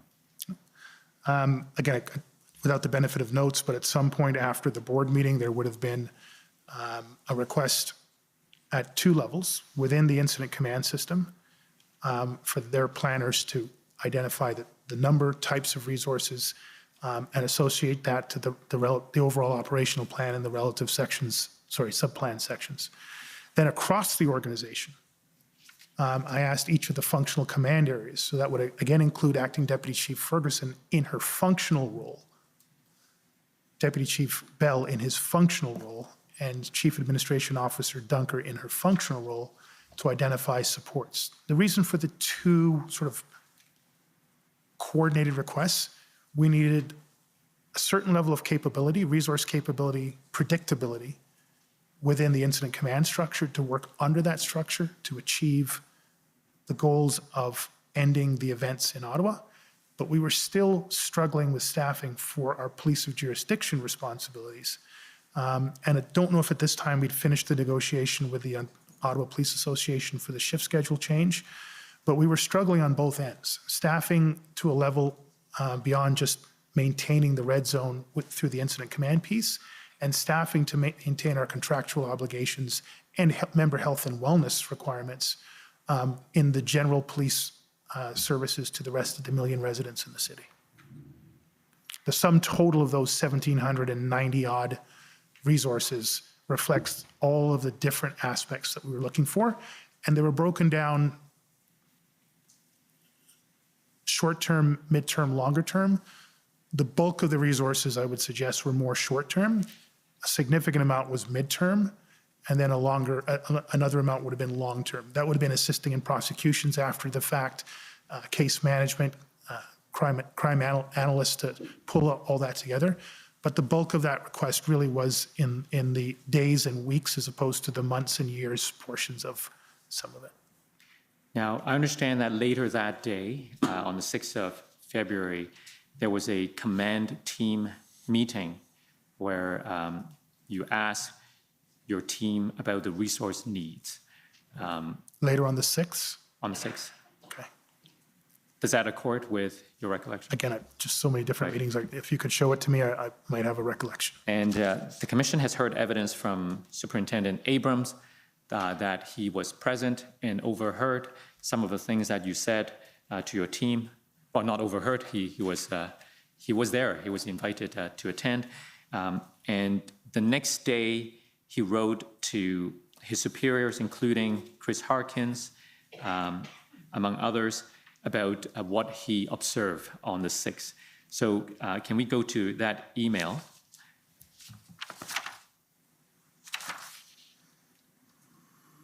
If only I have the document number. OPP 401546. Just for clarity, sir, just while the document's being searched, my understanding, again, stand to be corrected, I had a meeting with my command team on the afternoon of the 5th after the board meeting was over, where I was interrupted for part of the meeting, had to leave to go out for a phone call and come back. And it was in that meeting I said, look, we've just gotten direction from the chair. We need to produce this over the next day. Start thinking about what you need. This is a big lift that we're going to have to do. Then on the 6th, after my team had worked through the night, through the day, the number of 1,790 odd was broken out into various functions. So if Superintendent Abrams' recollection of that comment, it should have been in my memory on the 5th, not on the 6th. But I stand to be corrected. I could be off on the date. But the date of the email is not in question. The date of the email is the 7th, as you can see on the screen. And it was on the 7th that Superintendent Abrams wrote to his superiors, including Deputy Commissioner Harkins. And this is what he wrote. Deputy, I did not want to mention this on the call with the group, but I feel it important for you to have this information. On my call with OPS Command last night, Chief Slowly asked his people to send him their resource needs. They told him that they need 250 members a day to run things. Chief Slowly told them that if they need 100, he will ask for 200. If they need 200, he will ask for 400. He seemed very comfortable asking for twice what he really needed. He looks at it that if the other partner police agencies can't meet the ask, can meet the ask number, then Ottawa may still get more than they really need. It was a very strange call to be a part of. Hearing the commissioner say that he may ask for 1,000 members, I felt you should be aware of the above. So that's what he wrote about his observation the night before when he attended the meeting with the OPS command. What do you have to say to this? It's a very strange interpretation by Superintendent Abrams. What I can tell you was that at one of the meetings that I recall on the 5th, maybe it was the 6th, but what I recall on the 5th, I said to my folks, up until now, I've been getting requests that I would call incremental, what we need to get through this day or this weekend. What we need to do and what the board chair has asked us to do is what do we need to get to a safe, complete, successful, sustainable end to the events happening here in Ottawa. This could take weeks. So I need you not to think incremental. I don't want you just to think in a short-term cycle of planning. I need you to think exponential, short, medium, and long term. It's in that context. I don't know if I gave the exact, if they say 100, 200, but don't let your thinking be incremental. You have to be able to consider the full range of resources. We're not going to get to be able to make this request again. So think about everything you might need: a special constable, a crime analyst, a computer dispatcher, someone who can do open source social media, whatever you don't have right now to meaningfully contribute to the end of these set of events, or to not be able to continue delivering our basic police services. This is the time to put that resource request into this. So I was not in any way trying to put any other police service in a situation where they would need to give us things that we did not need. If it was interpreted that way by Superintendent Abrams as a guest on that meeting, that's unfortunate. If it was reported that way to the commissioner, that's very unfortunate. Now, we've heard from other witnesses, we've asked other witnesses the question, what should go first, the plan or the request? Is it the number that drive the resources, or, sorry, the plan, or the other way around? What's your view on that? You'll very rarely hear me agree to an or. I'm always an and person. So it isn't one or the other. Particularly in fluid events that literally up until the day of the 29th, no one really knew what was coming, the plan will always need to make adjustments in real time sometimes. But at any point where you have to make a commitment to some portion of the plan, you need to have some relative assurance of the predictability of the resources available. So these are not consecutive exercises. They are almost inevitably concurrent exercises. A lot of my concern about how this whole issue has been portrayed is it's been portrayed as one or the other, and the preferred one seems to be plan before resources, consecutive. In this instance, in real-time events, whether they be natural disasters or unplanned protests or protests that are so fluid in the making that you don't have the benefit of months or even weeks of advanced planning, you're literally making resource requests in real time as the threat assessment or the context of the circumstances change. We saw that play out in the pre-arrival plan. You asked the question earlier on. As the warnings increased, did your resource requests increase? Yes, they did. Not because we stopped everything and wrote a perfect plan for the next resource request. We continued with the planning process while we continued with the intelligence process, while we continued with the resource request process. And quite frankly, that has been the way that I have seen the Toronto Police Service work in all my time there. That has been the way that the Toronto Police Service supported many other jurisdictions. That is the way that my experience with the Ottawa Police Service was during my time as chief. I had never once before in my entire career been asked to provide a fully detailed plan with sub-plans laid out and timing and exact details and logistics as to where people were going to sleep, what uniforms they should bring, before we sent out a request in good faith to good police partners and said, we got something big, it's happening right now, or it's happening 2 days from now. This is our best guess of what we need. There might need to fine tune that. Can you help us, yes or no? Mm-hmm. Now, a moment earlier, I think you clarify that it was on the evening of the 5th that your team started working on the numbers? It's my recollection, but again, if my dates are off, I stand to be corrected. I don't know which dates may or may not be off. I just wanted to bring to your attention what is in your summary and give you a chance to correct anything if necessary. Can we go to the former chief's summary at page 31, please?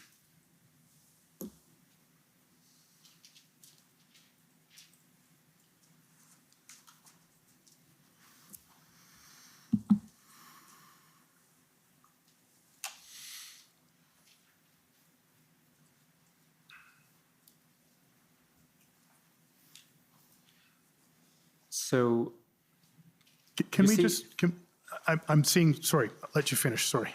no, go ahead. it looks like it was my mistake, but just to refresh my memory, can we go to the 5th? Is there any reference of the board meeting on the 5th of February? Well, here's the thing. The reference is in the previous page and this page to the 6th and the 7th. I don't think there's a reference to the 5th. But you saw an earlier email dated the 6th where you had the 1800 number, right? Yeah. So I'm just trying to get some clarification in terms of when your team worked on the number in order for it to be available on Again, the 6th. my recollection, sorry to interrupt you, sir. I shouldn't talk over you, sorry. My recollection was that we started those discussions immediately after the conclusion of the board meeting on the 5th. Now, that might have been the command team and I, my immediate chief staff might have started that discussion. And then on the 6th, the incident command team and other command areas were briefed and then involved. So that there might be some of a bit of a bleed over from my recollection, me actioning these things on the 5th to whatever the meeting was on the 6th that Superintendent Abrams was participating in. So depending on your best recollection, it could be that the date in the summary is in error, in which case I wanted to give you an opportunity to correct it if necessary. I'm not suggesting it's an error. I just recall having discussions with people in my organization about the staffing numbers immediately after the board meeting where I'd been given that instruction from the board chair. I wouldn't have waited until the next day to start having people engage in the exercise of the planning exercise around getting that number. Moment's indulgence.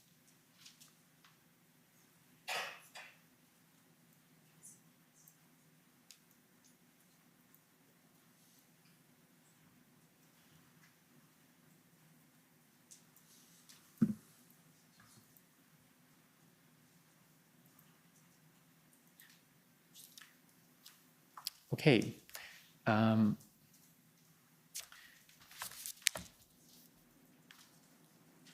Now, this number, the 1800 number, was publicly announced at some point, was it not? I believe, yes, it was, sir. Do you remember the date? Or should we go by the summary? Well, it looks like there was, it was announced at emergency council meeting, I believe. Right, so if we go to page 32 of the summary. Chief Slowly publicly announced the request for 1,800 police resources during a special city council meeting on February the 7th. Is that what you remember? Yes, sir. This was not his normal course of action, but the Freedom Convoy was unprecedented. Specifically, Ms. Deans asked Chief Slowly in a public OPSB, that's Ottawa Police Services Board, meeting to provide a detailed report on the level of resources required. Could you explain the circumstances in which you made the public announcement? Yes, so it definitely was not the normal process. There were a series of communications from the end of the board meeting on the 5th through the 6th into the 7th as to what role the board and the city could play in supporting the police service to get the needed resources. The substantive outflow of all of that was a desire by the chair and the mayor. They arrived at that through some level of discourse to have a joint letter to the other two levels of government to seek their direct support in securing those resources.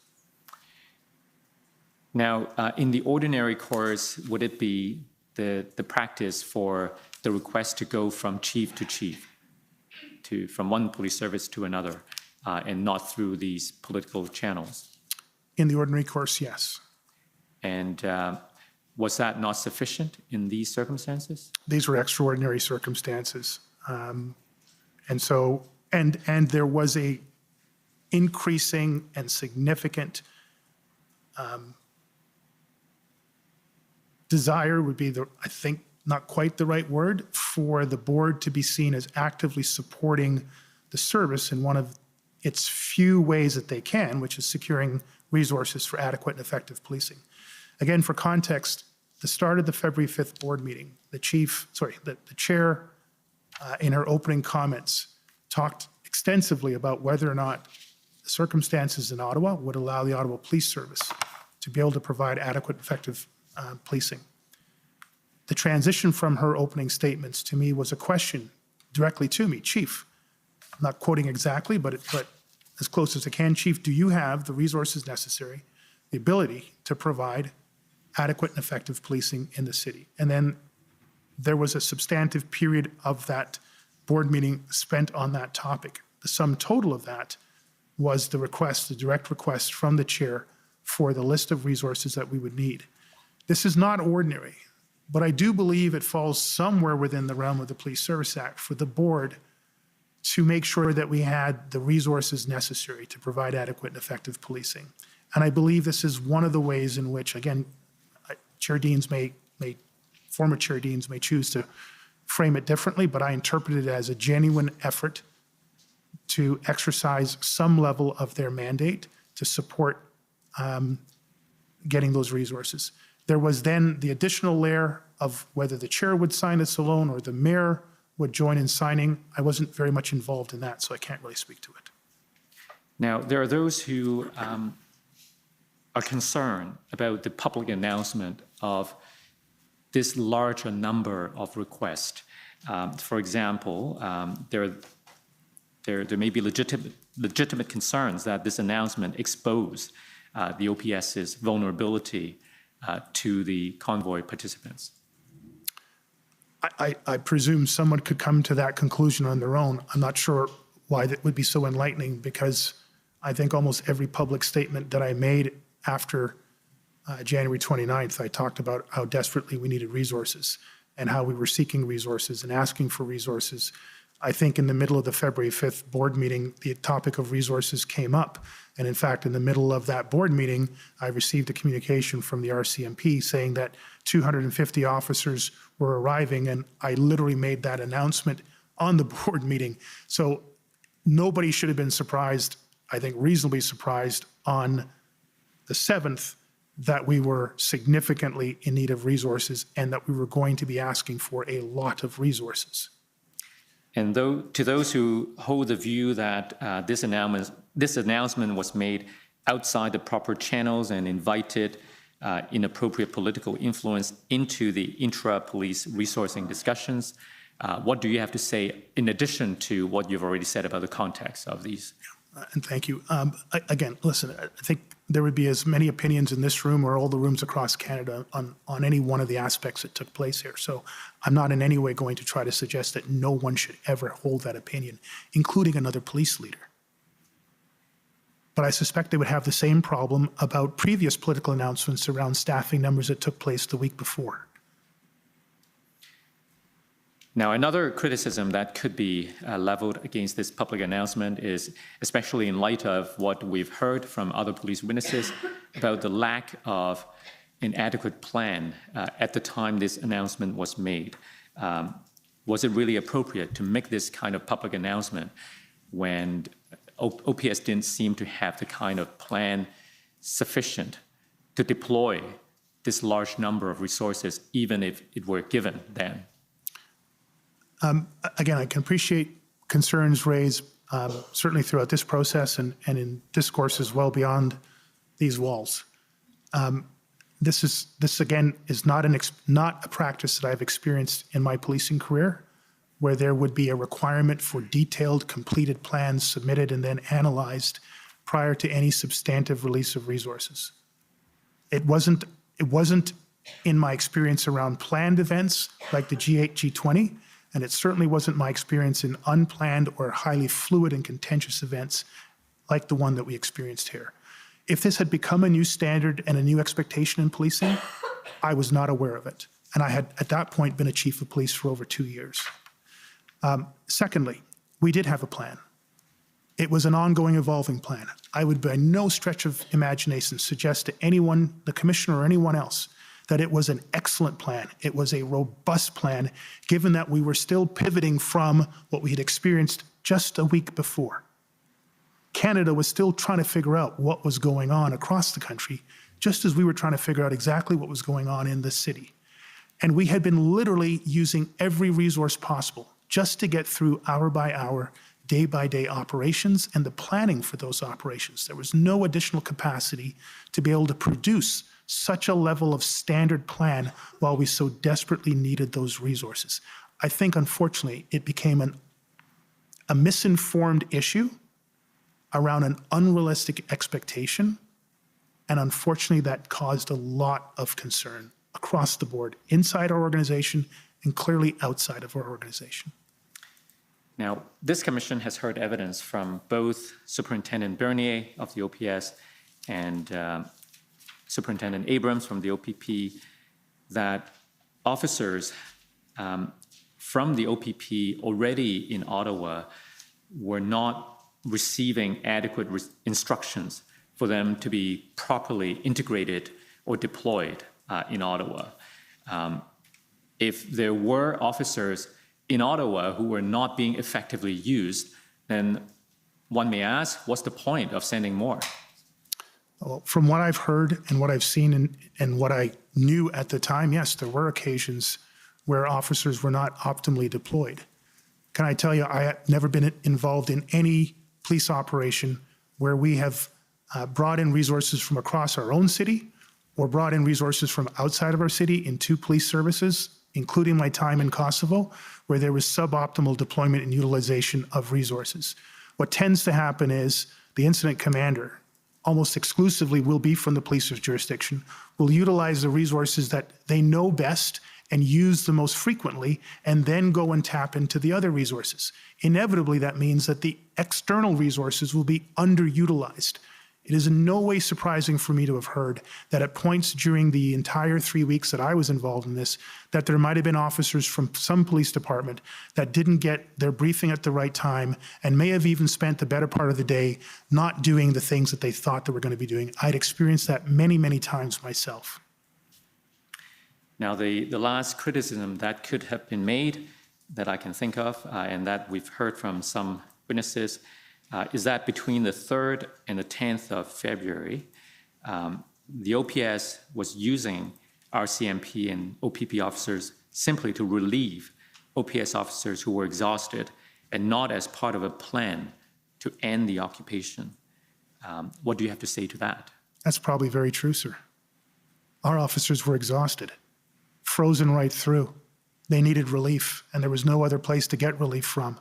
And that's part of the reason why the very first request on the 31st of January that Trish Ferguson announces to the RCMP Commissioner and the OPP Commissioner is to send us some general duty officers. Our people are asleep on their feet or they're frozen to their post. I'm not surprised. That is not an optimal situation, but that's the reality of what was going on. Okay. Now, I'd like to take you to a new topic. We've been talking about your request for resources. But before we leave that topic, actually, now that it's clear to you as of the 7th, the 6th or the 7th, that Ottawa would need at least 1,800 officers in order to effectively resolve the convoy events, why is it still not a good time to resort to sections 9(6) of the Police Services Act? Yeah. Thank you, and I appreciate the opportunity to have a second go-round on this. The concept of a measured approach, I think it's been talked about usually in terms of PLT and secondarily in terms of use of force. A measured approach is, we need more resources, let's ask for it. We need help with the planning for those resources, let's get that. We might need to integrate our operations to a greater degree than we have ever considered before. Let's work on that. Okay, so we're getting more resources. We are stepping up integration. Our planning now is getting to a much greater level of efficacy. Now we're going to consider unified command. That is a measured approach of stepping up. I think it would be irresponsible, as I said before, and I'm sticking to that. I think it would be unprofessional and unwarranted to go from, wow, we just had a really bad weekend. Let's get the OPP to come and police our jurisdiction, to we just had a really bad weekend. Let's figure out how we need to get better. Let's start to use everything we possibly can. And let's be as clear as we can, but as quick as we can in requesting the things that we can reasonably anticipate we'll need in the short, medium, and long term. Let's be very open to, as we have always been in Ottawa, even during my time, to integration. Nothing was off the table. I think I probably said that statement 453 times. Everything's on the table, including greater integration and including unification. And ultimately, through greater integration, ultimate unification, and some 2,200 officers, the Ottawa Police Service, as police of jurisdiction, and the amazing supports we received from across the country, were able to safely and successfully end the events here in Ottawa. Perhaps this raises a more general question of how should we deal with multi-jurisdictional event that requires external support. You've mentioned that Ottawa is the police of jurisdiction, but the reality is that you're asking these external agencies, the OPP or RCMP, to supply tremendous resources that at the time Ottawa did not seem capable of effectively deploying. You've acknowledged that there were issues with officers already present, but for different reasons. Just on that point, I just want to be clear, and I think it was, I understand somebody clarified this before. There were instances where clearly that was happening. I believe Superintendent Abrams was a direct conduit to Deputy Chief Bell, organization to organization. He raised it. I believe it was received well and it was actioned. I don't recall that being a continuous problem or a problem on scale. I will not deny that it happened sporadically and particularly in the early parts, but it's my understanding it wasn't a daily occurrence on scale where hundreds of officers were sitting around being unutilized or underutilized. I just want to make that clear for the public record. Yeah. And again, that level of underutilization is something that I've experienced in my entire 3 decades in policing. That was not a unique situation to the events here in Ottawa. I do not wish to exaggerate the problem in Ottawa, but surely you won't deny that OPS was struggling. That's what we've heard from all of the other witnesses. I think I've said that repeatedly myself, sir. And OPS was struggling on many different levels. It needed to develop a plan, but it was struggling to the point where it was finding it difficult to have the expert planners to make that plan. Is that fair to say? Yes, sir. And the OPS officers were tired, exhausted. They needed external agencies' help just to maintain a regular level of policing. That's the reality at the time. We needed external police agencies' help primarily for the incident command system to address the crisis happening in the downtown core. We needed less help for the policing of the rest of the city. We still needed help there, but we were nowhere near by comparison. So again, I think my question is, wouldn't it be very simple to let a bigger organization like the OPP or RCMP to have a greater capacity to help? They wanted to help. I'm not sure they wanted what you're suggesting, Section 9. I never received any suggestion from Commissioners Creek or Lucky that they wanted to come in here and bring the necessary lift of 2,000 plus officers and have them on the ground here for days, if not weeks on end. I stand to be corrected if there's information out there that's different from that. Here's the challenge. Then you're going to have to get 3 levels of government to invest differently in 3 levels of policing. I don't know how the formula would work, but if we're to go down the what-if scenario that you're asking me to entertain, and please, if the commissioner doesn't have time for this or you want to move on, just let me know. But here's scenario number 1. Take a percentage of every municipal police service, just say 10%, fold that up into the OPP, because every single year, some event is going to come to some municipal police service where they don't have enough resources. So automatically, the OPP will get 10% cut of every police service because when, not if, they will be required under the new components of Section 9 to come and take over policing for a day, a week, a month. They have the lift to be able to do that. I don't think any mayor or any regional authority is going to go for that. And I don't even think the province would want that responsibility. Now, just layer in that on top of the RCMP, with how stretched they are with contract policing, national policing, Indigenous policing, force protection internationally. There's probably 8 functions that not one of them are staffed adequately. Now, are you going to take a 10% cut from the provincial police services to allow the RCMP to do that? And now you come to the National Capital Region where there are 6 police services operating in here at any given day. How do you divide the pie there? I understand the intellectual desire to explore that. The practical and financial side, I'm not sure merits the effort. I think what we need to do is get standards across the board, really clarify how and when we work together in integrated and or unified, clarify the gaps between strategic, operational, and tactical, and how that fits into police of jurisdiction, adequate and effective. That's going to be a lot cheaper and probably a lot faster. And it can be iterated over the course of time from lessons learned from experience to experience.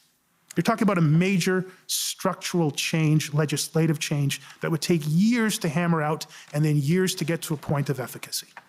Well, let's go back to what happened on around the time that Chief Party led his group, the Integrated Planning Group, to Ottawa. He arrived on the 8th, and he had a meeting with your command team on both the 8th and the 9th. I want to get your best recollection of the meeting you had with them in the afternoon on the 9th. Okay, well, I think it was around 12 o'clock. Again, for context, if I get the dates wrong, I believe somewhere around the 6th or the 7th, there was a communication between myself and Commissioner Creek where we had talked about a significant increase in integration. I forget who raised it, whether he did or I did, but we were very quickly in agreement that that would be very helpful and that we would need then to bring in senior folks that had experience and expertise in that type of thing. He referenced Carson Party almost immediately. That name, I believe, came up in our first conversation, and I welcomed him and anybody else that he could send to support that. And to his word, I think within 24 hours, we were contacted. 24 hours after that, there was an initial meeting out at the RCMP headquarters. That was a meeting, unfortunately, and I realize I'm going really fast, so I'm slowing myself down now. That was a meeting, unfortunately, that because of the distance to travel to and the Teams meetings problems that we had, Acting Deputy Chief Ferguson was only able to get a portion of her incident command staff on there. While there was somewhat of a productive discussion, it didn't get to the level where there was any substantive move forward. There was an agreement to have another meeting on the 9th of February, is that right? On the 9th of February. And there was additional efforts during that period to continue to improve and evolve that plan, a substantive lift that day. I referenced earlier on that I got involved in that lift to try to elevate the plan to as great a degree as we possibly could for these partner agencies coming in. I believe around 12 o'clock, 12:30, Chief Superintendent Party, Superintendent Abrams, RCMP Superintendent Liu, and I forget there were other members, but those were the 3 primary members of the team arrived at our headquarters. I'll take a pause there. But that was the context to the start of that meeting. I had my command team and my incident command team there as well. So I'm glad you paused there because before we get to the actual meeting with the Integrated Planning Group, do I understand correctly that that morning, the morning of the 9th, you had another meeting with the OPS command team? Mm-hmm. Can you tell us more about that meeting first? Yeah.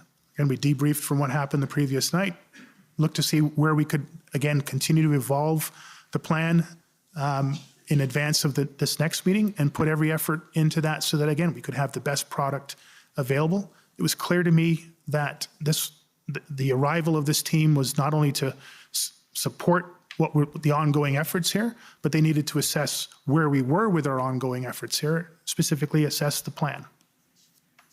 Now, let me take you to some notes. These are notes written by Deputy Chief Ferguson, I believe. OPS 30-14479.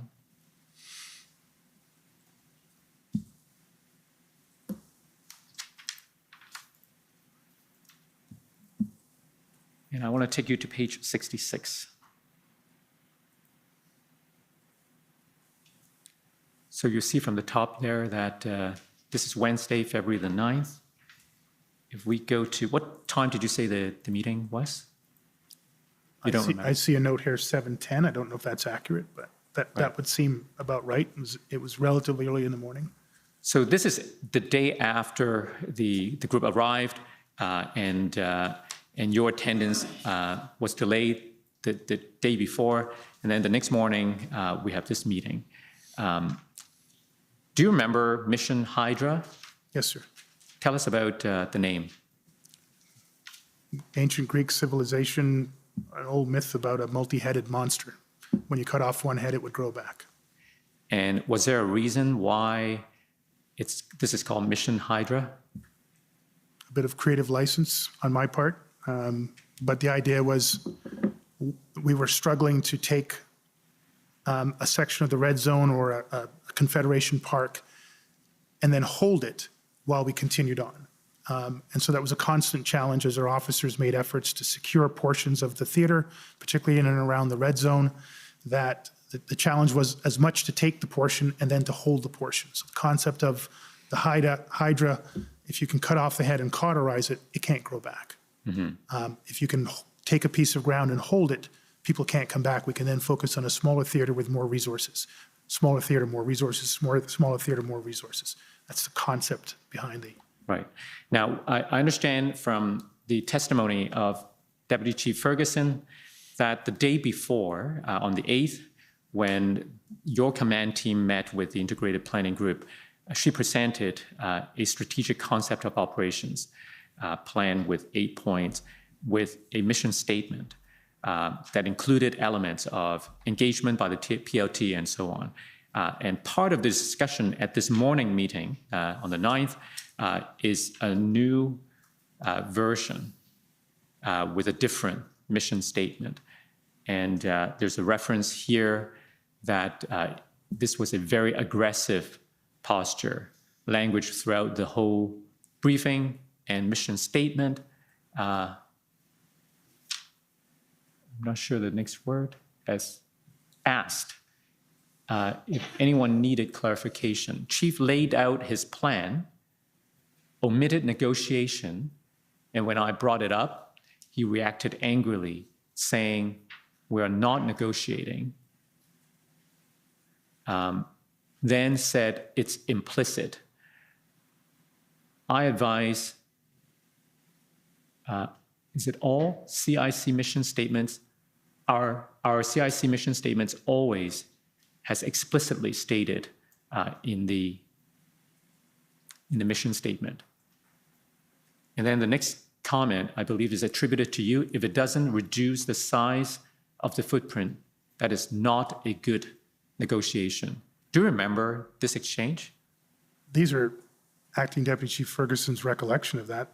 I would not in any way characterize what took place in that meeting to reflect what I'm interpreting in language here. So again, without the chance to hear these concerns and understand, we had a very healthy discussion, yes, around whether the term negotiation should be explicit in, I believe, the mission statement.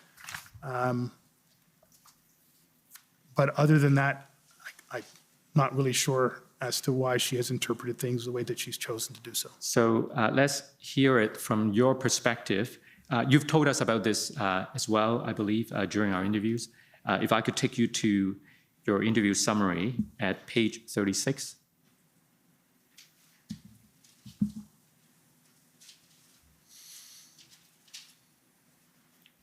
So we go to the section under discussions. That's right. Chief Slowly recalled that on February the 9th, he held a special meeting with Deputy Chief Bell, Acting Deputy Chief Ferguson, OPS General Counsel Christian Hunold, CAO Dunker, and Inspector Kevin Maloney. This meeting took place after an internal OPS planning meeting, but before the February 9th, 12:10 p.m. meeting with Chief Superintendent Party and Superintendent Liu. His intent was to emphasize that the entire command team was signed off on the February 9th plan. At the meeting, he stated that he would crush anyone who undermined the plan. Chief Slowly recognizes that it was an unfortunate choice of words, but public safety, member health, wellness, and safety and the successful conclusion of the local convoy events were all at a critical juncture, and this required absolute command commitment to supporting the implementation of the updated plan. He restated the need for unity within the command to support the updated plan, including the level of integration and the acquisition of the needed resources to safely and successfully end the event in Ottawa.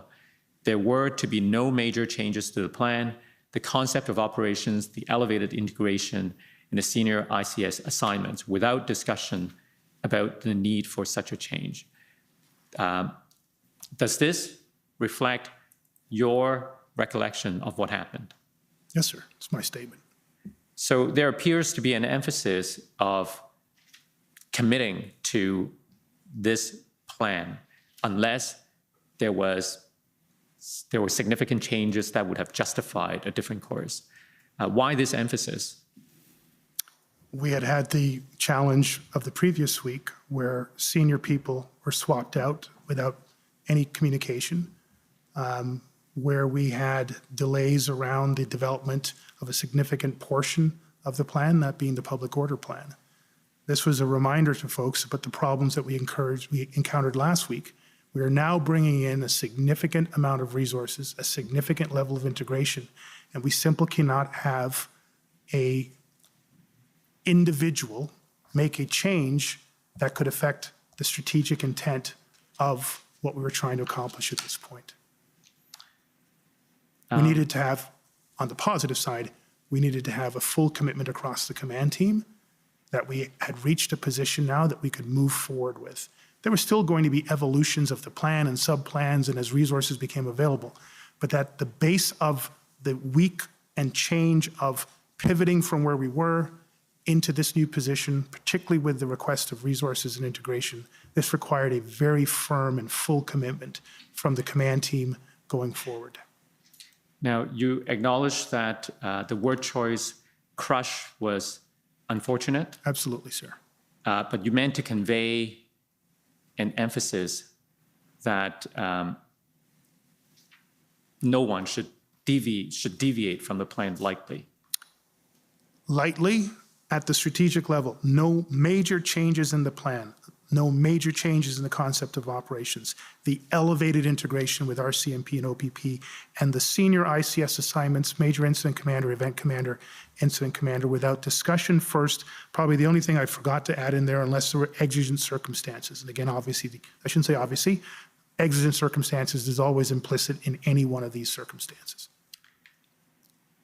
Is this consistent with the incident command system where the operational level commander required a certain degree to adapt and to respond to quickly changing circumstances? That's the concept of exigent circumstances, sir. That would not fit within what I was relaying to these folks here. So would your colleagues have come away from this meeting understanding that if there were to be changes, that it would require some kind of an approval from the chief? Not at all, sir. At the operational level, no. Again, I'm very clear. No major changes to the plan, no major changes to the concept of operations, not objectives, not sub-plans, not operational decisions made during the course of the day. The elevated integration. I wasn't going to have a superintendent, an inspector, a staff sergeant, or a deputy chief tell the OPP and the RCMP, you know what, we don't need that integration. Never mind what Slowly says. So this was me being very clear. At the strategic level of where we were, no major changes outside of exigent circumstances for these areas. So we'll come back to this very shortly, but just to clarify this point, I may take you to the notes taken at this meeting by the legal services, by Ms. Hunold. If we go to OPS 30-14454, please, page 130.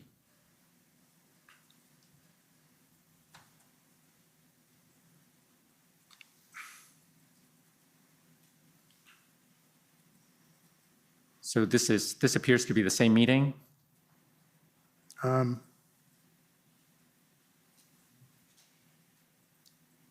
you want to scroll up and take a look at the date? Thank you.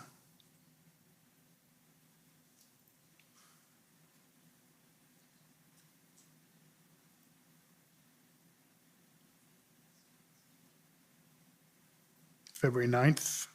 Okay, so we go back to page 130. The point I want to draw your attention to is the second arrows from the top. No changes to plan unless chief approves. Yes. So that was the question I put to you. Would someone walk away from this meeting thinking that there were to be no changes to the plan unless the chief approves? Again, to be explicit, no changes to the architecture of the plan.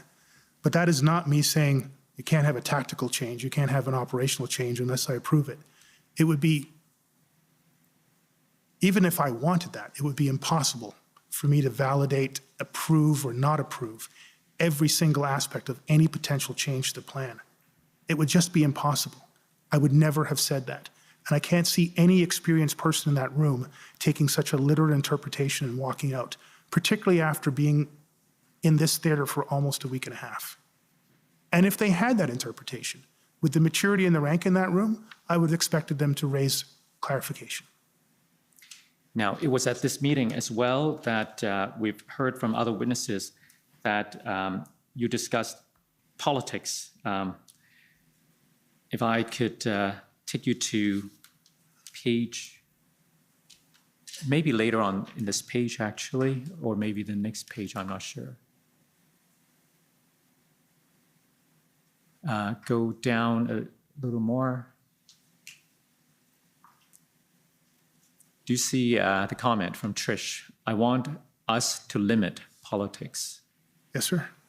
And the comment just before that, I suppose was attributed to you, Tom Carrick probably, is assessing if we are worthy of getting the additional ask resources. Yes, sir. What is your recollection of the discussion? Just that. And it was made it clear to them that the folks that have arrived here have come with clear instructions from their command to assess the level of our planning, the adequacy of the resource requests that we made, and then to assuming that we could come to that arrangement of integration to then move forward on building that out. But they were coming to assess where we were. Now, so there was a reference to the Deputy Chief Ferguson asking to limit the discussion of politics. Her own notes, now these are notes taken by the legal services. Her own notes are more explicit. If we could go to OPS 3014479 at page 67.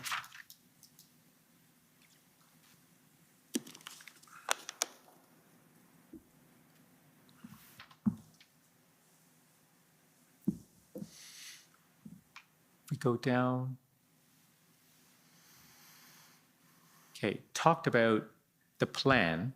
So keep going. See the dash? Talked about the plan.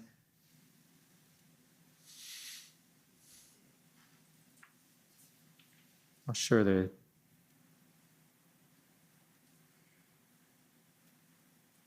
Talked about the plan for Briefing? briefing the embedded cell of planners and commanders. And he spoke of a type of conspiracy that is happening at provincial and federal levels. And this team is being handled by their political masters and promoted the idea that they are not really here to help. Can you help us understand who are these political masters and what was the conspiracy theory? Yeah.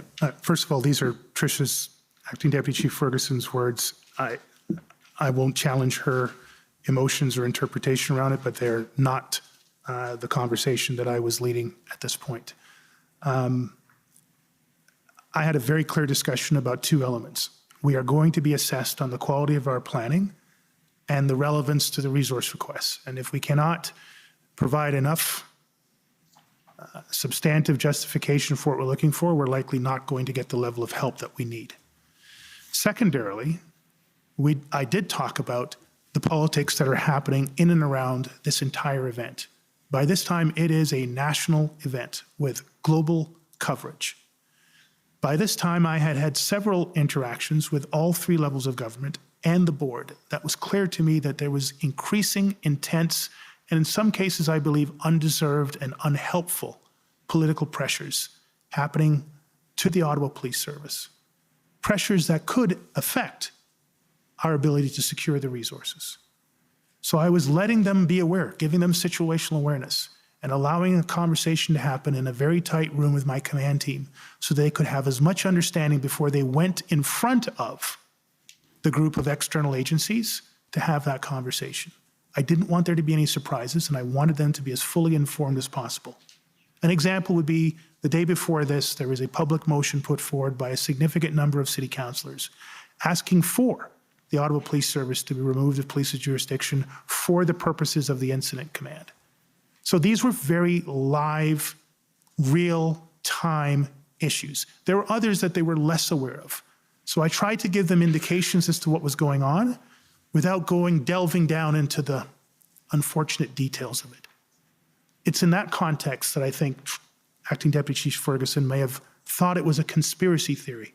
These were very real experiences that I was aware of, and I was trying to bring my command team to a level of awareness so they could appreciate the challenges that we would have to show a unified approach around this going forward.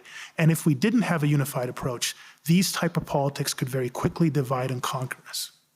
Were you concerned that these officers coming from the OPP or RCMP may not come with a pure motive to help, but rather were acting on behalf of whoever was sending them for other politically related reasons?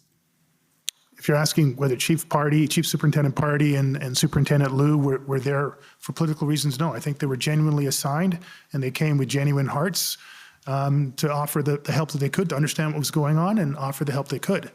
But I'm very much aware of the politics that comes to play on the heads of chiefs of police and commissioners. And I'm very much aware of a number of issues that my colleagues at that rank were facing. Now, you were the one who was asking for help, and when they came, was there any reluctance on your part to share the information within the OPS in order to help them help you? Not whatsoever, sir. Did you have any issues of trust in relation to working with them cooperatively to resolve the situation in Ottawa? Trust, no, but I was very explicit on 2 points. Integration means that the Ottawa Police Service remains police of jurisdiction, and the Ottawa Police Service remains in control of the incident command system, and that the resources I'm asking for are to be under the control of the incident command system.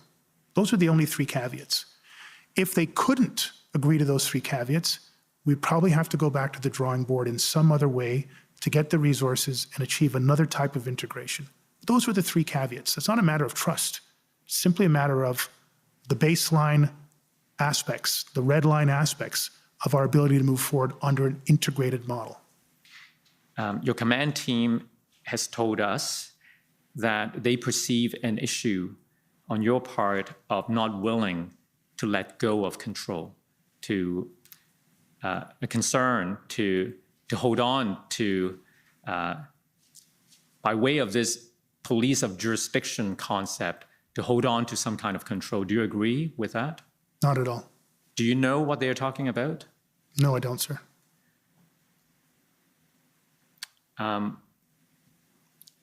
What was it that was so important? Why is it so important to you that Ottawa remain the police of jurisdiction? What's the significance of that? What does that mean? It's in the Police Services Act, sir. We are the police of jurisdiction. But don't different police services often work cooperatively to figure out how to solve a problem? Isn't that what's ultimately... And we did that every single day of my time in office. Joint Forces operations. I invited in the RCMP to do internal criminal conduct investigations. We did that every single day. That is a very, very different thing from we are no longer the police of jurisdiction in the nation's capital for 1 million people. The Ottawa Police Service will no longer be the police service here, even though we've been so for a century and change. That is a very different concept of operations. But if it makes sense for like a major case investigation for, let's say, a crime is committed in Toronto, but the expertise required to successfully solve the case necessitates a combination of expertise from Toronto Police, Peel Police, and York Regional Police. Isn't there some protocol that the lead would not necessarily be the police of jurisdiction? It would depend on the circumstances, what makes the most sense. I can think of examples where, yes, a lead investigator would come out. The lead investigator in the criminal conduct investigation was from the RCMP, but professional standards were still under my control as the police chief in the police of jurisdiction. The decision to lay charges or not lay charges from a police act were still under Part 5 for me as a chief of police. But if I'd abdicated that role and responsibility, then it would have to be the RCMP lead investigator to decide on the totality of the circumstances around that case. So yes, hundreds of times, probably thousands of times, I've integrated police services for a wide variety of things: administrative, HR, human rights, operations, guns and gangs. I have no trouble whatsoever with that concept. In my time in policing, I'd be careful here, I can't think of a single time in my 30 years in policing where a police service said, we're done, somebody else come do this for us. I stand to be corrected, but I can't recall a single occasion of that happening. But why would it be a matter of someone else doing it for us? Wouldn't it be a true matter of collaboration? They would still count on the local expertise, but maybe this is a question for the policy round discussions. I don't know. Potentially, sir. But in any event, at this meeting on February the 9th, if I take you to the notes, OPS 3014454, so we're returning to the legal services notes. If we go to page 136.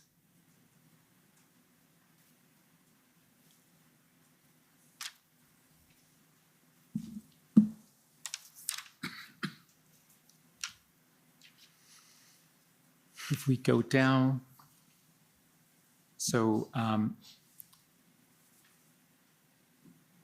this is still the 9th, I believe. Yesterday provided them the org chart of command. What more do you need to implement our plan? To implement or build into our plan? Need to know what resources we will get here in Ottawa. That was attributed to you, and the OPP responded, strategic decision because of rest of provinces. Do you remember what this was about? Yes, sir. Explain to us, please.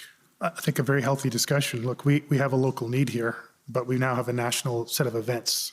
I think by the 9th, Windsor might have been starting to kick up around that time. Toronto had just got through their Queen's Park piece. I think much of the prairie provinces had one or more things going on. Coots was still very alive. So yeah, this is a healthy discussion around, look, we know we need a lot of resources, but we also know you got a lot of other resource demands happening. Around this time, I believe there was a steady, almost daily call of all chiefs that were facilitated by the OPP, and they had already, I think, established 2 levels of resource integration, one on public order units explicitly, and another one on general resource requests. So we were already in a provincial national theater where we are trading off resource requests against risks on a scale that I'd never experienced, and I'm not aware of any police chief of my generation that says they experienced something similar. So that's the context of the discussion taking place here. If we go scroll further down, OPP said, we stated 1,200 OPP staff over, it's hard to read, sorry, it's actually the below quote that I'm interested in. Can build a plan without a plan. And the chief said, fine, build a plan and get us the people. I know what was taking place here. I don't think these notes are particularly accurate at this point. I suspect there's a lot of back and forth, and people are talking fast, as I am now. and there's a little bit of catch-up time here. So I will build off these notes. They're not incorrect, Yes, but they're tell us not- what you remember. They're not accurate. So first, there was a discussion, I forget who raised it. It might have been Superintendent Abrams, but I'm not 100% sure, around how many staff had been sent over. And again, I said, well, there was that miscommunication from the Solicitor General that left the impression that 1,500 officers from the OPP or from across the province were here in Ottawa on a daily basis. And I, again, explained the challenges that public trust and confidence challenges that caused us. That then pivoted out of that discussion into, again, I don't know who from the OPP would have led this, but I don't think this is an accurate statement, but it probably captures the theme. Can't build a plan without a plan. This is the chicken and egg discussion. Should you have a plan first before you get the resources? And I'm saying we are planning and we know we need a level of resources. We can fine tune the plan. I need a commitment of resources. So that's the gist of the discussions that are taking place probably in rapid fire, and the scribe is, in this case, Christiane Hinault, is doing her best to keep up. Now, you do recognize these notes are from the OPS counsel, Ms. Hunt? Yes, I just referenced Christiane Hinault. Because didn't you ask her, if we go to page 43, so I'm going back in time, page 43 is her notes on February the 3rd. As you can see here, do you see the bullet where she notated that he asked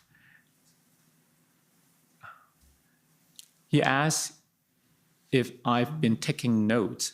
I told him I'm acting like a scribe and capturing everything. So it appears that you've asked her to take notes, and she's been doing her best to take notes, almost like a scribe, and trying to capture everything. But you don't believe that these notes are, or at least the part that we No, referenced. sorry, if I've led that impression, Christiane Hinault is many things wonderful and an excellent general counsel. She, for a period of days, offered to and took on this role of being a scribe. We were just so thin on resources, she offered to do that until she could free up Vicki Nelson, I believe is her name. I'm not suggesting that the effort on the 9th was an insufficient effort. That was a very dynamic meeting, and there was a lot of points being made, and she was doing her best to capture them. I'm only saying they're not actual quotes that I can attribute, and she hasn't attributed the people. So she's done her best, just not able to say who said what exactly when. Mm-hmm. The notes that she provided were incredibly helpful for me. Now, in the interest of time, I think I'm going to skip ahead, but the last point I do want to put to you, because in fairness to you, Chief Party in his will say has said that the overall tone of this meeting was somewhat unprofessional and disrespectful. Chief Slowly was very clearly under tremendous pressure to act and was very suspicious of levels of commitments from police agencies. He went as far as to advise us that he had sources in the ministry office that his requests were not being supported, and essentially they wanted him to fail. There was disagreement on this point from our team. I just want to give you the opportunity to respond to those comments. All of them, sir? You can, would it help if I put if you could put it up? I just can't. There was a lot of things you just said there, so. Of course. Thank you. Let's go to OPP 50792.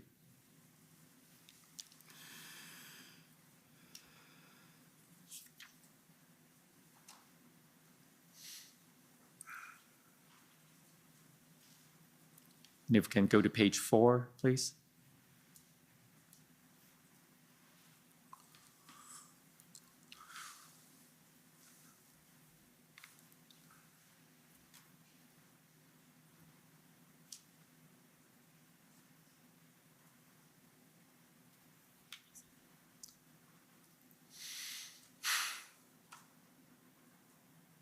So do you see the bullet that starts with the overall tone?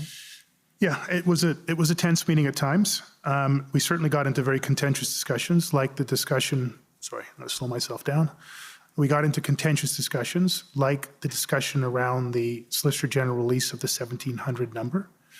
I could see if during those points, Chief Superintendent Party, who I believe was selected appropriately and sent quickly and came with the view of supporting, I suspect that would be the same for Superintendent Liu representing the RCMP. They were not aware of and had not been involved in these events. I suspect they weren't even following all the events and certainly not the political aspects of it. They were operational people coming in to provide an operational support.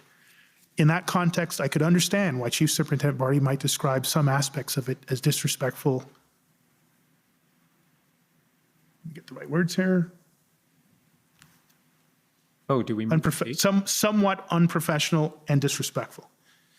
I needed to be very clear on behalf of my service and my city and the state of public safety that we're in, that we needed the resources, that we needed them as quickly as possible. They needed to be predictable, sustainable resources, and not, as we had experienced so far, through nobody's fault. But we can send you this, but if an event comes to us, we got to pull them back. Without any predictability of resources, I don't want to get back into the plan first versus the resource request, but absent the predictability of resources, planning for something that you can't resource becomes a waste of time. And we had no time to waste, and we had no resources to waste. So again, I come back, it's an and, not an or. The rest of this, I don't know if you want me to go through bullet point by No, bullet that's point fine. and comment? Yes, there are so many things I would like to get your thoughts on, but we do not have all the time that we want. Suffice it to say, we discussed the political pressure aspects, and that is always an uncomfortable conversation to have between police services. Right. Now, if I could take you to a different topic, and this relates to the invocation of the Emergencies Act. I want to ask you, before the 14th of February, did you ever form the view that additional powers that could be granted under the Emergencies Act could help OPS resolve the convoy events? I'm not sure I understand the question. Sorry, I may have just missed it. I apologize. Right. So the Emergencies Act was invoked on the 14th of February. Yes, sir. Before that date, did you ever think about whether the powers under the Emergencies Act might be helpful for the OPS to resolve the convoy events? Before that date, I never thought about the Emergencies Act. I think I might have been made aware of it over that weekend. My challenge, literally up until my last day in office, wasn't additional legislation or injunctions, it was resources. In fact, there was a period of time where we were hoping there wouldn't be any injunctions or emergency declarations because they would give us more powers and we didn't have any resources to implement those powers, and then we would be accused again of not doing our jobs or not using powers available to us. So for a significant portion of my time in office, discussions around injunctions, discussions around emergency declarations were, maybe that's something that we actually don't want at this point. I was never consulted explicitly on the Emergency Measures Act that was put into place on February 14th. If I could take you to the OPS document 3014566. It appears that these are notes of a meeting that occurred on February the 14th at around 10 a.m. So if we go to page 2, if we go to the section under the redaction, do you see a note that Lucky did not get Prime Minister briefed on the plan? Prime Minister will be enacting the Emergency Measures Act. And then we go to the very bottom of the page, there's a notation that Chief grateful for every tool we get in the tool belt, but need the resources. Do you remember this discussion? I remember the discussion. I can't remember word for word. And certainly that last line would be basically summarizing what I just tried to tell you.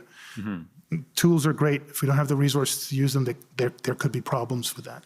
So was Commissioner Lucky the first to inform you that the federal government would be declaring an emergency? I don't have an independent recollection. This appears to be the first time I'm hearing about it. Okay. And it certainly wouldn't have been anything more than a day before if there was any other discussion on it. Now, later that day, I understand that you spoke with Chair Deans about the Emergencies Act. Do you remember that? I don't have an independent recollection. If you could take me to a meeting note or something. So, yeah, I'll take you to OPS 3014566.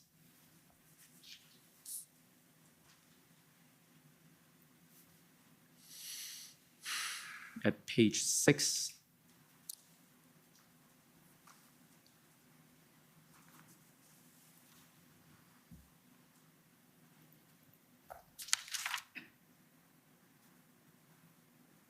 Sorry, if we go back up a little. I'm trying to see. Okay, so the last bullet. You have a municipal state of emergency, then a provincial, and now a federal. I have already said that we need more than just the OPS. Was that something you said during that meeting? That would be in line with the sort of type of discussions that I can go back to there may not be a policing solution to this. This would be in line with that line of discussion. We have 3 levels of states of emergency. This is obviously more than just the OPS. Now, you said also in your interview summary that you participated in several phone calls with Federal Deputy Minister of Public Safety, Rob Stewart, and Commissioner Lucky before the federal government declared an emergency, and that you made it clear on these calls that the number one thing that the OPS needed were more police officers. Yes, sir. Sorry, I know I need to answer. Did the federal declaration of emergency help OPS obtain more resources? I can't tell you that because I resigned office within 24 hours.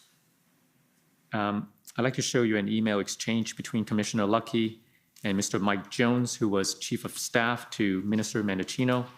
The document number is pb.nsc.can.403256.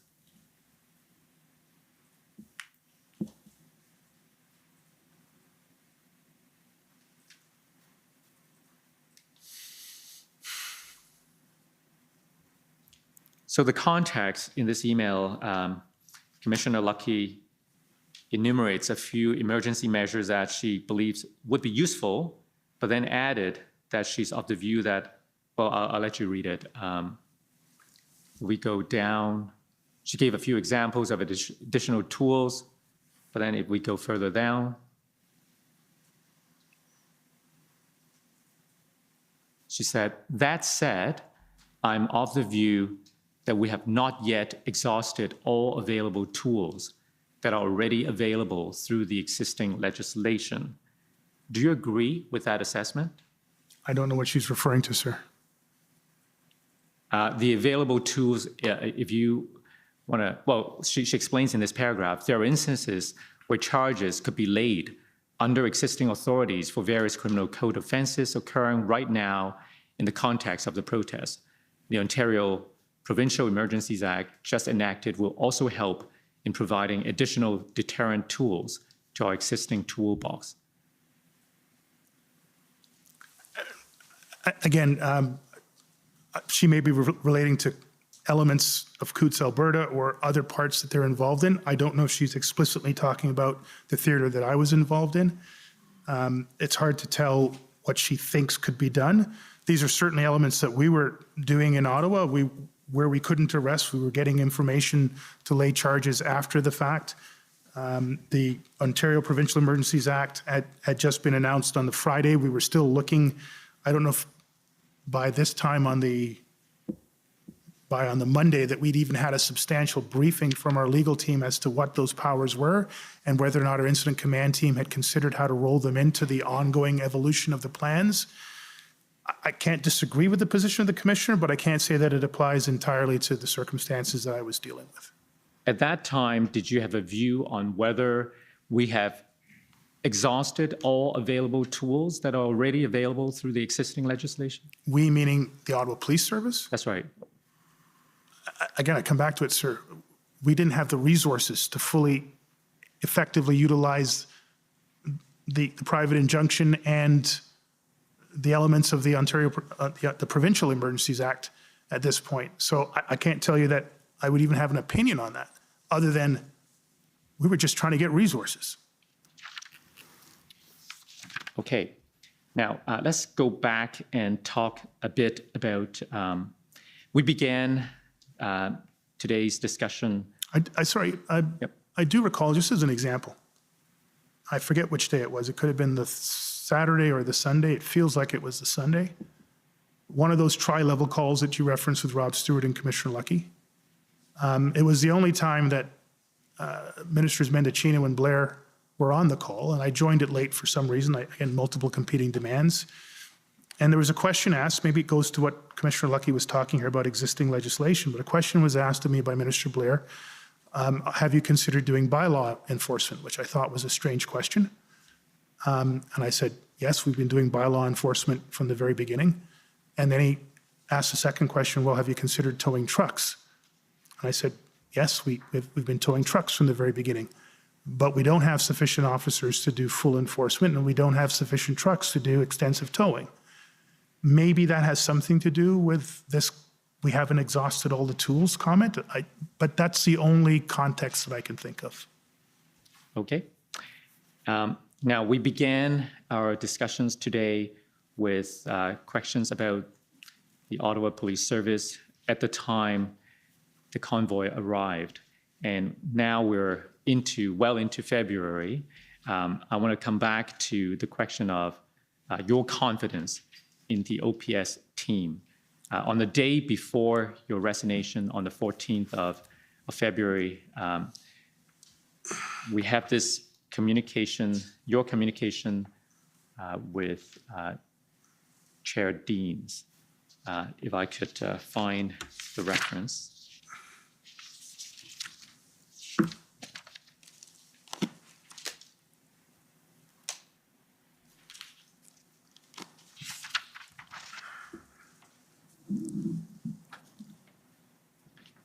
Could we go to OPS 3014566?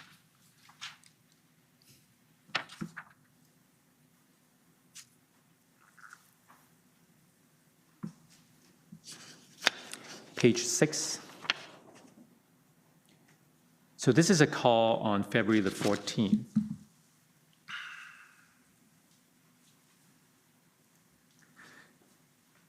So if we scroll down a little, when asked by Chair if any of my orders were disobeyed during the demonstration, Chief advised there have been major issues with senior leadership team members, but he has not had time to do an investigation on what has been going on here.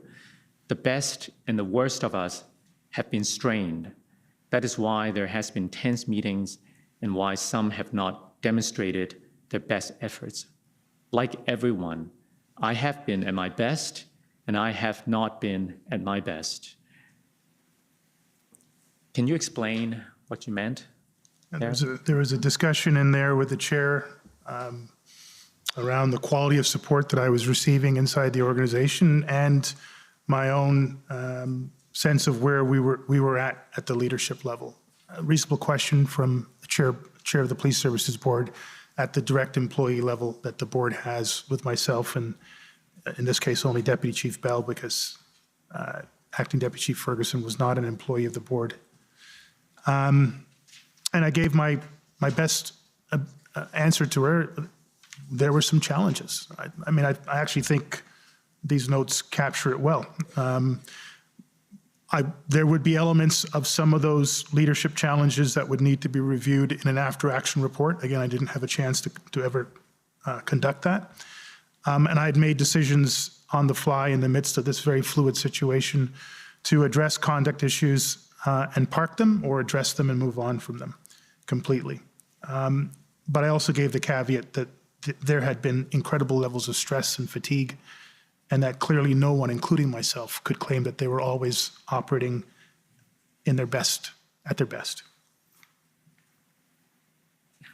How did that lack of trust affect the leadership of the OPS during the convoy events? In the sense, did it make you more likely to step in and provide directions because you could not trust others to lead at the strategic or operational levels? No. It's an important question you're asking, and it's not an easy question to answer. So please, if you can give me some leeway here. There was a significant trust issue. That's the only significant trust issue that I was aware of and I thought had a material impact on the events that transpired over those weeks, was the switching out of Superintendent Riom for Superintendent Dunlap. And we've been through that, so I won't go back to it. When I realized what had happened, as close as I can, good discipline should be, in the small d discipline, should be applied as quickly to the event. I immediately called a meeting with the two command officers. I asked them a straight question, and to their credit, they gave me straight answers. I wasn't happy with the answers, meaning I was disappointed that they had chosen to go that route, and I expressed that immediately and clearly. And then I counseled them immediately, and I told them what good behavior would look like going forward. And then I moved on from it. And as I said earlier on, they both, in their own ways, worked back towards demonstrating trust and capability. What I was asked here were overall, what's happening? And I related that circumstance, but there were other elements of a lack of cohesion within the team. People making assumptions. We've heard already elements of people taking a rumor and assuming it's truth, and how that impacted a range of issues, from PLT to whether or not there was a plan, to whether or not the plan had been approved. So those were issues that I was dealing with on an ongoing basis. They were difficult issues to deal with. They took time and energy away from everybody involved, including me. And in some cases, they caused confusion.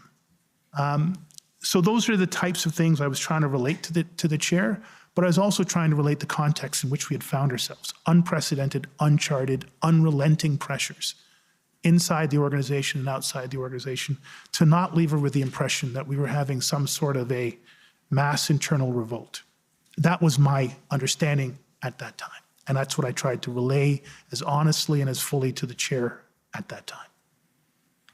Now, there are two other events I want to cover. So you had this conversation with Chair Deans on the 14th.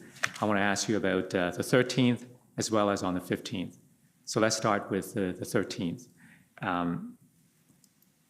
I'm skipping ahead. I jumped a few things because in the interest of time, we've heard from the other witnesses, including Chief Party and Superintendent Bernier, that Superintendent Bernier was working closely with the integrated planning group as of the 12th, and by the 13th, they have signed off on a plan, and we've seen the plan. There's an email that was exchanged on or around the 13th that I'd like to take you to, so as to clarify what your understanding was as to the evolving plan that you described. Can I take you to OPP 401547?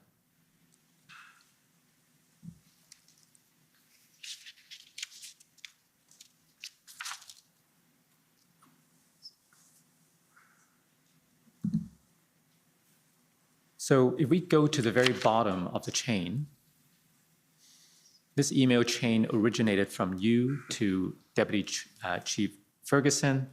You asked her to please send you the latest version of the operations plan that you approved on Wednesday, February 9th. That was the day when you met with the integrated planning group that we talked about. And then you also asked to please advise if the plan has received official approvals, signatures, etc., as there seems to be some concerns about this from the RCMP. If we go up one level, so Deputy Chief Ferguson replied to you saying, in checking with Rob Bernier, he finally had a chance to review the plan from the integrated planning team and has sent it back with his comments. He would prefer that it be completed and signed off and will then share the plan as he is the final approver of it. As for version 3.0, Ottawa Truck Demo 22, 9th of February, I think she attached Yes. that as per your request. So we've heard from both Deputy Ferguson and from Superintendent Bernier. Superintendent Bernier was very clear that to him, the 3.0 and the February 13th plan were very different plans. So I just want to get your comment on that. They were very different plans in that they were significantly more evolved. The 13th was significantly more evolved than the 9th plan, but they were the same continuity of iterations from the pre-plan that we had on January 28th. So if we go one level up the email chain, you reply to Deputy Ferguson, thank you for the clarification. I was not aware of this delay as I had approved the plan last Wednesday. By last Wednesday, that would have been the 9th. And I put this question to both Chief Party and Superintendent Bernier, I believe, and they disagree that you had approved any plan the previous Wednesday, in part because there was no plan to approve the previous Wednesday. And again, I understand the perspective of Chief Superintendent Party that he did not consider what we had presented to him as a plan. I disagree with that assessment. It may not have been to his standard or the OPP standard, but it was the plan evolved since January 28th through several iterations, some of which we've seen here today, that was signed off by Inspector Lucas and Superintendent Riom and continued through until the next signature blocks appeared on the February 13th version of the same plan. I can appreciate Chief Superintendent Party might not have known of the iterations that preceded it. He might not have understood our business processes and policies, and he might have assumed that this was a brand new plan. I'm also aware of an email from Superintendent Liu of the RCMP that shares my impression that the February 9th plan was being used by the integrated planning team to build on. And that is entirely my understanding. That is why when I sent the email to Acting Deputy Chief Ferguson, send me the latest version, I wasn't talking about the February 9th plan. What was the latest iteration that had developed since then? I just need to see, is there a new org chart? Have you got an updated mission statement? Have you got a better sense of objectives you want to, are there sub-plans that I should be looking at? I just needed an update. And I was having phone calls on a daily basis with Commissioners Creek and Lucky, in which there was these constant questions of, have you signed off on it? And I would respond, I don't sign off on the plans. Well, we heard it's with you. It's not with me. I haven't even been briefed on it yet. Well, we've heard it's you that have to approve it. I don't approve the plans. And I have to tell you, we went around and around on that. And this is me trying to finally just say, Trish, whatever's the latest version, send it to me. If it's been signed off, please send it to me quickly so I can forward it to Creek and to Lucky, Commissioners Creek and Lucky. And that's exactly what I did at the end, I think somewhere around 9 o'clock that night. I said, here it is. You can see the signatures on it. It's Bernier, it's Liu, sorry, I should use your rank. Superintendent Liu, Chief Superintendent Party, and Acting Superintendent Bernier. It's signed off. It's done. I never had to approve it. There's no signature line. It's being implemented. I think there were still questions after that. I cannot to this day understand why there are still questions about whether or not the plan was approved and signed off. It had been approved. It had been signed off. Finally, I'd like to take you to the events of the 15th of February. That was the day you resigned At the time of your resignation, did you think that the OPS was well positioned to end the occupation? I think we were well positioned. I wouldn't say that we had reached a position of certainty, but we were well positioned. We had, at that point, a significant level of integration. We had received significant levels of resources, including expertise, including experienced leaders of the quality of Chief Superintendent Pardy, Superintendent Liu, and others. I think at that time, we actually had the strongest of the different iterations of incident command teams, with Acting Superintendent Bernier as the event commander. I think at that point, he had a deputy commander in OPP Inspector Springer. Both of them seemed to have a very good rapport, and Inspector Springer, I believe, was one of the most experienced and trained incident commanders, if not in the province, across the country. And there really seemed to be a sense of structure to what they were doing. And they were building in positions that, in my experience as an incident commander and the roles I played in Toronto Police, were very useful for us. And I could see how they were being applied here. So my sense was we had a strong and increasingly stronger plan, a strong and increasingly stronger level of integration, and finally, demonstrably, a greater level of resources coming in. But it was that last area that I still felt that there were challenges in getting those resources. And it's in that particular aspect that played probably the biggest role in my decision to resign my office. We've heard from other witnesses that after your resignation, things appear to move quicker. Do you have any idea why that might be the case? We had a very strong integrated team. We had very strong leaders in that team. There was clarity around the plan. I suspect, yes, when there's a leadership change, there's always a sense of there's a change. And that change alone, as you've seen in decisions to replace a hockey coach mid-season or whatever, the team plays well for 3 or 4 games, and the old challenges that hadn't been addressed yet come back pretty quickly after. So I don't in any way challenge the notion that a change created a change. But I do note that the level of resources flowing in was incredible at that point, and that within 3 or 4 days, there was sufficient resources on the ground to execute successfully the operations that have already been described in this court. When you attended your interview with us, you told us that the primary reason for your resignation was consideration of public safety. Yes, sir. Tell us what you meant. Well, I think I started off my testimony here today, Commissioner, with my thoughts on public safety being one of, if not the number one reason, public trust being, if not one of the number one reason for public safety. I gave lengthy descriptions throughout the course of the day here around the impact of public trust in the first day, that Saturday. The public's opinion, opinion of 3 levels of government, opinions of civil society leaders that I think unfairly and unnecessarily laid the blame of this thing on the Ottawa Police Service. We did our very best for as long as we could. We sought the resources and the help that we could, and we integrated and implemented those resources ultimately successfully. But on the morning of February 15th, it was clear to me that the trust factor in Ottawa Police Service was still headed in the wrong direction. And the only person that could take that pressure off the Ottawa Police Service was me, and I made that decision to resign from office, to get the resources on the ground, to support the safety of our communities, and quite frankly, to support the safety, the health, and wellness of our own members and our partner agencies that were at that point in the theater. Now, when we began our examination this morning, I took you to your CV. Can we bring up the CV again? It's document number COM 50759.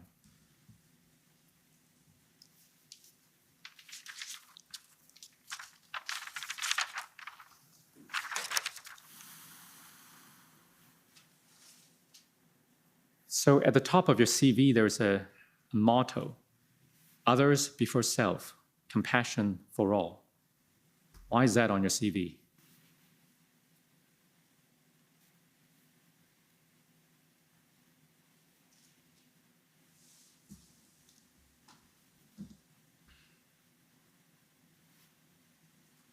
It's just how I was raised. It's who I am. Everything else after that's just what I did. Thank you. Commissioner, those are my questions. My colleague, Ms. Rodriguez, will have more after the break if you see this as an appropriate time. Okay, so we'll take a 15-minute break and then come back to complete the examination by Commission Counsel. The commission is in recess for 15 minutes. La commission est levée pour 15 minutes.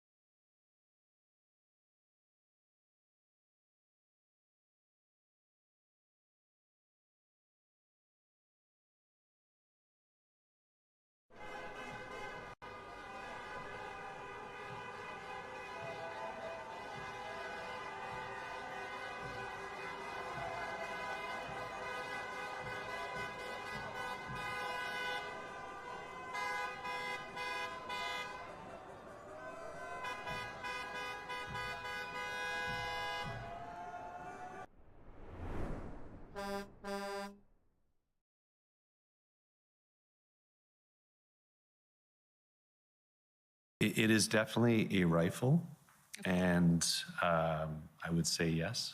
Okay, next to him is a person in green carrying a 40-millimeter multi-launcher.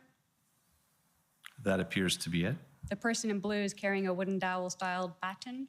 That is correct. And the person on the right in green looks to be carrying a .300 caliber carbine rifle with 30-round magazine capacity.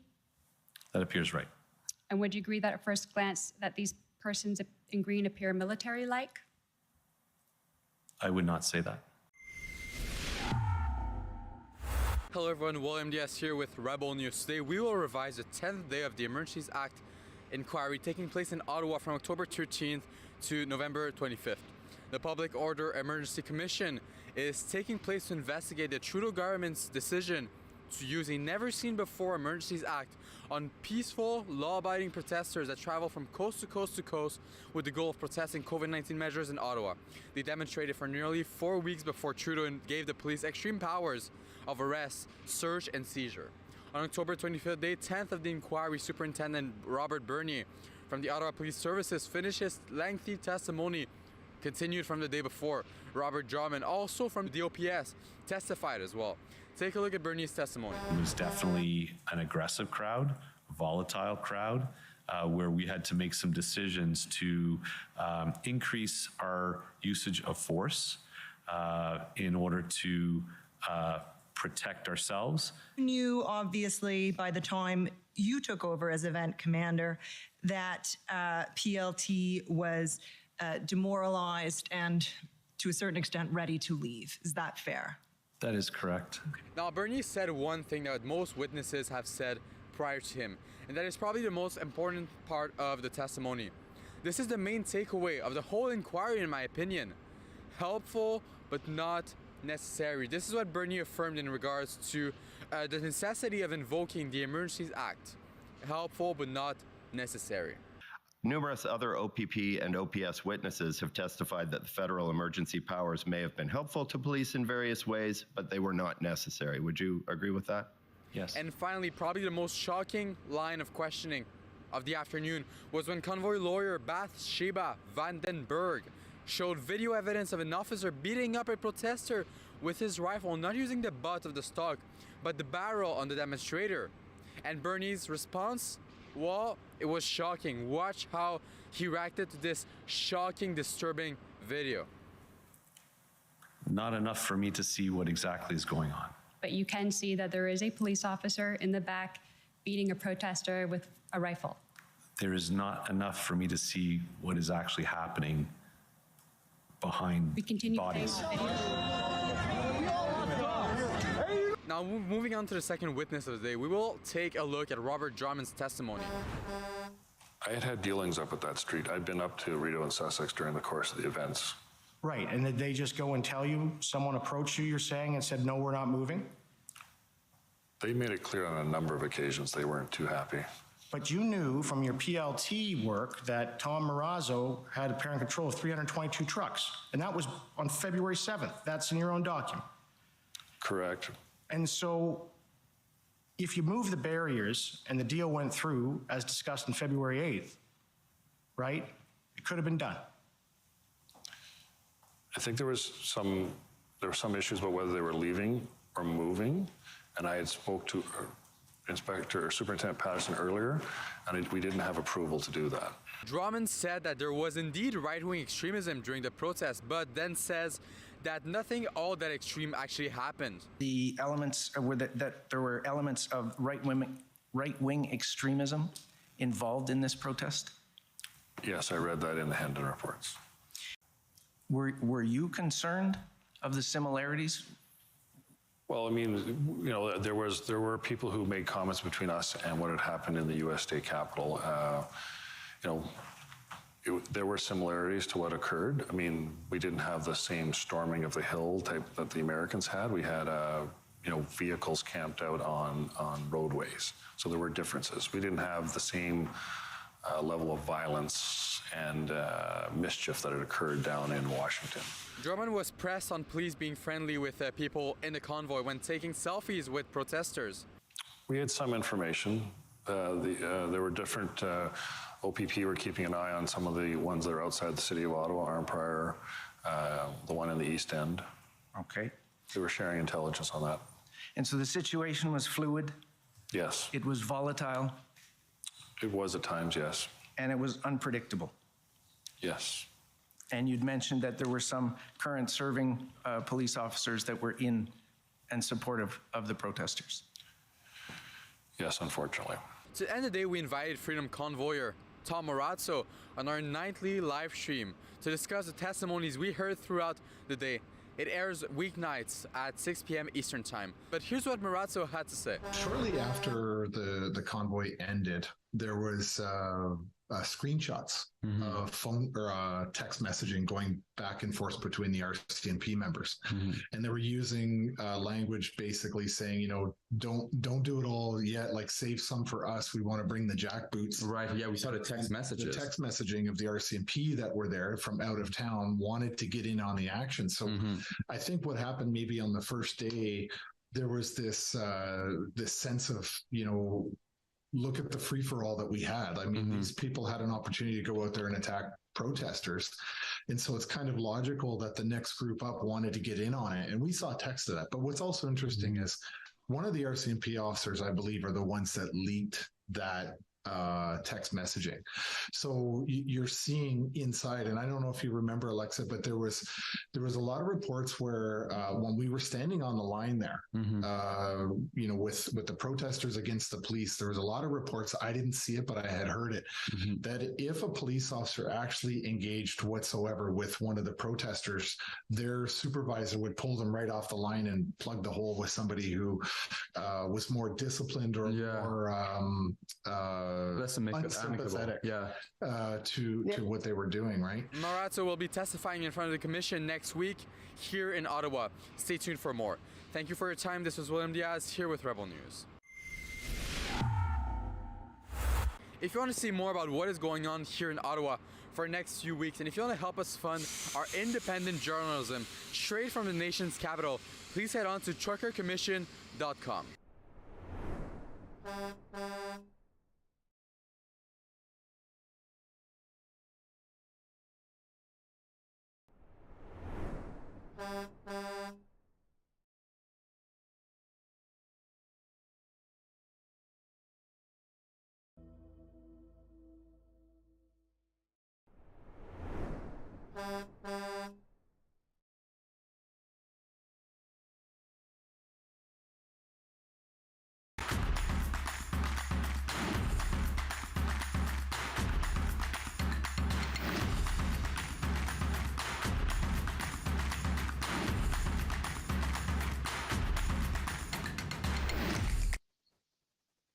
Hey everyone, hi Drea, how are you doing? Hi, you're there. Yeah, we're all here. So welcome back to our evening live stream, everyone, here with the Emergencies Act inquiry that is happening between October 13th to November 25th. We will be here covering all the proceedings to figure out whether or not Justin Trudeau used the Emergencies Act justifiably and necessarily. I must say, currently it's not going well in his favor.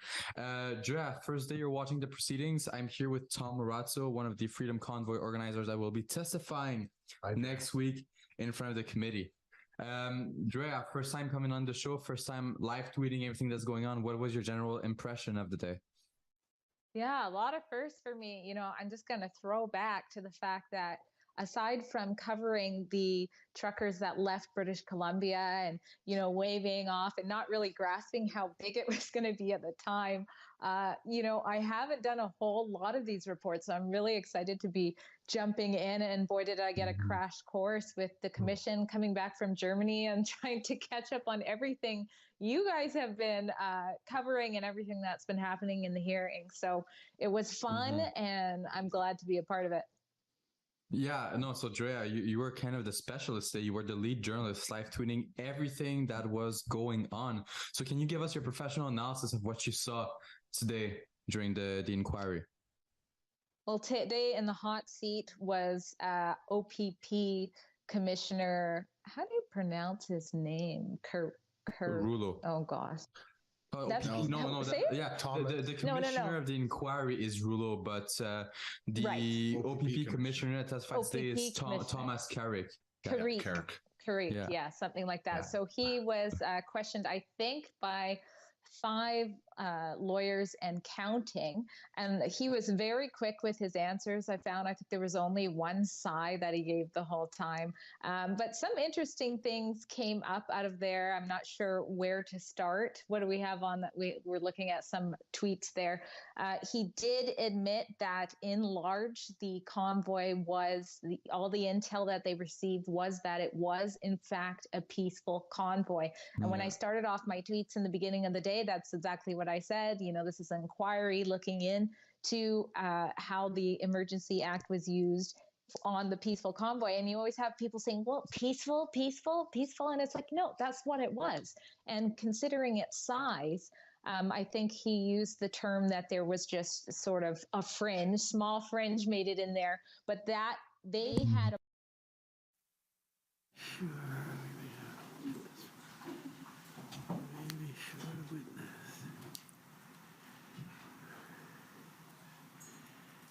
Okay, well, maybe I'll take another couple of minutes in the circumstances.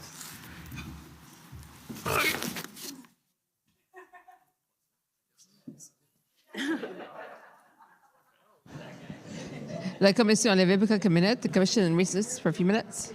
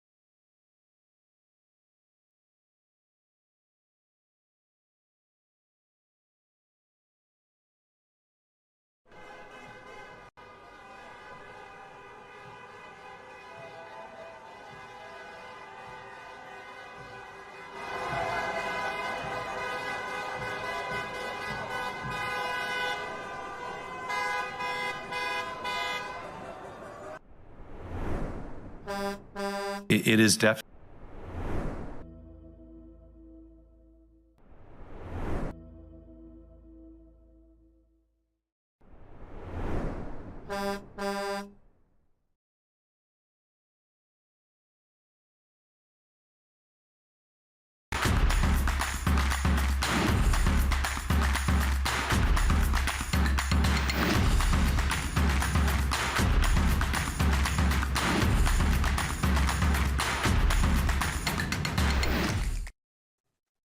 Welcome back. We are here with Tamara Alicia's lawyer, Eva Chipiuk. How are you doing, Eva? Very well, thank you. Thank you. So are you going to go at the Rebel Live event in Toronto? Are you going to try to get there? Yeah. I watched the ad and I was hooked. Well, Tamara's going to be there, right? Yeah, So, I guess. yeah. Yes, I should be there. Oh yeah, that would be great. So, we just got the perspective from one of the Freedom Convoy organizers who's not a lawyer. And he's not an organizer. Oh, that's right. He was a volunteer at the Ottawa protest. Well, he did go to Osmosis Law School, though. That's right. But now we have an actual lawyer here. So, Eva, what were your general thoughts from the proceedings today? Yeah, well, today, one thing I just caught while you guys were already on air was the OPP's own lawyer started asking some questions in redirect or his cross-examination, I guess. It's a bit of a strange process we have here, not like you see in court, but there. The commission is reconvened. La commission reprend.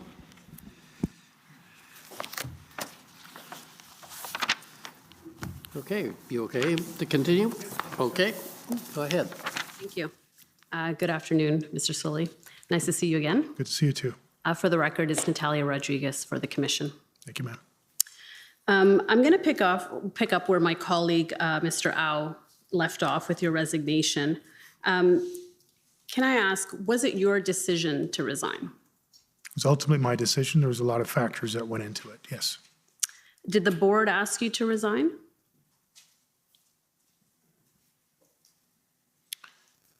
There were significant pressures. It was clearly to me,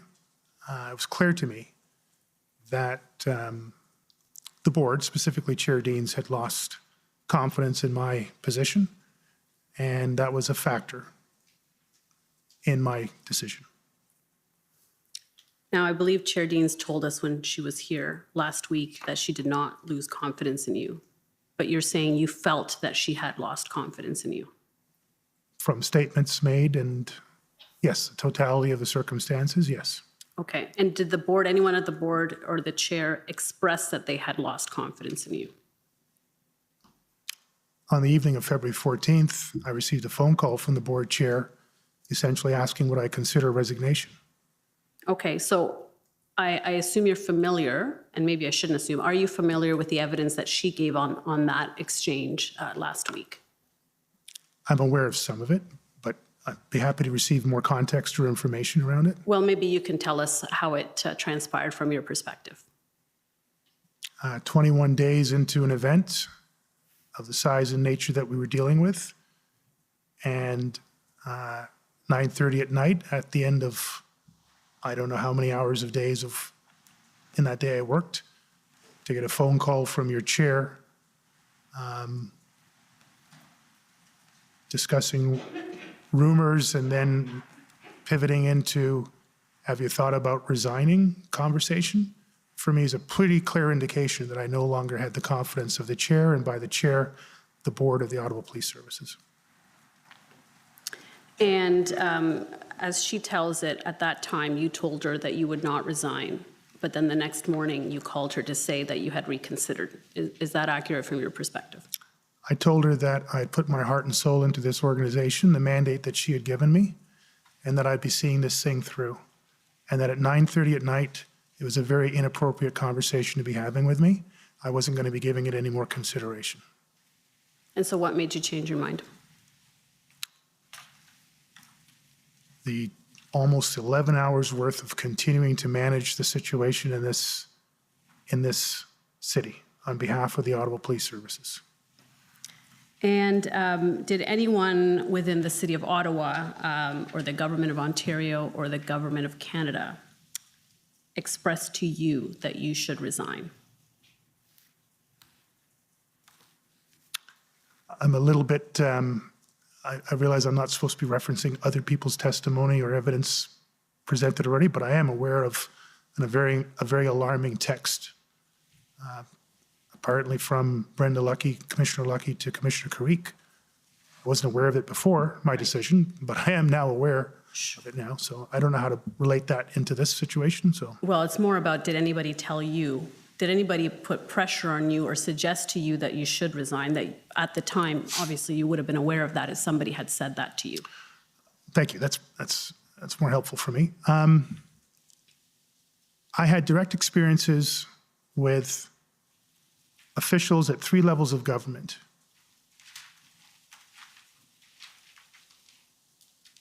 I had direct experiences with 3 levels of government over the course of the time that these events that left me with a clear sense that I had little to no support from elements at those 3 levels. In all 3 levels? Yes. Are you aware of any political pressure on the board to seek your resignation? Municipal, yes, definitely. There was a motion passed. Motion presented. I don't think it was passed. So clearly, yes. I don't remember if any of the board members, the 3 councillors that were on the board, voted in support of that motion to remove the Ottawa Police as police jurisdiction. But there was certainly, I'm aware, at the municipal level, significant pressure on the board for that to take place. My understanding is that motion didn't make it to the floor. There was not a vote on that motion. Still a clear indication. Okay, thank you. Now I want to go back to the beginning, if I may, and just go through some of the events with you, kind of from the municipal/board lens, if you will. So I want to talk a little bit about pre-arrival intelligence, and you talked about that with my colleague, Mr. Au. And I want to just talk about what information was relayed to the board with respect to what could be expected before the convoy arrived. Now, Mr. Superintendent Abrams of the OPP confirmed in his evidence that on the 27th, there was an intersect call. And on that call, OPS confirmed that their planning was on the basis of assuming 3,000 trucks coming into the downtown. You're aware of that, right? Yes, ma'am. And I believe Interim Chief Bell indicated in his witness summary that as the convoy drew closer, they were expecting 3,000 to 4,000 vehicles to arrive in Ottawa. I don't remember the 3,000 to 4,000 number. My memory's around 3,000, but I don't think at this point it matters. Sure. And then I believe Inspector Lucas in his evidence confirmed that by January 26th, the OPS was expecting about 10,000 people on the 29th on that side. I did hear that from Inspector Lucas. Yes. And so now I want to just, having that context, turn to what the board understood would be the situation on the 26th when there was that board meeting. And my understanding is that the January 26th board meeting was the only pre-arrival, pre-convoy meeting that dealt with the convoy. Is that your understanding? Sorry, interrupting. It was a specifically called meeting for the purpose of the convoy. I have a recollection, I stand to be corrected.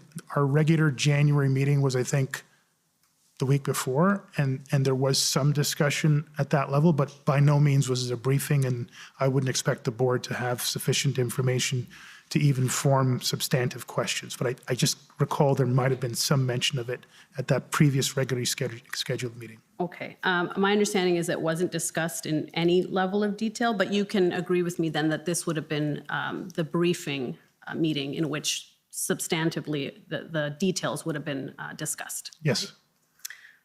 Okay, so if we can turn to the minutes of that meeting, OPB 401257, and these are the minutes of that meeting. And I want to take you to page 5. So now this is the portion where, and we can scroll up actually, because we'll, just to note that there are no kind of numbers that we can see there being given. If we can keep going up. So these are, yeah. In any event, there's no actual numbers that are provided, but there's a question from one of the counselors at page 5 regarding the numbers. So I'll just take you to page 5 there. Councillor Brockington.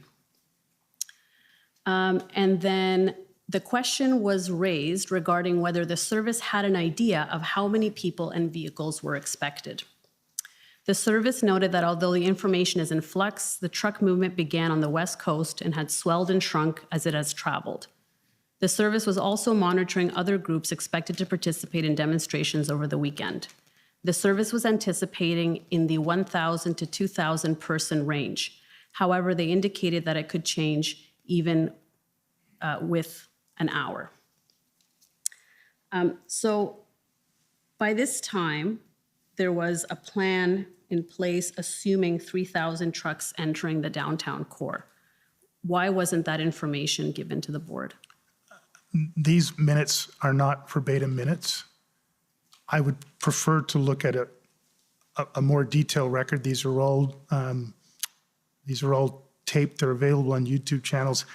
These minutes of meetings were never intended to be verbatim minutes. So I'm not suggesting the number wasn't given, but I can't tell you whether or not it was. So that's my challenge with trying to refer to these as scribe notes or detailed minutes of what was discussed in the meeting. They're substantive summary points as opposed to what we've been using as scribe notes. Right, but I mean, the question is kind of very directly put. How many people and vehicles are expected? And the answer appears to be 1,000 to 2,000 people. I don't know who gave that answer, ma'am. I don't know whether it was in relation to a direct question here. There was some context missing. I just don't know. Okay, but you were present at this meeting? I was, yes. Okay. And so by this time, you would have known that that was the expectation or that was what the plan was based on, 3,000 vehicles, right? Again, just to be clear, I don't think anybody had a fixed number. The 3,000 vehicles was, I believe, and again, I stand to be corrected, an estimate that Inspector Lucas, through his traffic team and his planners, felt that could be accommodated. But that doesn't mean we were going to get exactly 3,000 vehicles. We could have got 5, we could have got 1. He was looking at an upper range that he could accommodate, but that wasn't a prediction of the number of vehicles that were expected to arrive 72 hours later. Okay. But in terms of numbers, this was the only pre-arrival briefing, so there were no other updates that were provided to the board about the number of people or vehicles expected. No, this was a formal board meeting, but I had been in regular daily contact with the board. There were calls that took place this week where the board chair was on with the mayor and team. So there was a number of other discussions, communications, formal meetings that took place in this time frame where questions around what we had, what was coming, were we ready, what messaging should we be providing, are you getting enough support from the city? There's a range of other meetings and communications. This was just the only formal board meeting where there was specifically for these events. Okay. And if we can go to page 2. If we look at the first paragraph, They indicated, I'm just looking in the second line there, they indicated that there was a coordination of intelligence between agencies, and the service noted expecting that the Freedom Convoy would arrive in Ottawa as early as Thursday and likely remain through Sunday. Their destination remained Parliament Hill. Questions regarding counter-protests and other protest groups was expressed. So this was the information that was provided in terms of the expected stay of the convoy, right? Yes. Okay. But at this point, there was at least some indication from intelligence that there was the possibility that they could stay longer, right? Through the Hendon reports and other. There was a possibility that some smaller group could stay longer, as opposed to everybody arriving was going to be staying longer. Okay. And my understanding was that there was no in-camera portion to this meeting. I honestly, at this point, can't remember. Take your word for it. So I guess my question is, the OPS had much more detailed information about what was expected by this point in time. So my question is, why not share that with the board, as you know, they are tasked with oversight and assisting in helping to prepare for these types of events? We answer the questions given to us by the board in the public meeting, and the board has the opportunity to move the meeting into in-camera if they choose. I can't control their decision on an in-camera meeting, nor do I control the questions they ask in the public session. Right. So we did ask Councillor Deans about this, and she testified that she didn't know to ask for an in-camera portion because she wasn't aware that there was additional information that could have been provided in camera. I will accept that that was her explanation, but as the board chair and a very experienced board chair on multiple boards, she would have known that that was an option. Okay. And so I understand you're saying there were other updates with the chair, but in terms of the board as a body, this was the one briefing that they received, and there were no updated briefings before the arrival of the convoy as more information became available, right? Nor would there have been time, quite frankly. I would have gone to a board meeting if directed to do so, but that would have probably not been the most optimal use of our time, given the circumstances that were unfolding. Okay. Now, I want to speak about the injunction that you suggested to the city, or you had a call with the solicitor, David White, on January 30th about the possibility of seeking an injunction. Ultimately, we know that the city did seek an injunction and was successful, but by that time, it was quite further along in the events, and the injunction was not actually ever used as an enforcement tool. And we're trying to understand why that's the case. So you recall you had a call with Mr. White on January 30th about the possibility of the city seeking an injunction, right? And again, just by way of context, my recollection, again, stand to be corrected, was that we had, within the Ottawa Police Service, we had discussed a range of options as mitigating factors, risk-reducing factors. An injunction was one of them. This was before the arrival of the trucks in the pre-planning phase. Once the events unfolded, as I've described earlier on the Saturday, there was an attempt to step that up, and I believe that is the call that you're referencing. Yes, and so what exactly were you seeking from him? We were seeking to now ask the city to get involved. It would be a city injunction, not an Ottawa Police Service injunction. We had now just seen what had landed in our city, and so we had a much better understanding of what we were facing, different from the sort of blue skying of, well, let's consider an injunction before. And so now we're having a real discussion about the real problem that is unfolding in our city, and asking the city to start to put their minds clearly to the possibility of an injunction. But we were not at this point strongly recommending or anything. We were just keeping all of our options on the table and trying to engage the fullest range of city supports that we could. Okay, and what was your understanding of what the injunction would be for? An injunction for what? Could be a range of different things. And again, it would be the city's injunction. It would be their decision to decide what to put into its injunction. We were giving them some base level ideas from a policing perspective, but we would not be the only perspective necessary for them to make a decision and to include clauses within that injunction. Okay, and you felt that that would fit within OPS's overall plan to have an injunction from the city? At that point, we were doing the pivot on the plan, and we were just looking at all the options that we could. Okay. Now, my understanding is that at that time, there were enforcement opportunities that were not being taken because of lack of resources and potentially the concern that it might incite the crowd, if I will. I'd maybe just rephrase, officers always have the discretion as to whether or how to use enforcement actions. And certainly the crowd dynamics made it very difficult for them to do that. I know you phrased it, there were enforcement actions not being taken.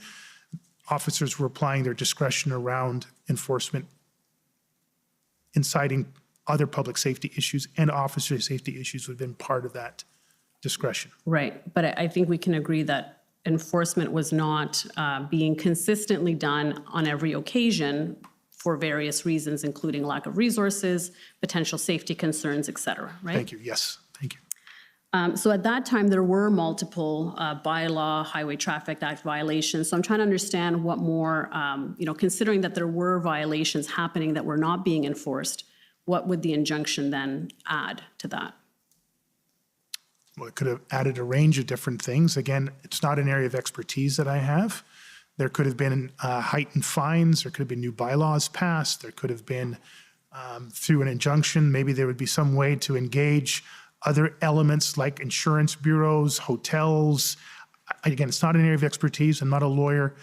I don't believe I've actually been involved in the drafting and carrying through of an injunction all the way. I would have relied almost entirely on my legal services team to have those conversations, and they would have been entirely informed by the needs of the incident command group. Fair enough. So I'll take you to OTT 30299695. And this is an email from David White, city solicitor, to Steve Kanalakis, who's the city manager. And this was after his discussion with you, Mr. White's call with you. He emailed the city manager, copying others at the city about the discussion that he had just had with you. So that's the context for this email, in case you haven't had the chance to see it before. So he says, I just got off the call with Chief Slowly and his team that is coordinating the OPS response to the protest on the issue of an injunction. So then he says this is what they're looking for. And then if we go to the second paragraph. Okay, yeah, thank you. Oh, third paragraph, excuse me. I also took the opportunity to explain to the chief that any request for an injunction would need to be founded in public safety concerns. While the OPS's main concern seems to be around noise, traffic impacts, public frustration, based on the idea that the police should be doing something about the protest, mounting costs, air pollution, etc., there does not yet seem to be significant violence associated with the event, nor much in the way of public safety concern. So I just want to pause there for a second. Is that what you told the city solicitor on January 30th, that there was not much of a public safety concern at that point? Well, thank you. I can't imagine why I would ever say that. I think this is the 30th, this would be the Sunday. I mean, we had seen massive public safety concerns across the downtown core in the red zone. Were well publicized on mainstream media and social media events of assaults, threatening behavior, hate incidents. I don't know how he would have taken the impression from us that these were just minor bylaw issues, public frustration, and who's going to pay the bill. I suspect all those areas were part of our discussions, but he would only have to look out of his window at City Hall to understand what was happening in our city at this time, a significant public safety event happening in our city. Okay, so you did not express to him that there were no significant public safety concerns at that time? I have no recollection of that, and I couldn't believe that I would ever express that. Okay, and he says according to the police. So do you have any sense where he would have gotten that information from? Perhaps he talked to other people before or after. Okay. So there seems to be a bit of a theme of conflicting narratives here about the degree of public safety, especially in the first week and the first weekend. So on the one hand, we have the city being told that, enforcing bylaws and any laws really was too dangerous for public safety issues, that there was the risk of violence, there was the risk of injury and death, and I can take you to some notes where that's indicated. But on the other hand, the city was also told, at least in this email, seems to have been told, that there wasn't much in terms of a public safety risk. And we've seen actually from some EOCCG, which is the group that manages the emergency response on a municipal level, that group was putting out updates every day. And they use language such as party-like atmosphere, it's festive. So there seems to be these two competing narratives. Was this a tinderbox waiting to explode, or was this a family-friendly carnival with bouncy castles? And so I wanted to get your perspective on those two narratives. It was a tinderbox waiting to explode. It was not a family festival. Okay, thank you.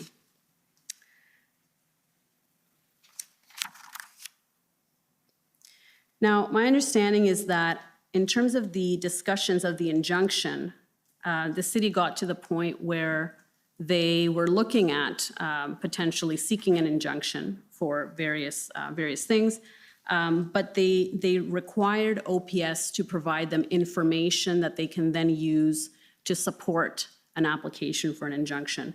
And that was never provided according to the city witnesses that we heard from. Do you have any sense of why that is? None whatsoever. This had been assigned, I think, again, I may be corrected by documentation, but my recollection is that Christiane Hinault, as general counsel, would have been lead for this.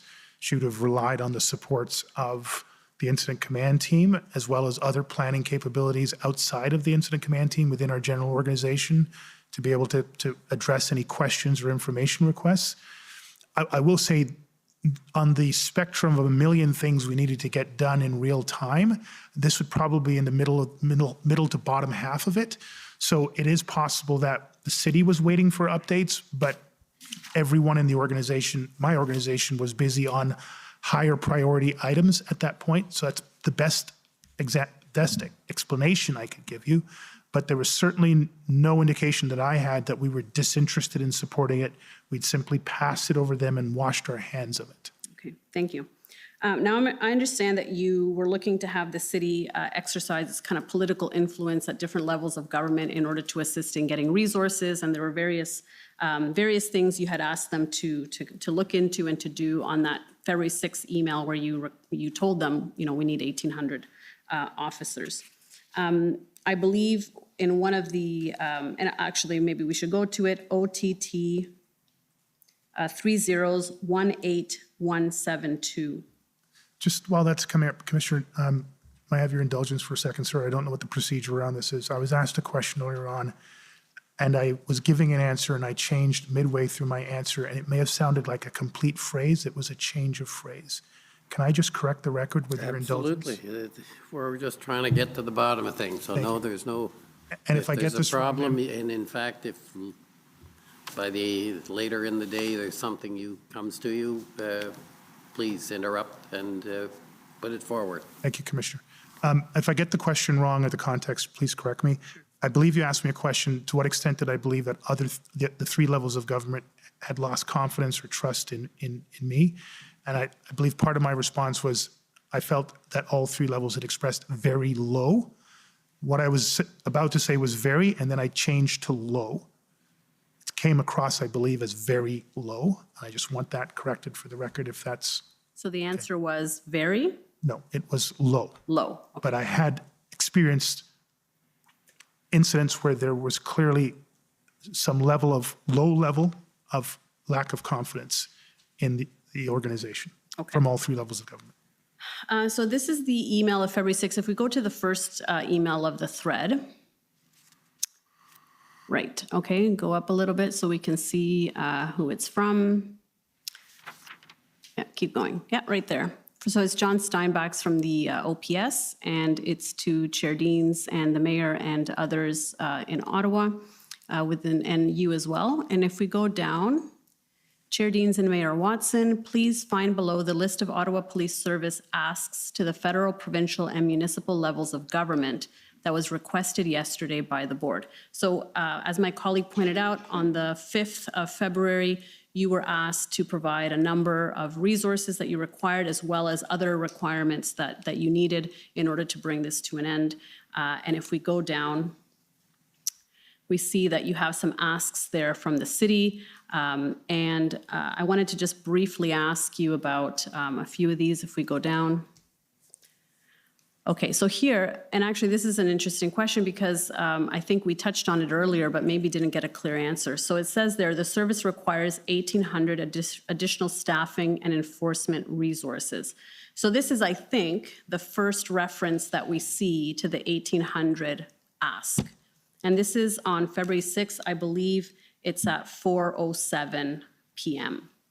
There's later a meeting that you have with Chair Deans and the Mayor in which you provide them that number as well. And then the following day, you send them an email with a chart. You might recall that chart, and that was on February 7th. So the question was, you had been asked by the board to come up with the number of resources that you required to end the protest on February 5th. And on February 6th at 4:30, you send this email. So at what point did you determine the number of additional resources you needed and how? Because my understanding is the meeting that happened later with your command team was after this email was sent in the evening at 7:45 p.m. Yeah, and again, my recollection is that as soon as that board meeting ended on the 5th, we turned our attention to start getting the information we need. So I'm not aware of notes and scribe notes that say my executive officer and my EA started to assign things to CAO Dunker, but there is no way that I would have left that board meeting with that request in front of us and the extremely short timelines and simply waited 24 hours later to start to have people thinking about it. So that's just my recollection, and I stand to be corrected if that proves to be wrong. Okay, so your understanding is that February 5th in the evening, you would have had a meeting. As soon as that board meeting was over, we would debrief right away, as we would with any board meeting at the end of it. What are the substantive issues that came out? What do we need to do? What are the timelines? And certainly in this meeting, that was the direction that needed our full focus, and it would not have simply waited till the end of the next day to get to. Okay, yeah, I just don't think we have in our documents a meeting on February 5th in the evening where resource numbers were discussed. So I think that's the question that we're kind of left wondering with. And so if we look at the third bullet point, professional mediation and negotiation capacity, what were you asking for there? Again, we were trying to think of anything that could assist us. The concept of mediation and negotiation was clearly a live discussion at many levels in the organization and many levels of government. And so any particular advice, supports, expertise that we or the city could bring in could be helpful. Okay. And so with that in mind, you're asking the city to exercise its political influence and to look into professional mediation even. You're aware on February 6th, it's also the day that the city of Ottawa declared a state of emergency. Do you recall that? I don't recall it, but I'm not challenging the date of it. And so according to some of the documents that we've seen and the evidence, the expressed intent of that declaration, or at least one of the reasons for that declaration, was to put pressure on the premier to exercise powers to resolve the situation in Ottawa. Did you ask the mayor to declare a state of emergency? I was involved in discussions around it. I've been involved in those, had been involved in those discussions in my time in Toronto for a variety of reasons. And literally every time it ever came up in Toronto was, it may get you some money transfer payments.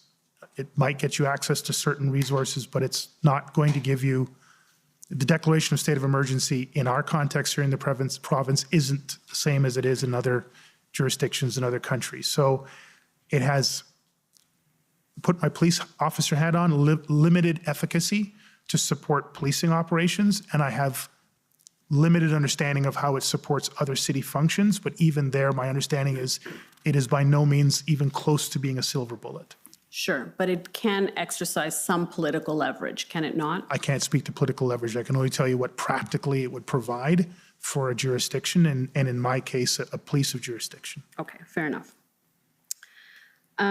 So I wanted to just ask about the legal opinion that you had received in which you said you believe, based on that opinion, that you were not able to block access to trucks entering downtown. Did I get that right? I wouldn't put it that way. Okay, how would you put it? We had a legal opinion Sorry, can you just frame your question again, please? Sure. My understanding is that pre-convoy, or when the convoy arrived, we saw an opinion in any event that was dated January 28, and I assume you saw it sometime after that. No, we requested on the 27th. It arrived on the 28th. I don't know the date that I saw it, but it was still in and around that time. And again, the event started on the 27th, went through the 28th, heightened on the 29th, and continued through the 30th. So it arrived in the middle of the event, not prior to the event. Okay. And that goes to the heart of my question. Councillor Fleury was here some time ago, a few weeks ago now, and he testified that at the pre-convoy briefing with you and the city manager, the mayor, councillors, this was on January 26th, he had specifically asked about maintaining truck routes in the city.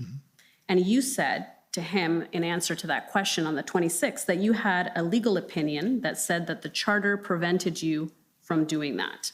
That's what he told us. So I want to understand what would have been the basis for your understanding that the charter prevented that on the 26th of January when you didn't receive the legal opinion until the 28th. Was there another legal opinion? Probably my general counsel. Again, I don't have an independent recollection, but before we go outside for a legal opinion, I would usually run it by my own general counsel. Okay.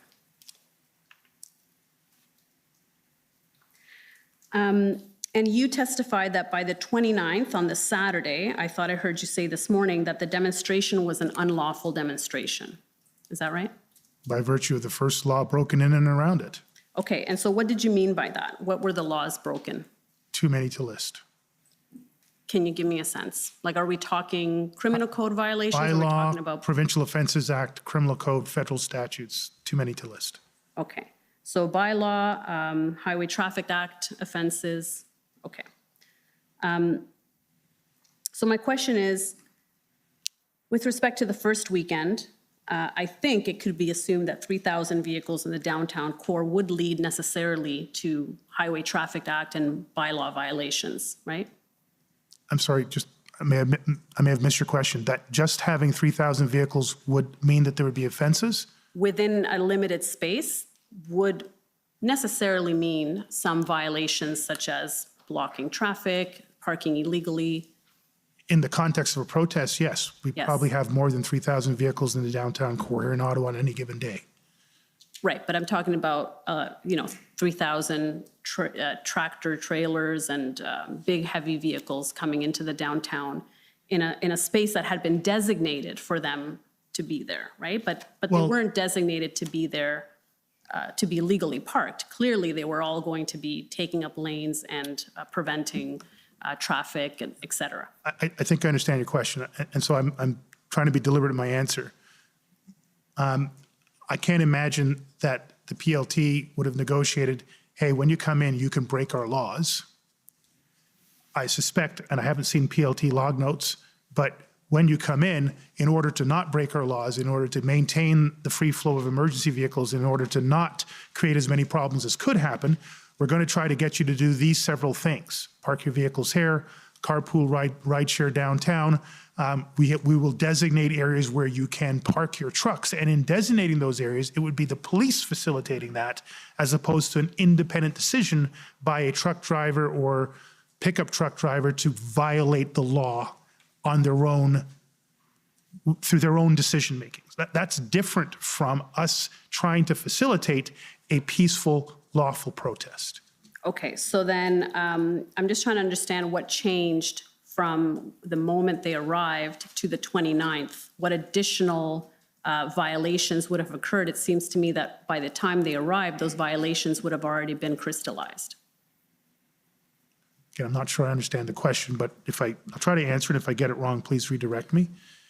And we've heard some, I think, very helpful, I want to be careful. I'm aware that Inspector Lucas describes a situation where there's sort of a race to Wellington Street. And it seems that that is one of, not the only, but one of the main factors that seems to kind of end the agreed levels of cooperation that had been achieved through a lot of hard work by these PLTs.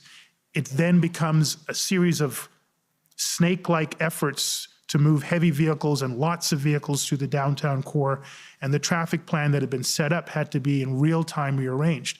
All of that chaos, yes, in all of that, we started to see significant levels of bylaw, Provincial Offences Act violations, not to mention those who were either walking, riding, or in any other conveyance, starting to do a wide array of social disorder, threatening and intimidating behavior, physically and psychologically assaultive behavior, and yes, hate-related behavior and ultimately criminal code violations, all of which happened in near real time over the morning and early afternoon and throughout the remainder of the time of the events in the city.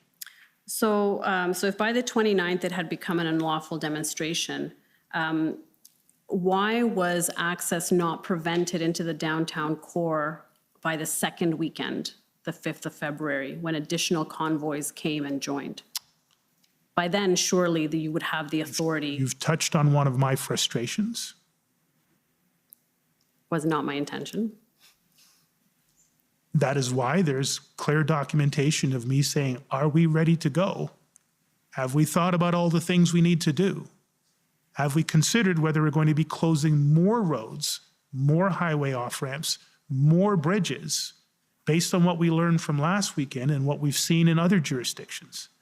And I was really kicking the tires hard on that. And that is why on the third weekend, I issued my only direct order at the operational level: close the interprovincial bridges and close the highways that give direct access to the downtown core. I rescinded that only when the then event commander, Rob Bernier, articulated a substantially robust traffic management plan to address the circumstances that were happening at that time. And it turned out to be a very successful plan. But that remained a significant concern for me and for the organization. There were more roads closed on the second weekend. There were more effective coordination around the interprovincial bridges. There was more assistance for the OPP on monitoring traffic along the King's highways. But I really still had a lot of concerns about that. Right. The downtown core was never hardened, so to speak. In the fullest sense, meaning that we blocked off all of the access off-ramps, which I saw as a private citizen? No. To that level of hardening did not exist in the 3 weekends that I was the chief of police for. Okay.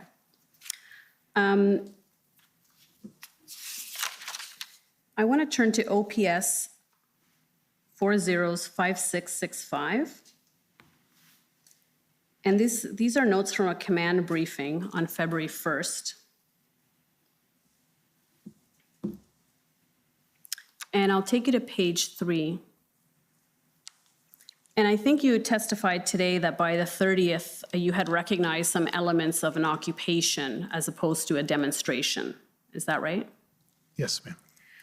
And so it says that first point, if more demonstrators are expected back this weekend, early request for resources is required.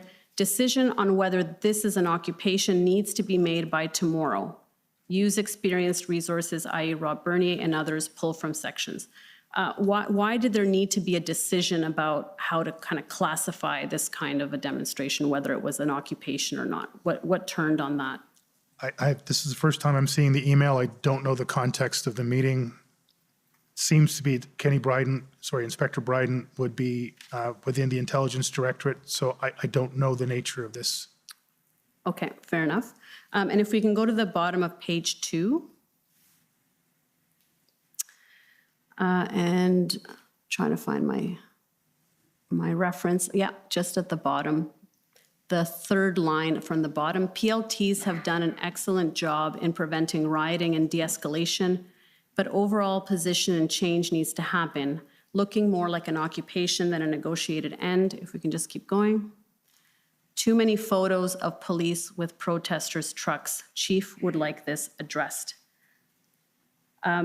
Now, you also conveyed the sentiment to the mayor and to the councillors on the 31st, explaining that you didn't think that this was okay, photos being taken between police officers and protesters. So I just wanted to ask, Inspector Lucas testified this week that this was part of de-escalation, that this was trust building. It seems like you might have had a different view, so I just wanted to ask about that. Yeah, no, I'm not sure where you got the information that I said it was not a good thing at council. Okay, so I'll take you to OPS 405187.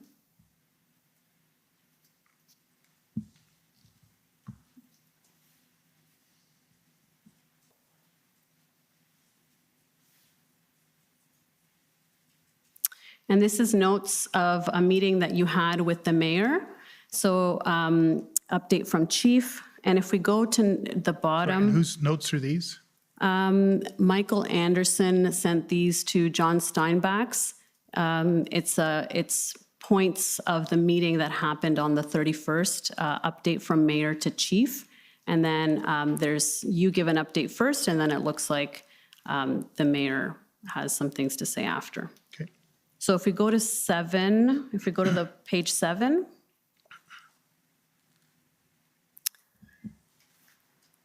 Okay, and I believe there were counselors here at this meeting as well. So at 7F,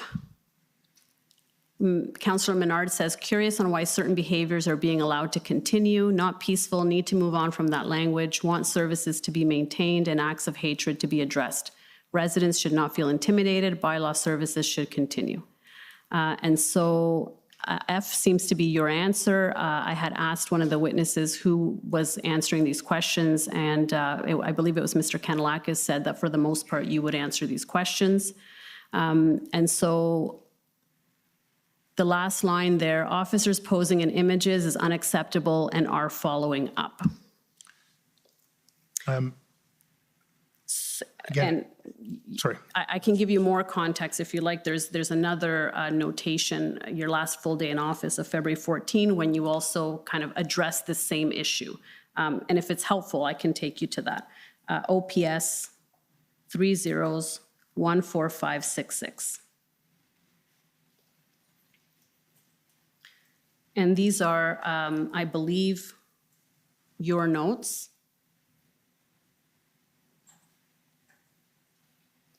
And if we go to 932,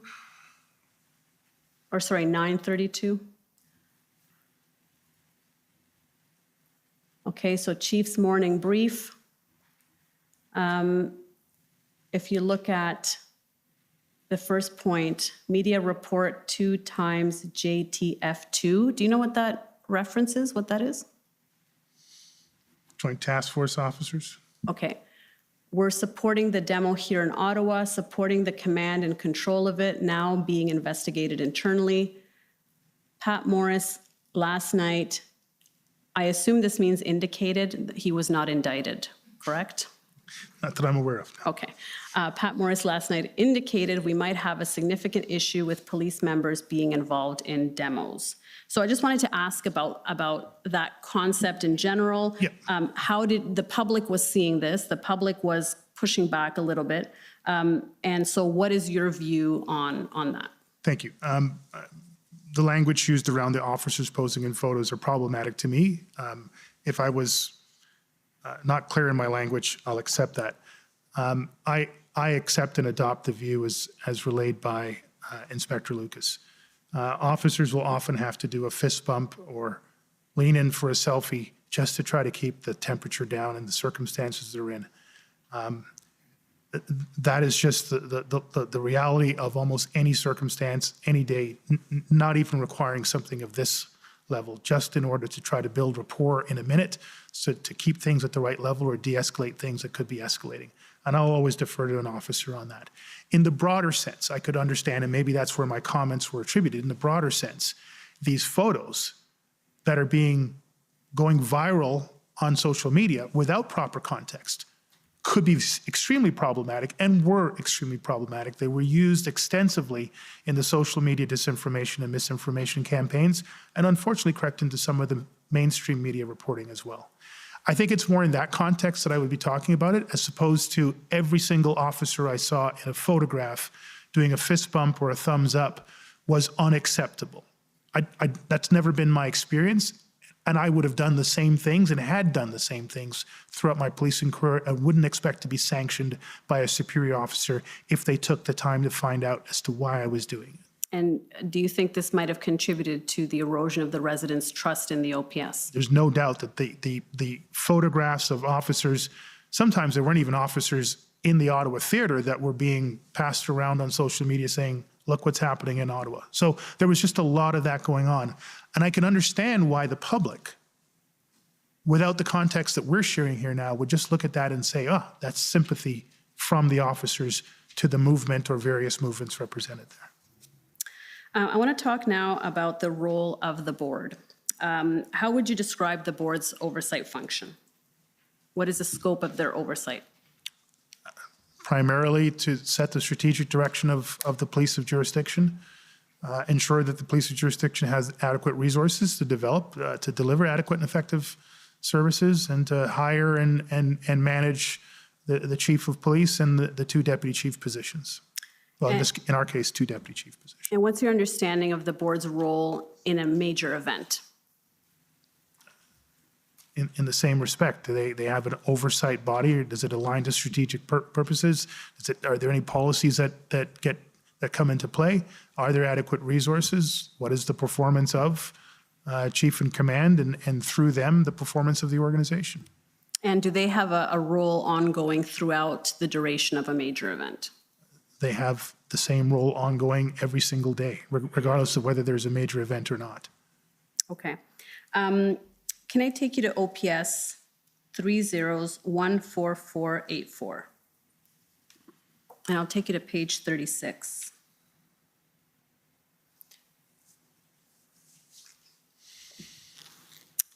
And I believe these are some of your notes.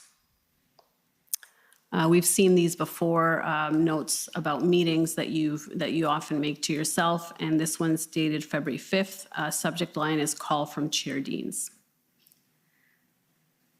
I understand here she's called you for a board meeting, and you say, I advise that I was fully focused on the major demonstration and all other operational priorities. I can refuse a board direction. I assume that means can't? Yes, very much so. Okay.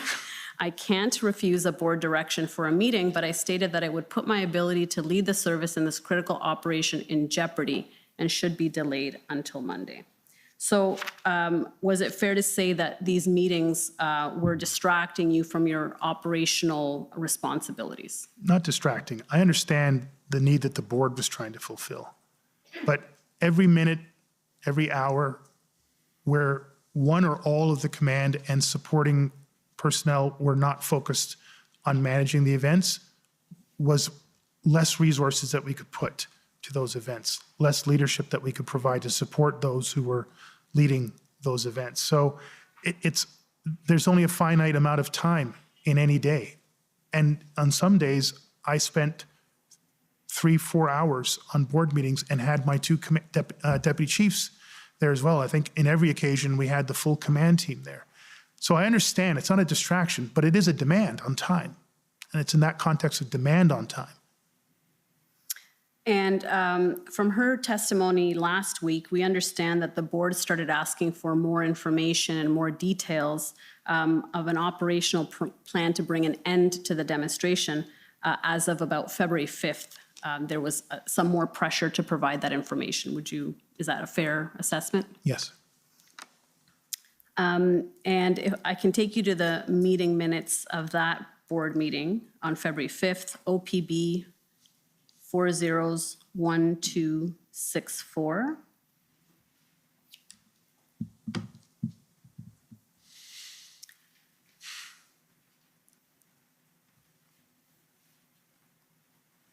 And at page 5, paragraph 2, although the board expressed frustration at the lack of clearly outlined plan that would result in the end of the demonstration, the service noted having articulated a framework aimed at their surge and contain strategy. So what did you understand the board to be requesting in terms of information at this time? Just what they're asking for, a clearly outlined plan that would result in the end of the demonstration.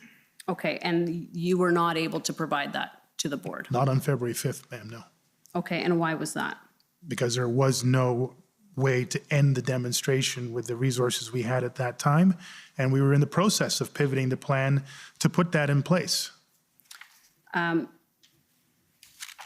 So there wasn't a fully formed plan right. that you could We're take. still evolving that plan from the pre-planning piece. We're still trying to gather the resources necessary to move from simply at this point on February 5th, still just holding on to the red zone and not allowing anything else in there, but not really able to do much more than that. Right. So this meeting did go in camera, and I'm going to take you to the in-camera meeting minutes, OPB 401647. And so at page 2,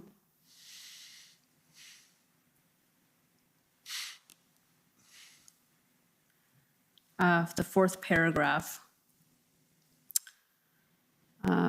sorry if we can, oh, sorry, yeah, at the bottom, the paragraph at the bottom. The chief reassured the board that there was a comprehensive plan. However, he could not provide all the details of what the service was doing operationally. So I just want to marry that with the concept that by February 5th, there was not actually a well kind of conceived, fully formed plan, but the board is being told there is a comprehensive plan. So I just want to give you a chance to reconcile that. It's not much reconciliation. I mean, there's a comprehensive plan. We've looked at the full range of issues from PLT to POU, enforcement, intelligence gathering, traffic. We are engaging in all sorts of efforts to get resources into the organization. It's comprehensive. It's just not into the detail levels of sub-plans and dates and times when operations will take place, assuming that there are resources available. So comprehensive, it covers the full range of what we need to have in a plan, lacking the details in order to be able to say, a week from now, with these 1,800 resources, we should have the ability to execute a POU plan in the morning of, and by the end of the evening, we should have cleared 75% of the red zone. I couldn't give them that. Right, but they're asking for a plan that would result in the end of the demonstration. And you're saying, well, there's a comprehensive plan, don't worry. There's a comprehensive framework. I don't know if plan is the sense that, but that's the reconciliation I can give you. Okay. Now, Councillor Deans testified that she understood there was an evolving plan, but she was asking for details about a plan to end the demonstration, which was not provided to her. Because there was no, at that point, there was no plan that we could say this will end the demonstration. Right. So had there been that plan, or once that plan was developed, my understanding is the board never saw a plan or even a high level or even a summary of the plan.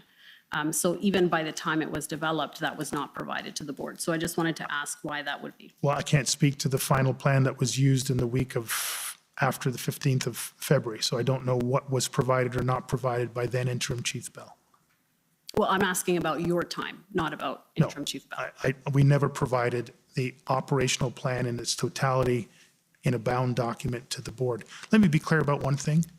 The Ottawa Police Services Board provided a lot of support to the service and to myself, our executive team, on a range of issues.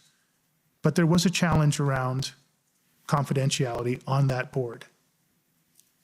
There were clearly documented events where service information, board information, including in-camera discussions, had been leaked by board members to the public.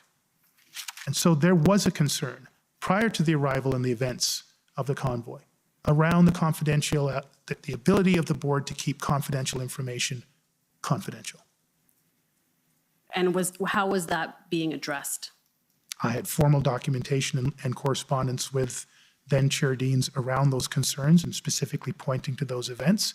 It was up to her to investigate and remediate whatever issues. I never got a final update from Chair Deans as to the outcome of those concerns. Right, but your obligation to provide the board the information they need in terms of to be able to exercise their oversight function, that's irrespective of whatever internal issues the board may be dealing with on its own, right? It is a factor that came into my consideration as to the level of detail that I could provide on intelligence, threat risk assessments, operational plan, or other operational details. So is your evidence that the reason that more information on the operational plan was not provided to the board because you had confidentiality concerns about that board specifically? My evidence is that is one of the factors I had to consider, yes. Okay, and so what were the other factors? That I was not going to be handing over an entire detailed operational plan to the board. It's not a practice I'd ever seen done before. It's not one that I'd be comfortable with. And from my knowledge of the Morden report, not one that's required. Okay, but a summary wasn't provided either, right? No, we did provide summaries on a regular basis. In terms of like a document which provides a high-level summary. A document? No. In hours-long board meetings, we all dedicated to this. We were asked repeatedly questions and provided as much information as we possibly could. I can't recall whether or not somebody provided a summary document. That I can't recall. Okay. Well, Chair Deans testified that at times she did not have the information she needed in order to exercise her oversight function. Does that concern you? Not at all. Well, it concerns me that she would characterize it that way. I had daily calls, sometimes twice and 3 times daily calls with Chair Deans. We offered the board and they accepted to do ride-alongs. I think 4 of the 7 board members actually participated in ride-alongs that were by my service sergeant major, who actually put them in a police vehicle and drove them throughout the theater in safe ways. They had hours with the service sergeant major to ask any questions that they wanted. I had given explicit instructions to the service sergeant major to answer those questions as fully and honestly as possible. So we went through a variety of means beyond public meetings to ensure that the board could literally see and be in the theater, talk to frontline officers, have direct access to the chief of police on a regular basis, on a daily basis, including the formal board meetings. I can't understand why Chair Deans would say that she did not have the ability to ask questions and receive information in a very timely manner. Okay, I'll take you to OPS 3011037.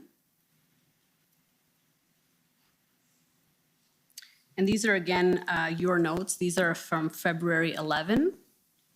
And I'll take you to page 6 of your notes.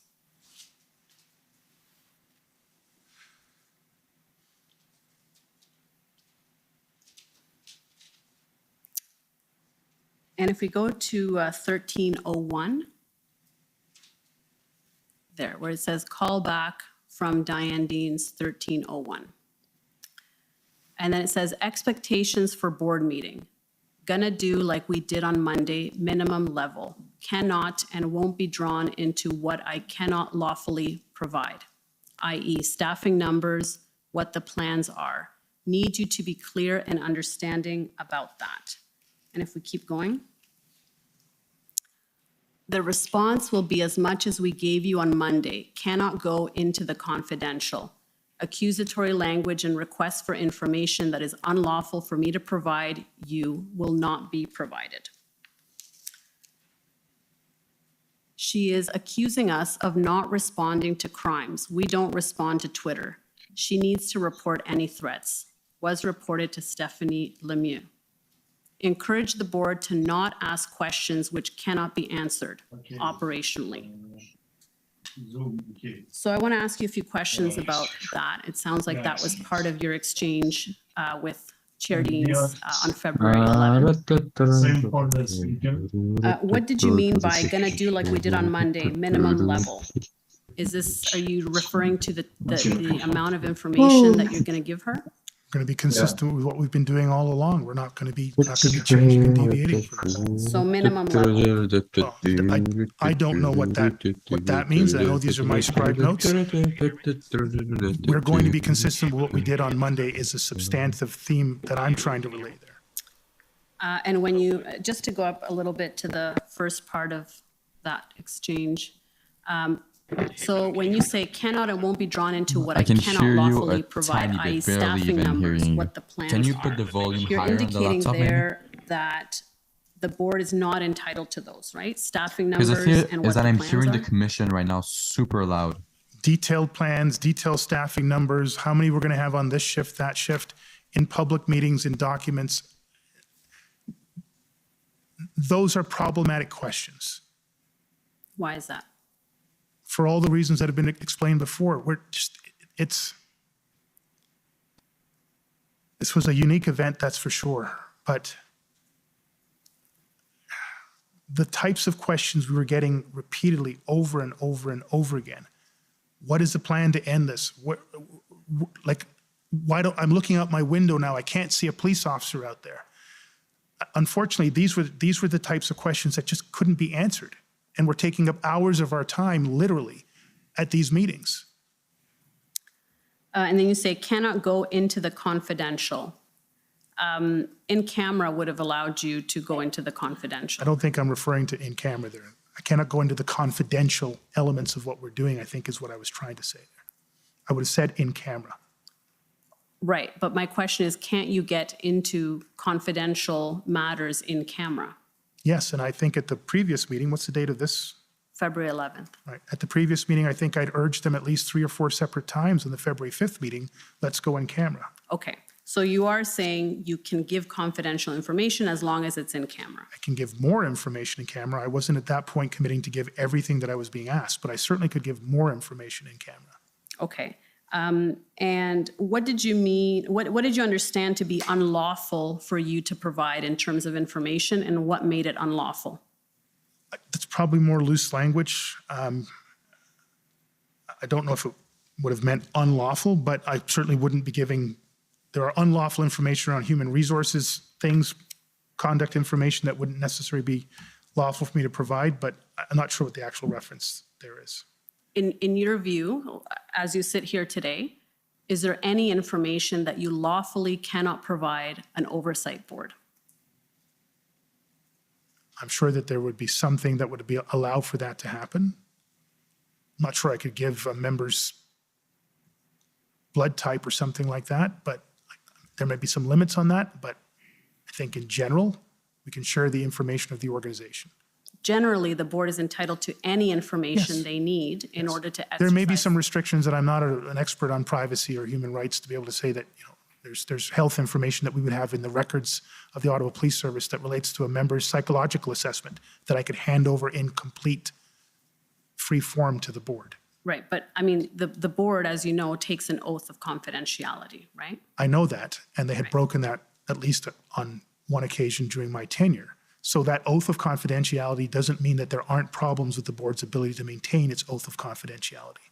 Right, and I guess what I'm saying is that whatever board, the issues the board may have does not alleviate your responsibility to provide information that the board needs, right? You're right, but it does cause me to have to be very careful under the conditions that I do it, and this was a national security event.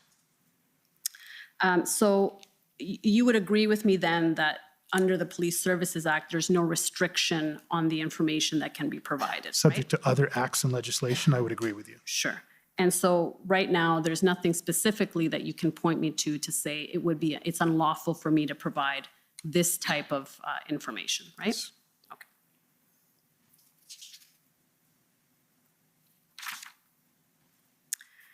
Now, my understanding is that during these events, the board did not issue any formal directions to you, as it can sometimes do under the Police Services Act. It did issue a direction to me to provide the staffing numbers on the February 5th meeting.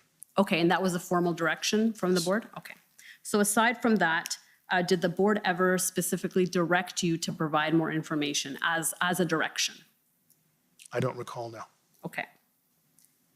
Now, had they specifically directed you to provide them with a copy of the plan once it was then formulated, the 3.0 that we hear about, would that have been provided to the board? If it was a formal direction, I probably would have had to get consultation with my general counsel. And then, assuming that there was no prohibition, we probably would have provided what we could, and that would largely be a heavily redacted document. Okay. Now, we've heard from some councillors that they were concerned that the ability of OPS to police other areas of the city was compromised during the convoy because all of the resources were concentrated in the downtown area. You're aware of those concerns? Yes. So I want to take you to the Morden report, COM 50616. And we've talked before about the Morden report, and I know you're very familiar with it. So we'll go to page 37. Just for clarity, I read it probably 12 years ago, but I am familiar with it. Okay. And it's the independent review into the events of the G20 for those who may not be familiar. And it's often referred to as the Morden report. It was authored in 2012. And if we go to recommendation 22, the board should review the Toronto Police Service's continuity of service plan for major policing events. Where there is a large event that may impact upon the service's ability to deliver regular policing officers, in this case Toronto, the board should consult with the chief of police concerning how continuity of service can be achieved. The board should be provided with any plans developed by the Toronto Police Service to aid in the consultation. So I wanted to ask whether the board was ever, our board, the Ottawa Police Services Board, was ever provided with plans with respect to the continuity of service in areas outside of the downtown core. They didn't request any continuity plans, but we briefed them on our ability to maintain business across the rest of the police services across the rest of the municipality while we were dealing with the incident command as well. Okay, so they didn't receive any plans, but informal briefing explaining what the plan was, essentially. Yes. Right? Okay.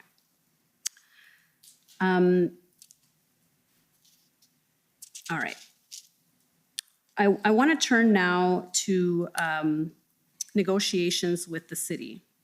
And I think you're aware, or maybe you can explain whether you were aware, that on February 7th, some protesters asked to meet with the city manager in exchange for facilitating a move from the Rideau and Sussex intersection to Wellington. Were you aware of that at that time?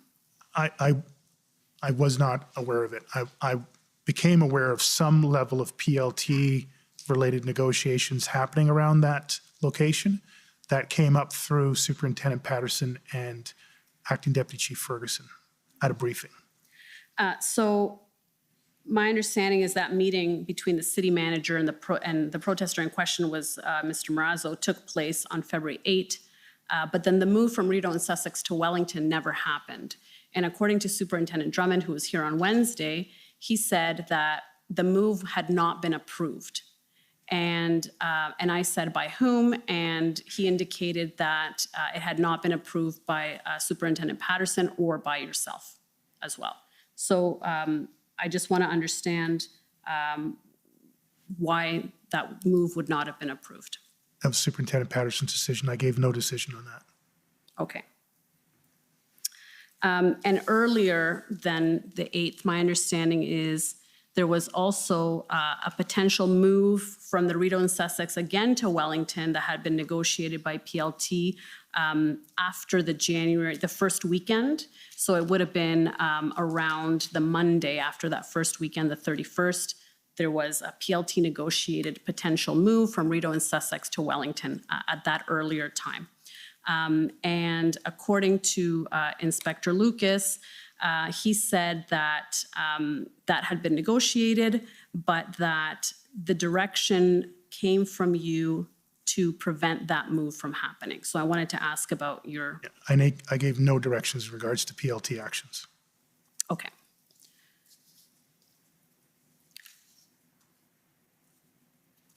And were you generally aware that the Parliamentary Protective Service had concerns about moving more trucks onto Wellington after that first weekend? My recollection of the first time hearing that directly was when, I don't want to get his rank wrong, but Larry Brookson, who is the head of the Parliamentary Protection Services, raised that, I think, on the weekend of the 13th, 14th with me directly. Okay. And when you first learned of negotiations between the City of Ottawa and protesters, I believe was around the 12th of February. And is it fair to say that you were generally receptive to the mayor's office negotiating with protesters to come up with some sort of negotiated solution? On one, maybe two singular, two caveats. It cannot direct policing operations, and it cannot run counter to the operational plan that was under the control of the incident command team. Okay. So on February 12th, my understanding is you received a call from Steve Kanellakis advising you that over the last 24 hours there had been some discussions. And then you had a meeting after that with Deputy Chief Bell and Ms. Hanaud to inform them of that call. And my understanding is that Mr. Kanellakis had indicated to you that these discussions were confidential because they were ongoing, they hadn't been finalized yet. And my understanding is that in that subsequent meeting with Deputy Chief Bell and Ms. Hanaud, you asked Deputy Chief Bell to also keep that information confidential, right? Did you have any concerns about having to tell him to keep it confidential? And do you see any issues with that? The fact that you asked him to not share that with anybody else? In hindsight, yes. At the time, I thought it was reasonable. Okay, and you thought it was reasonable, why? There were just negotiations that were ongoing. There hadn't been a final outcome. And at this point, it didn't have any major impact on our operations, any impact on our operations. And since then, your view, you're saying, has changed. So what's your view of that now? Probably one of those areas I would have wanted to share down one more level into at least to the event commander. Who would have been Superintendent Bernie at the time, right? Oh, the date, sorry again, February? 12th. Yes. And so with that caveat that you gave us before about wanting to make sure that these negotiations fit within the overall plan, informing Superintendent Bernier on the 12th, or the earliest that you learned about it, would have facilitated ensuring that those negotiations meshed or fit into the overall plan, right? No. Would have given him situational awareness, but I would have told him, you keep working on your plan because this thing may fall apart. We didn't have the time or the effort to be putting a lot of resources into planning for something that hadn't been negotiated and might never happen anyway. So I would have given him for situational awareness, but not to give him more work to be done around it. Right, but for example, he could have contacted the mayor's office and put some parameters around the negotiations or... No, because, sorry, I shouldn't interrupt you, I apologize. No, go ahead. Please finish your question, because Oh, I want to make sure I answer properly. That was the question. I would not have wanted anybody in my organization to then get involved directly in the negotiation between the city and I believe it's Mr. French and the convoy organizers. I didn't want the Ottawa Police Service to be directly involved in that negotiation. Why is that? It was a political negotiation.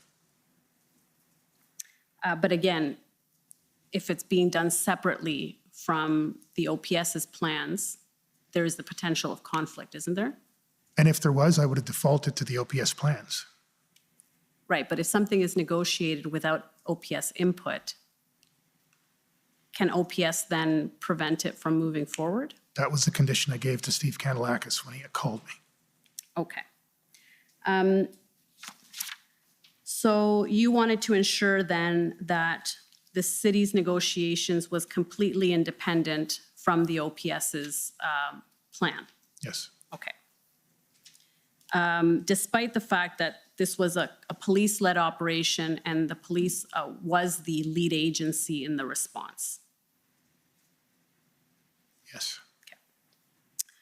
And then the February 13th in that morning, you got a call from Steve Kandelakis confirming that there had been an agreement reached, letters would be exchanged, et cetera, right?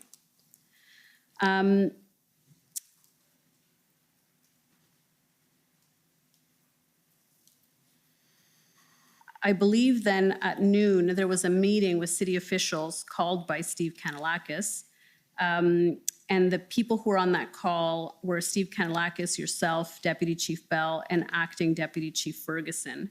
And a subsequent meeting then took place to inform a broader group of your team, right?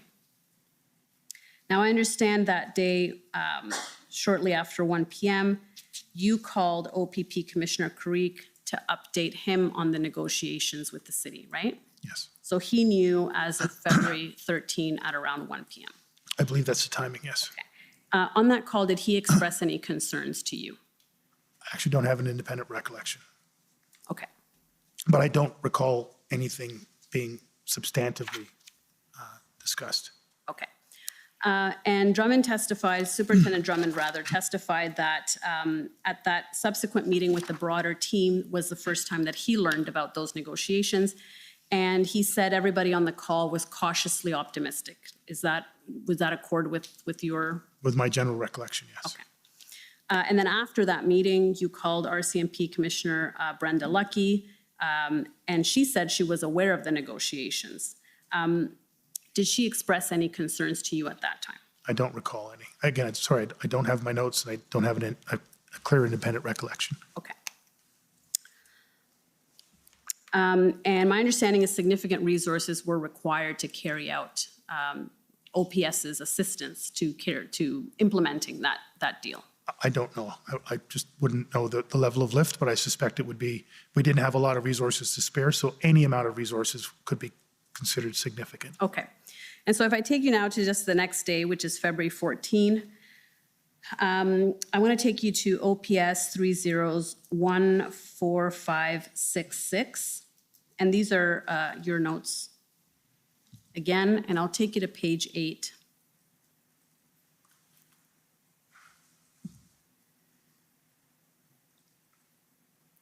And at 16:31, so just to give you some context, the truck started moving at 1 p.m. on this day.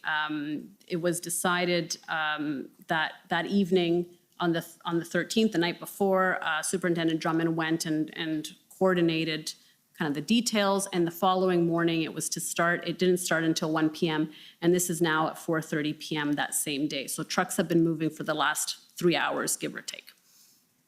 So you have a Teams call with Brookson, so maybe you can explain who Brookson is. It's Larry Brookson, who is leading the Parliamentary Protection Services, and I apologize, I don't know can't remember his rank or his title. Yes, and I'm not sure either, so we can go with Mr. Brookson. He said, trying to understand the meeting to completely fill up Wellington Street. And then you say, Chief briefed his team, understood that the Intersect team would then brief everyone, including PPS. So is it fair to say that you had reached out to the OPP commissioner and to the RCMP commissioner, but you didn't reach out to PPS, and he's essentially calling you out on it and saying, why didn't you let me know? Is that essentially what's happening here? No, that's not how I took it. Okay, so maybe just explain that discussion. He's concerned about not being aware of it, which I can appreciate fully. But I'm explaining that the major incident command, event commander and incident commander would be able to brief all of our partners in the NCR and everybody who was contributing to, at that point, an integrated operation about what was taking place that day. And that my understanding was PPS was part of that Intersect team and would have received that briefing. I didn't get the impression that Larry Brookson was calling me out or the Ottawa Police Service out. Okay, and if we just go down, there's more to the discussion. So again, these are point form notes. It's hard to really get a good sense for what's being kind of conveyed here, but maybe you can review those point form notes and give us a better sense of what transpired in that discussion.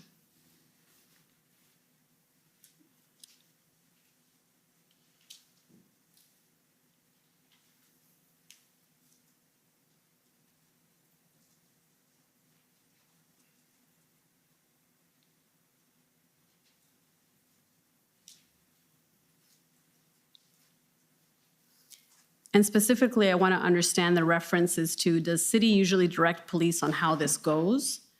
I don't know what that reference is. I looked at that myself. I don't know. It's obviously would be from Brookson, sorry, Larry Brookson, Okay. Mr. Brookson. Yeah. But again, it's hard to, like you said, it's a back and forth, sort of almost real-time attempt to get the full conversation. And then the note for an administrator to reach out on their own and then permit the vehicles to sardine in on Wellington Street. This was purely political. What was the discussion around that point? I mean, I remember Mr. Brookson expressing his concern around the politics, and as I've said, there was a lot of politics going on all around this at so many levels. But I don't know who he's referring to as an administrator. So I just want to confirm that by this time, certainly he's telling you that trucks have moved on to Wellington. So you knew by this time, correct? I understood by this time. I still to this day have some confusion as to that portion of things, but clearly by this time I would have known that trucks are on Wellington Street. Okay. And your witness statement says you didn't know, but I think we can agree that you did know. This is probably... Yes. Okay.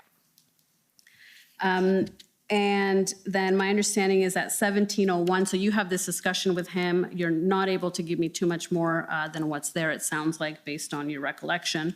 If we can go to page, is this still page 9? Yeah, 17:01. So it looks like there's a demo briefing call at 5:01. In the second bullet, we see Trish, that's Acting Deputy Chief Ferguson. Lots of convo with Carson at NOK. PPS not happy with trucks on Wellington. And at the bottom, it says, had to pivot due to new. Do you have any sense? It seems to be some words missing at the end of that. Do you have any sense for what that's referring to?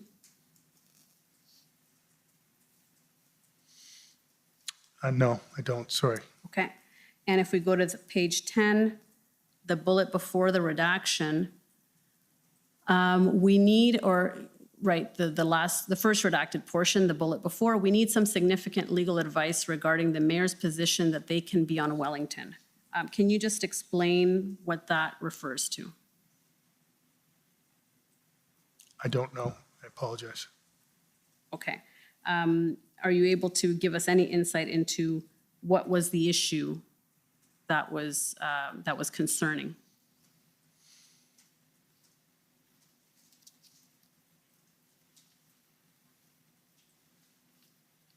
I mean, it seems to be all a discussion around the relative sequence of, the sequence of events that took place throughout the day, the relative efficacy of it, challenges experienced, logistical staffing, there's PLTs referenced there.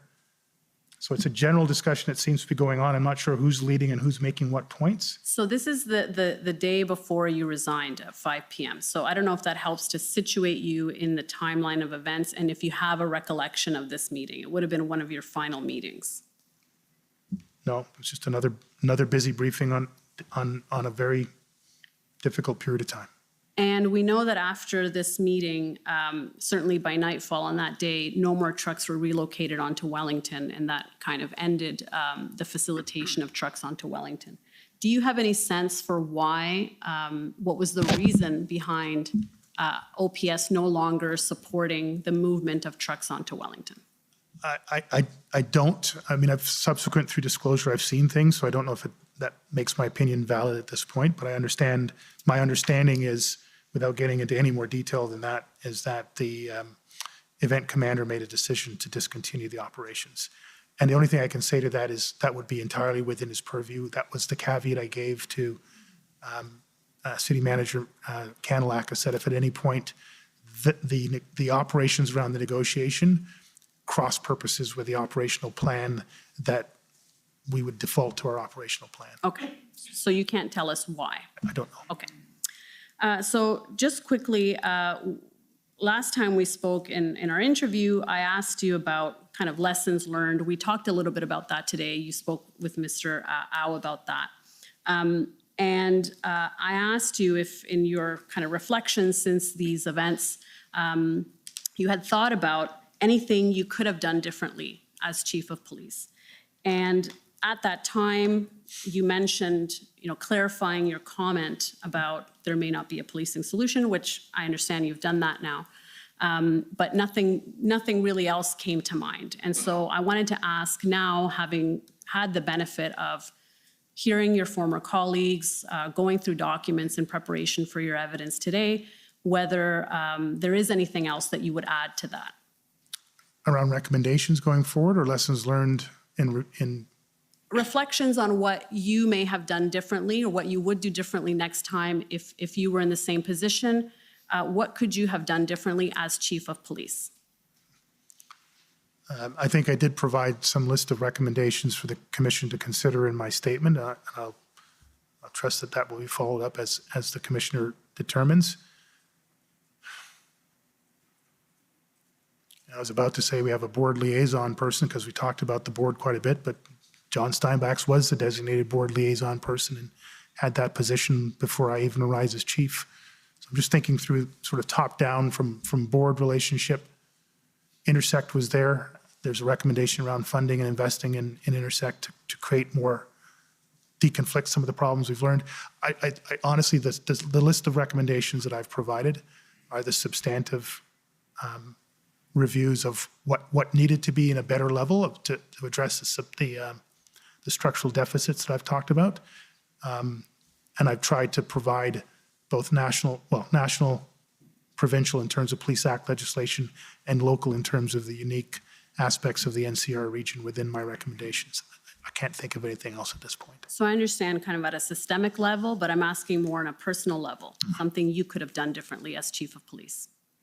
And if nothing comes to mind, that's fine, that's the answer, but I wanted to give you that opportunity. I think the broadest statement around understanding how to be able to be even more resilient during that level of time. I think there's a whole new level of science around sleep and wellness that probably executive leaders who face these types of sustained levels of crisis and pressure just need to understand how to develop a level of physical and emotional and psychological resilience to get through these things. How do you, we talk about wellness for frontline officers and building resilience there.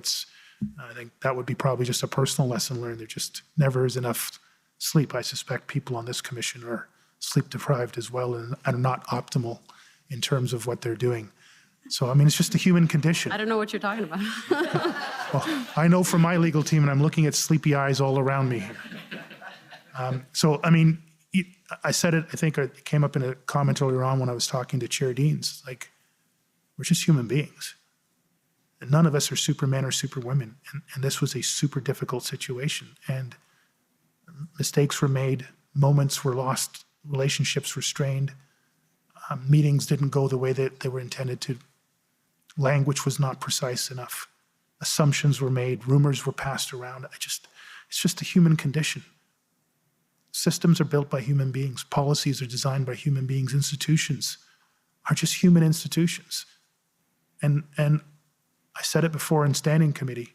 Someone asked, did the Ottawa Police Service fail? Canada was exposed in these events. Our institutions were exposed. Our systems were exposed.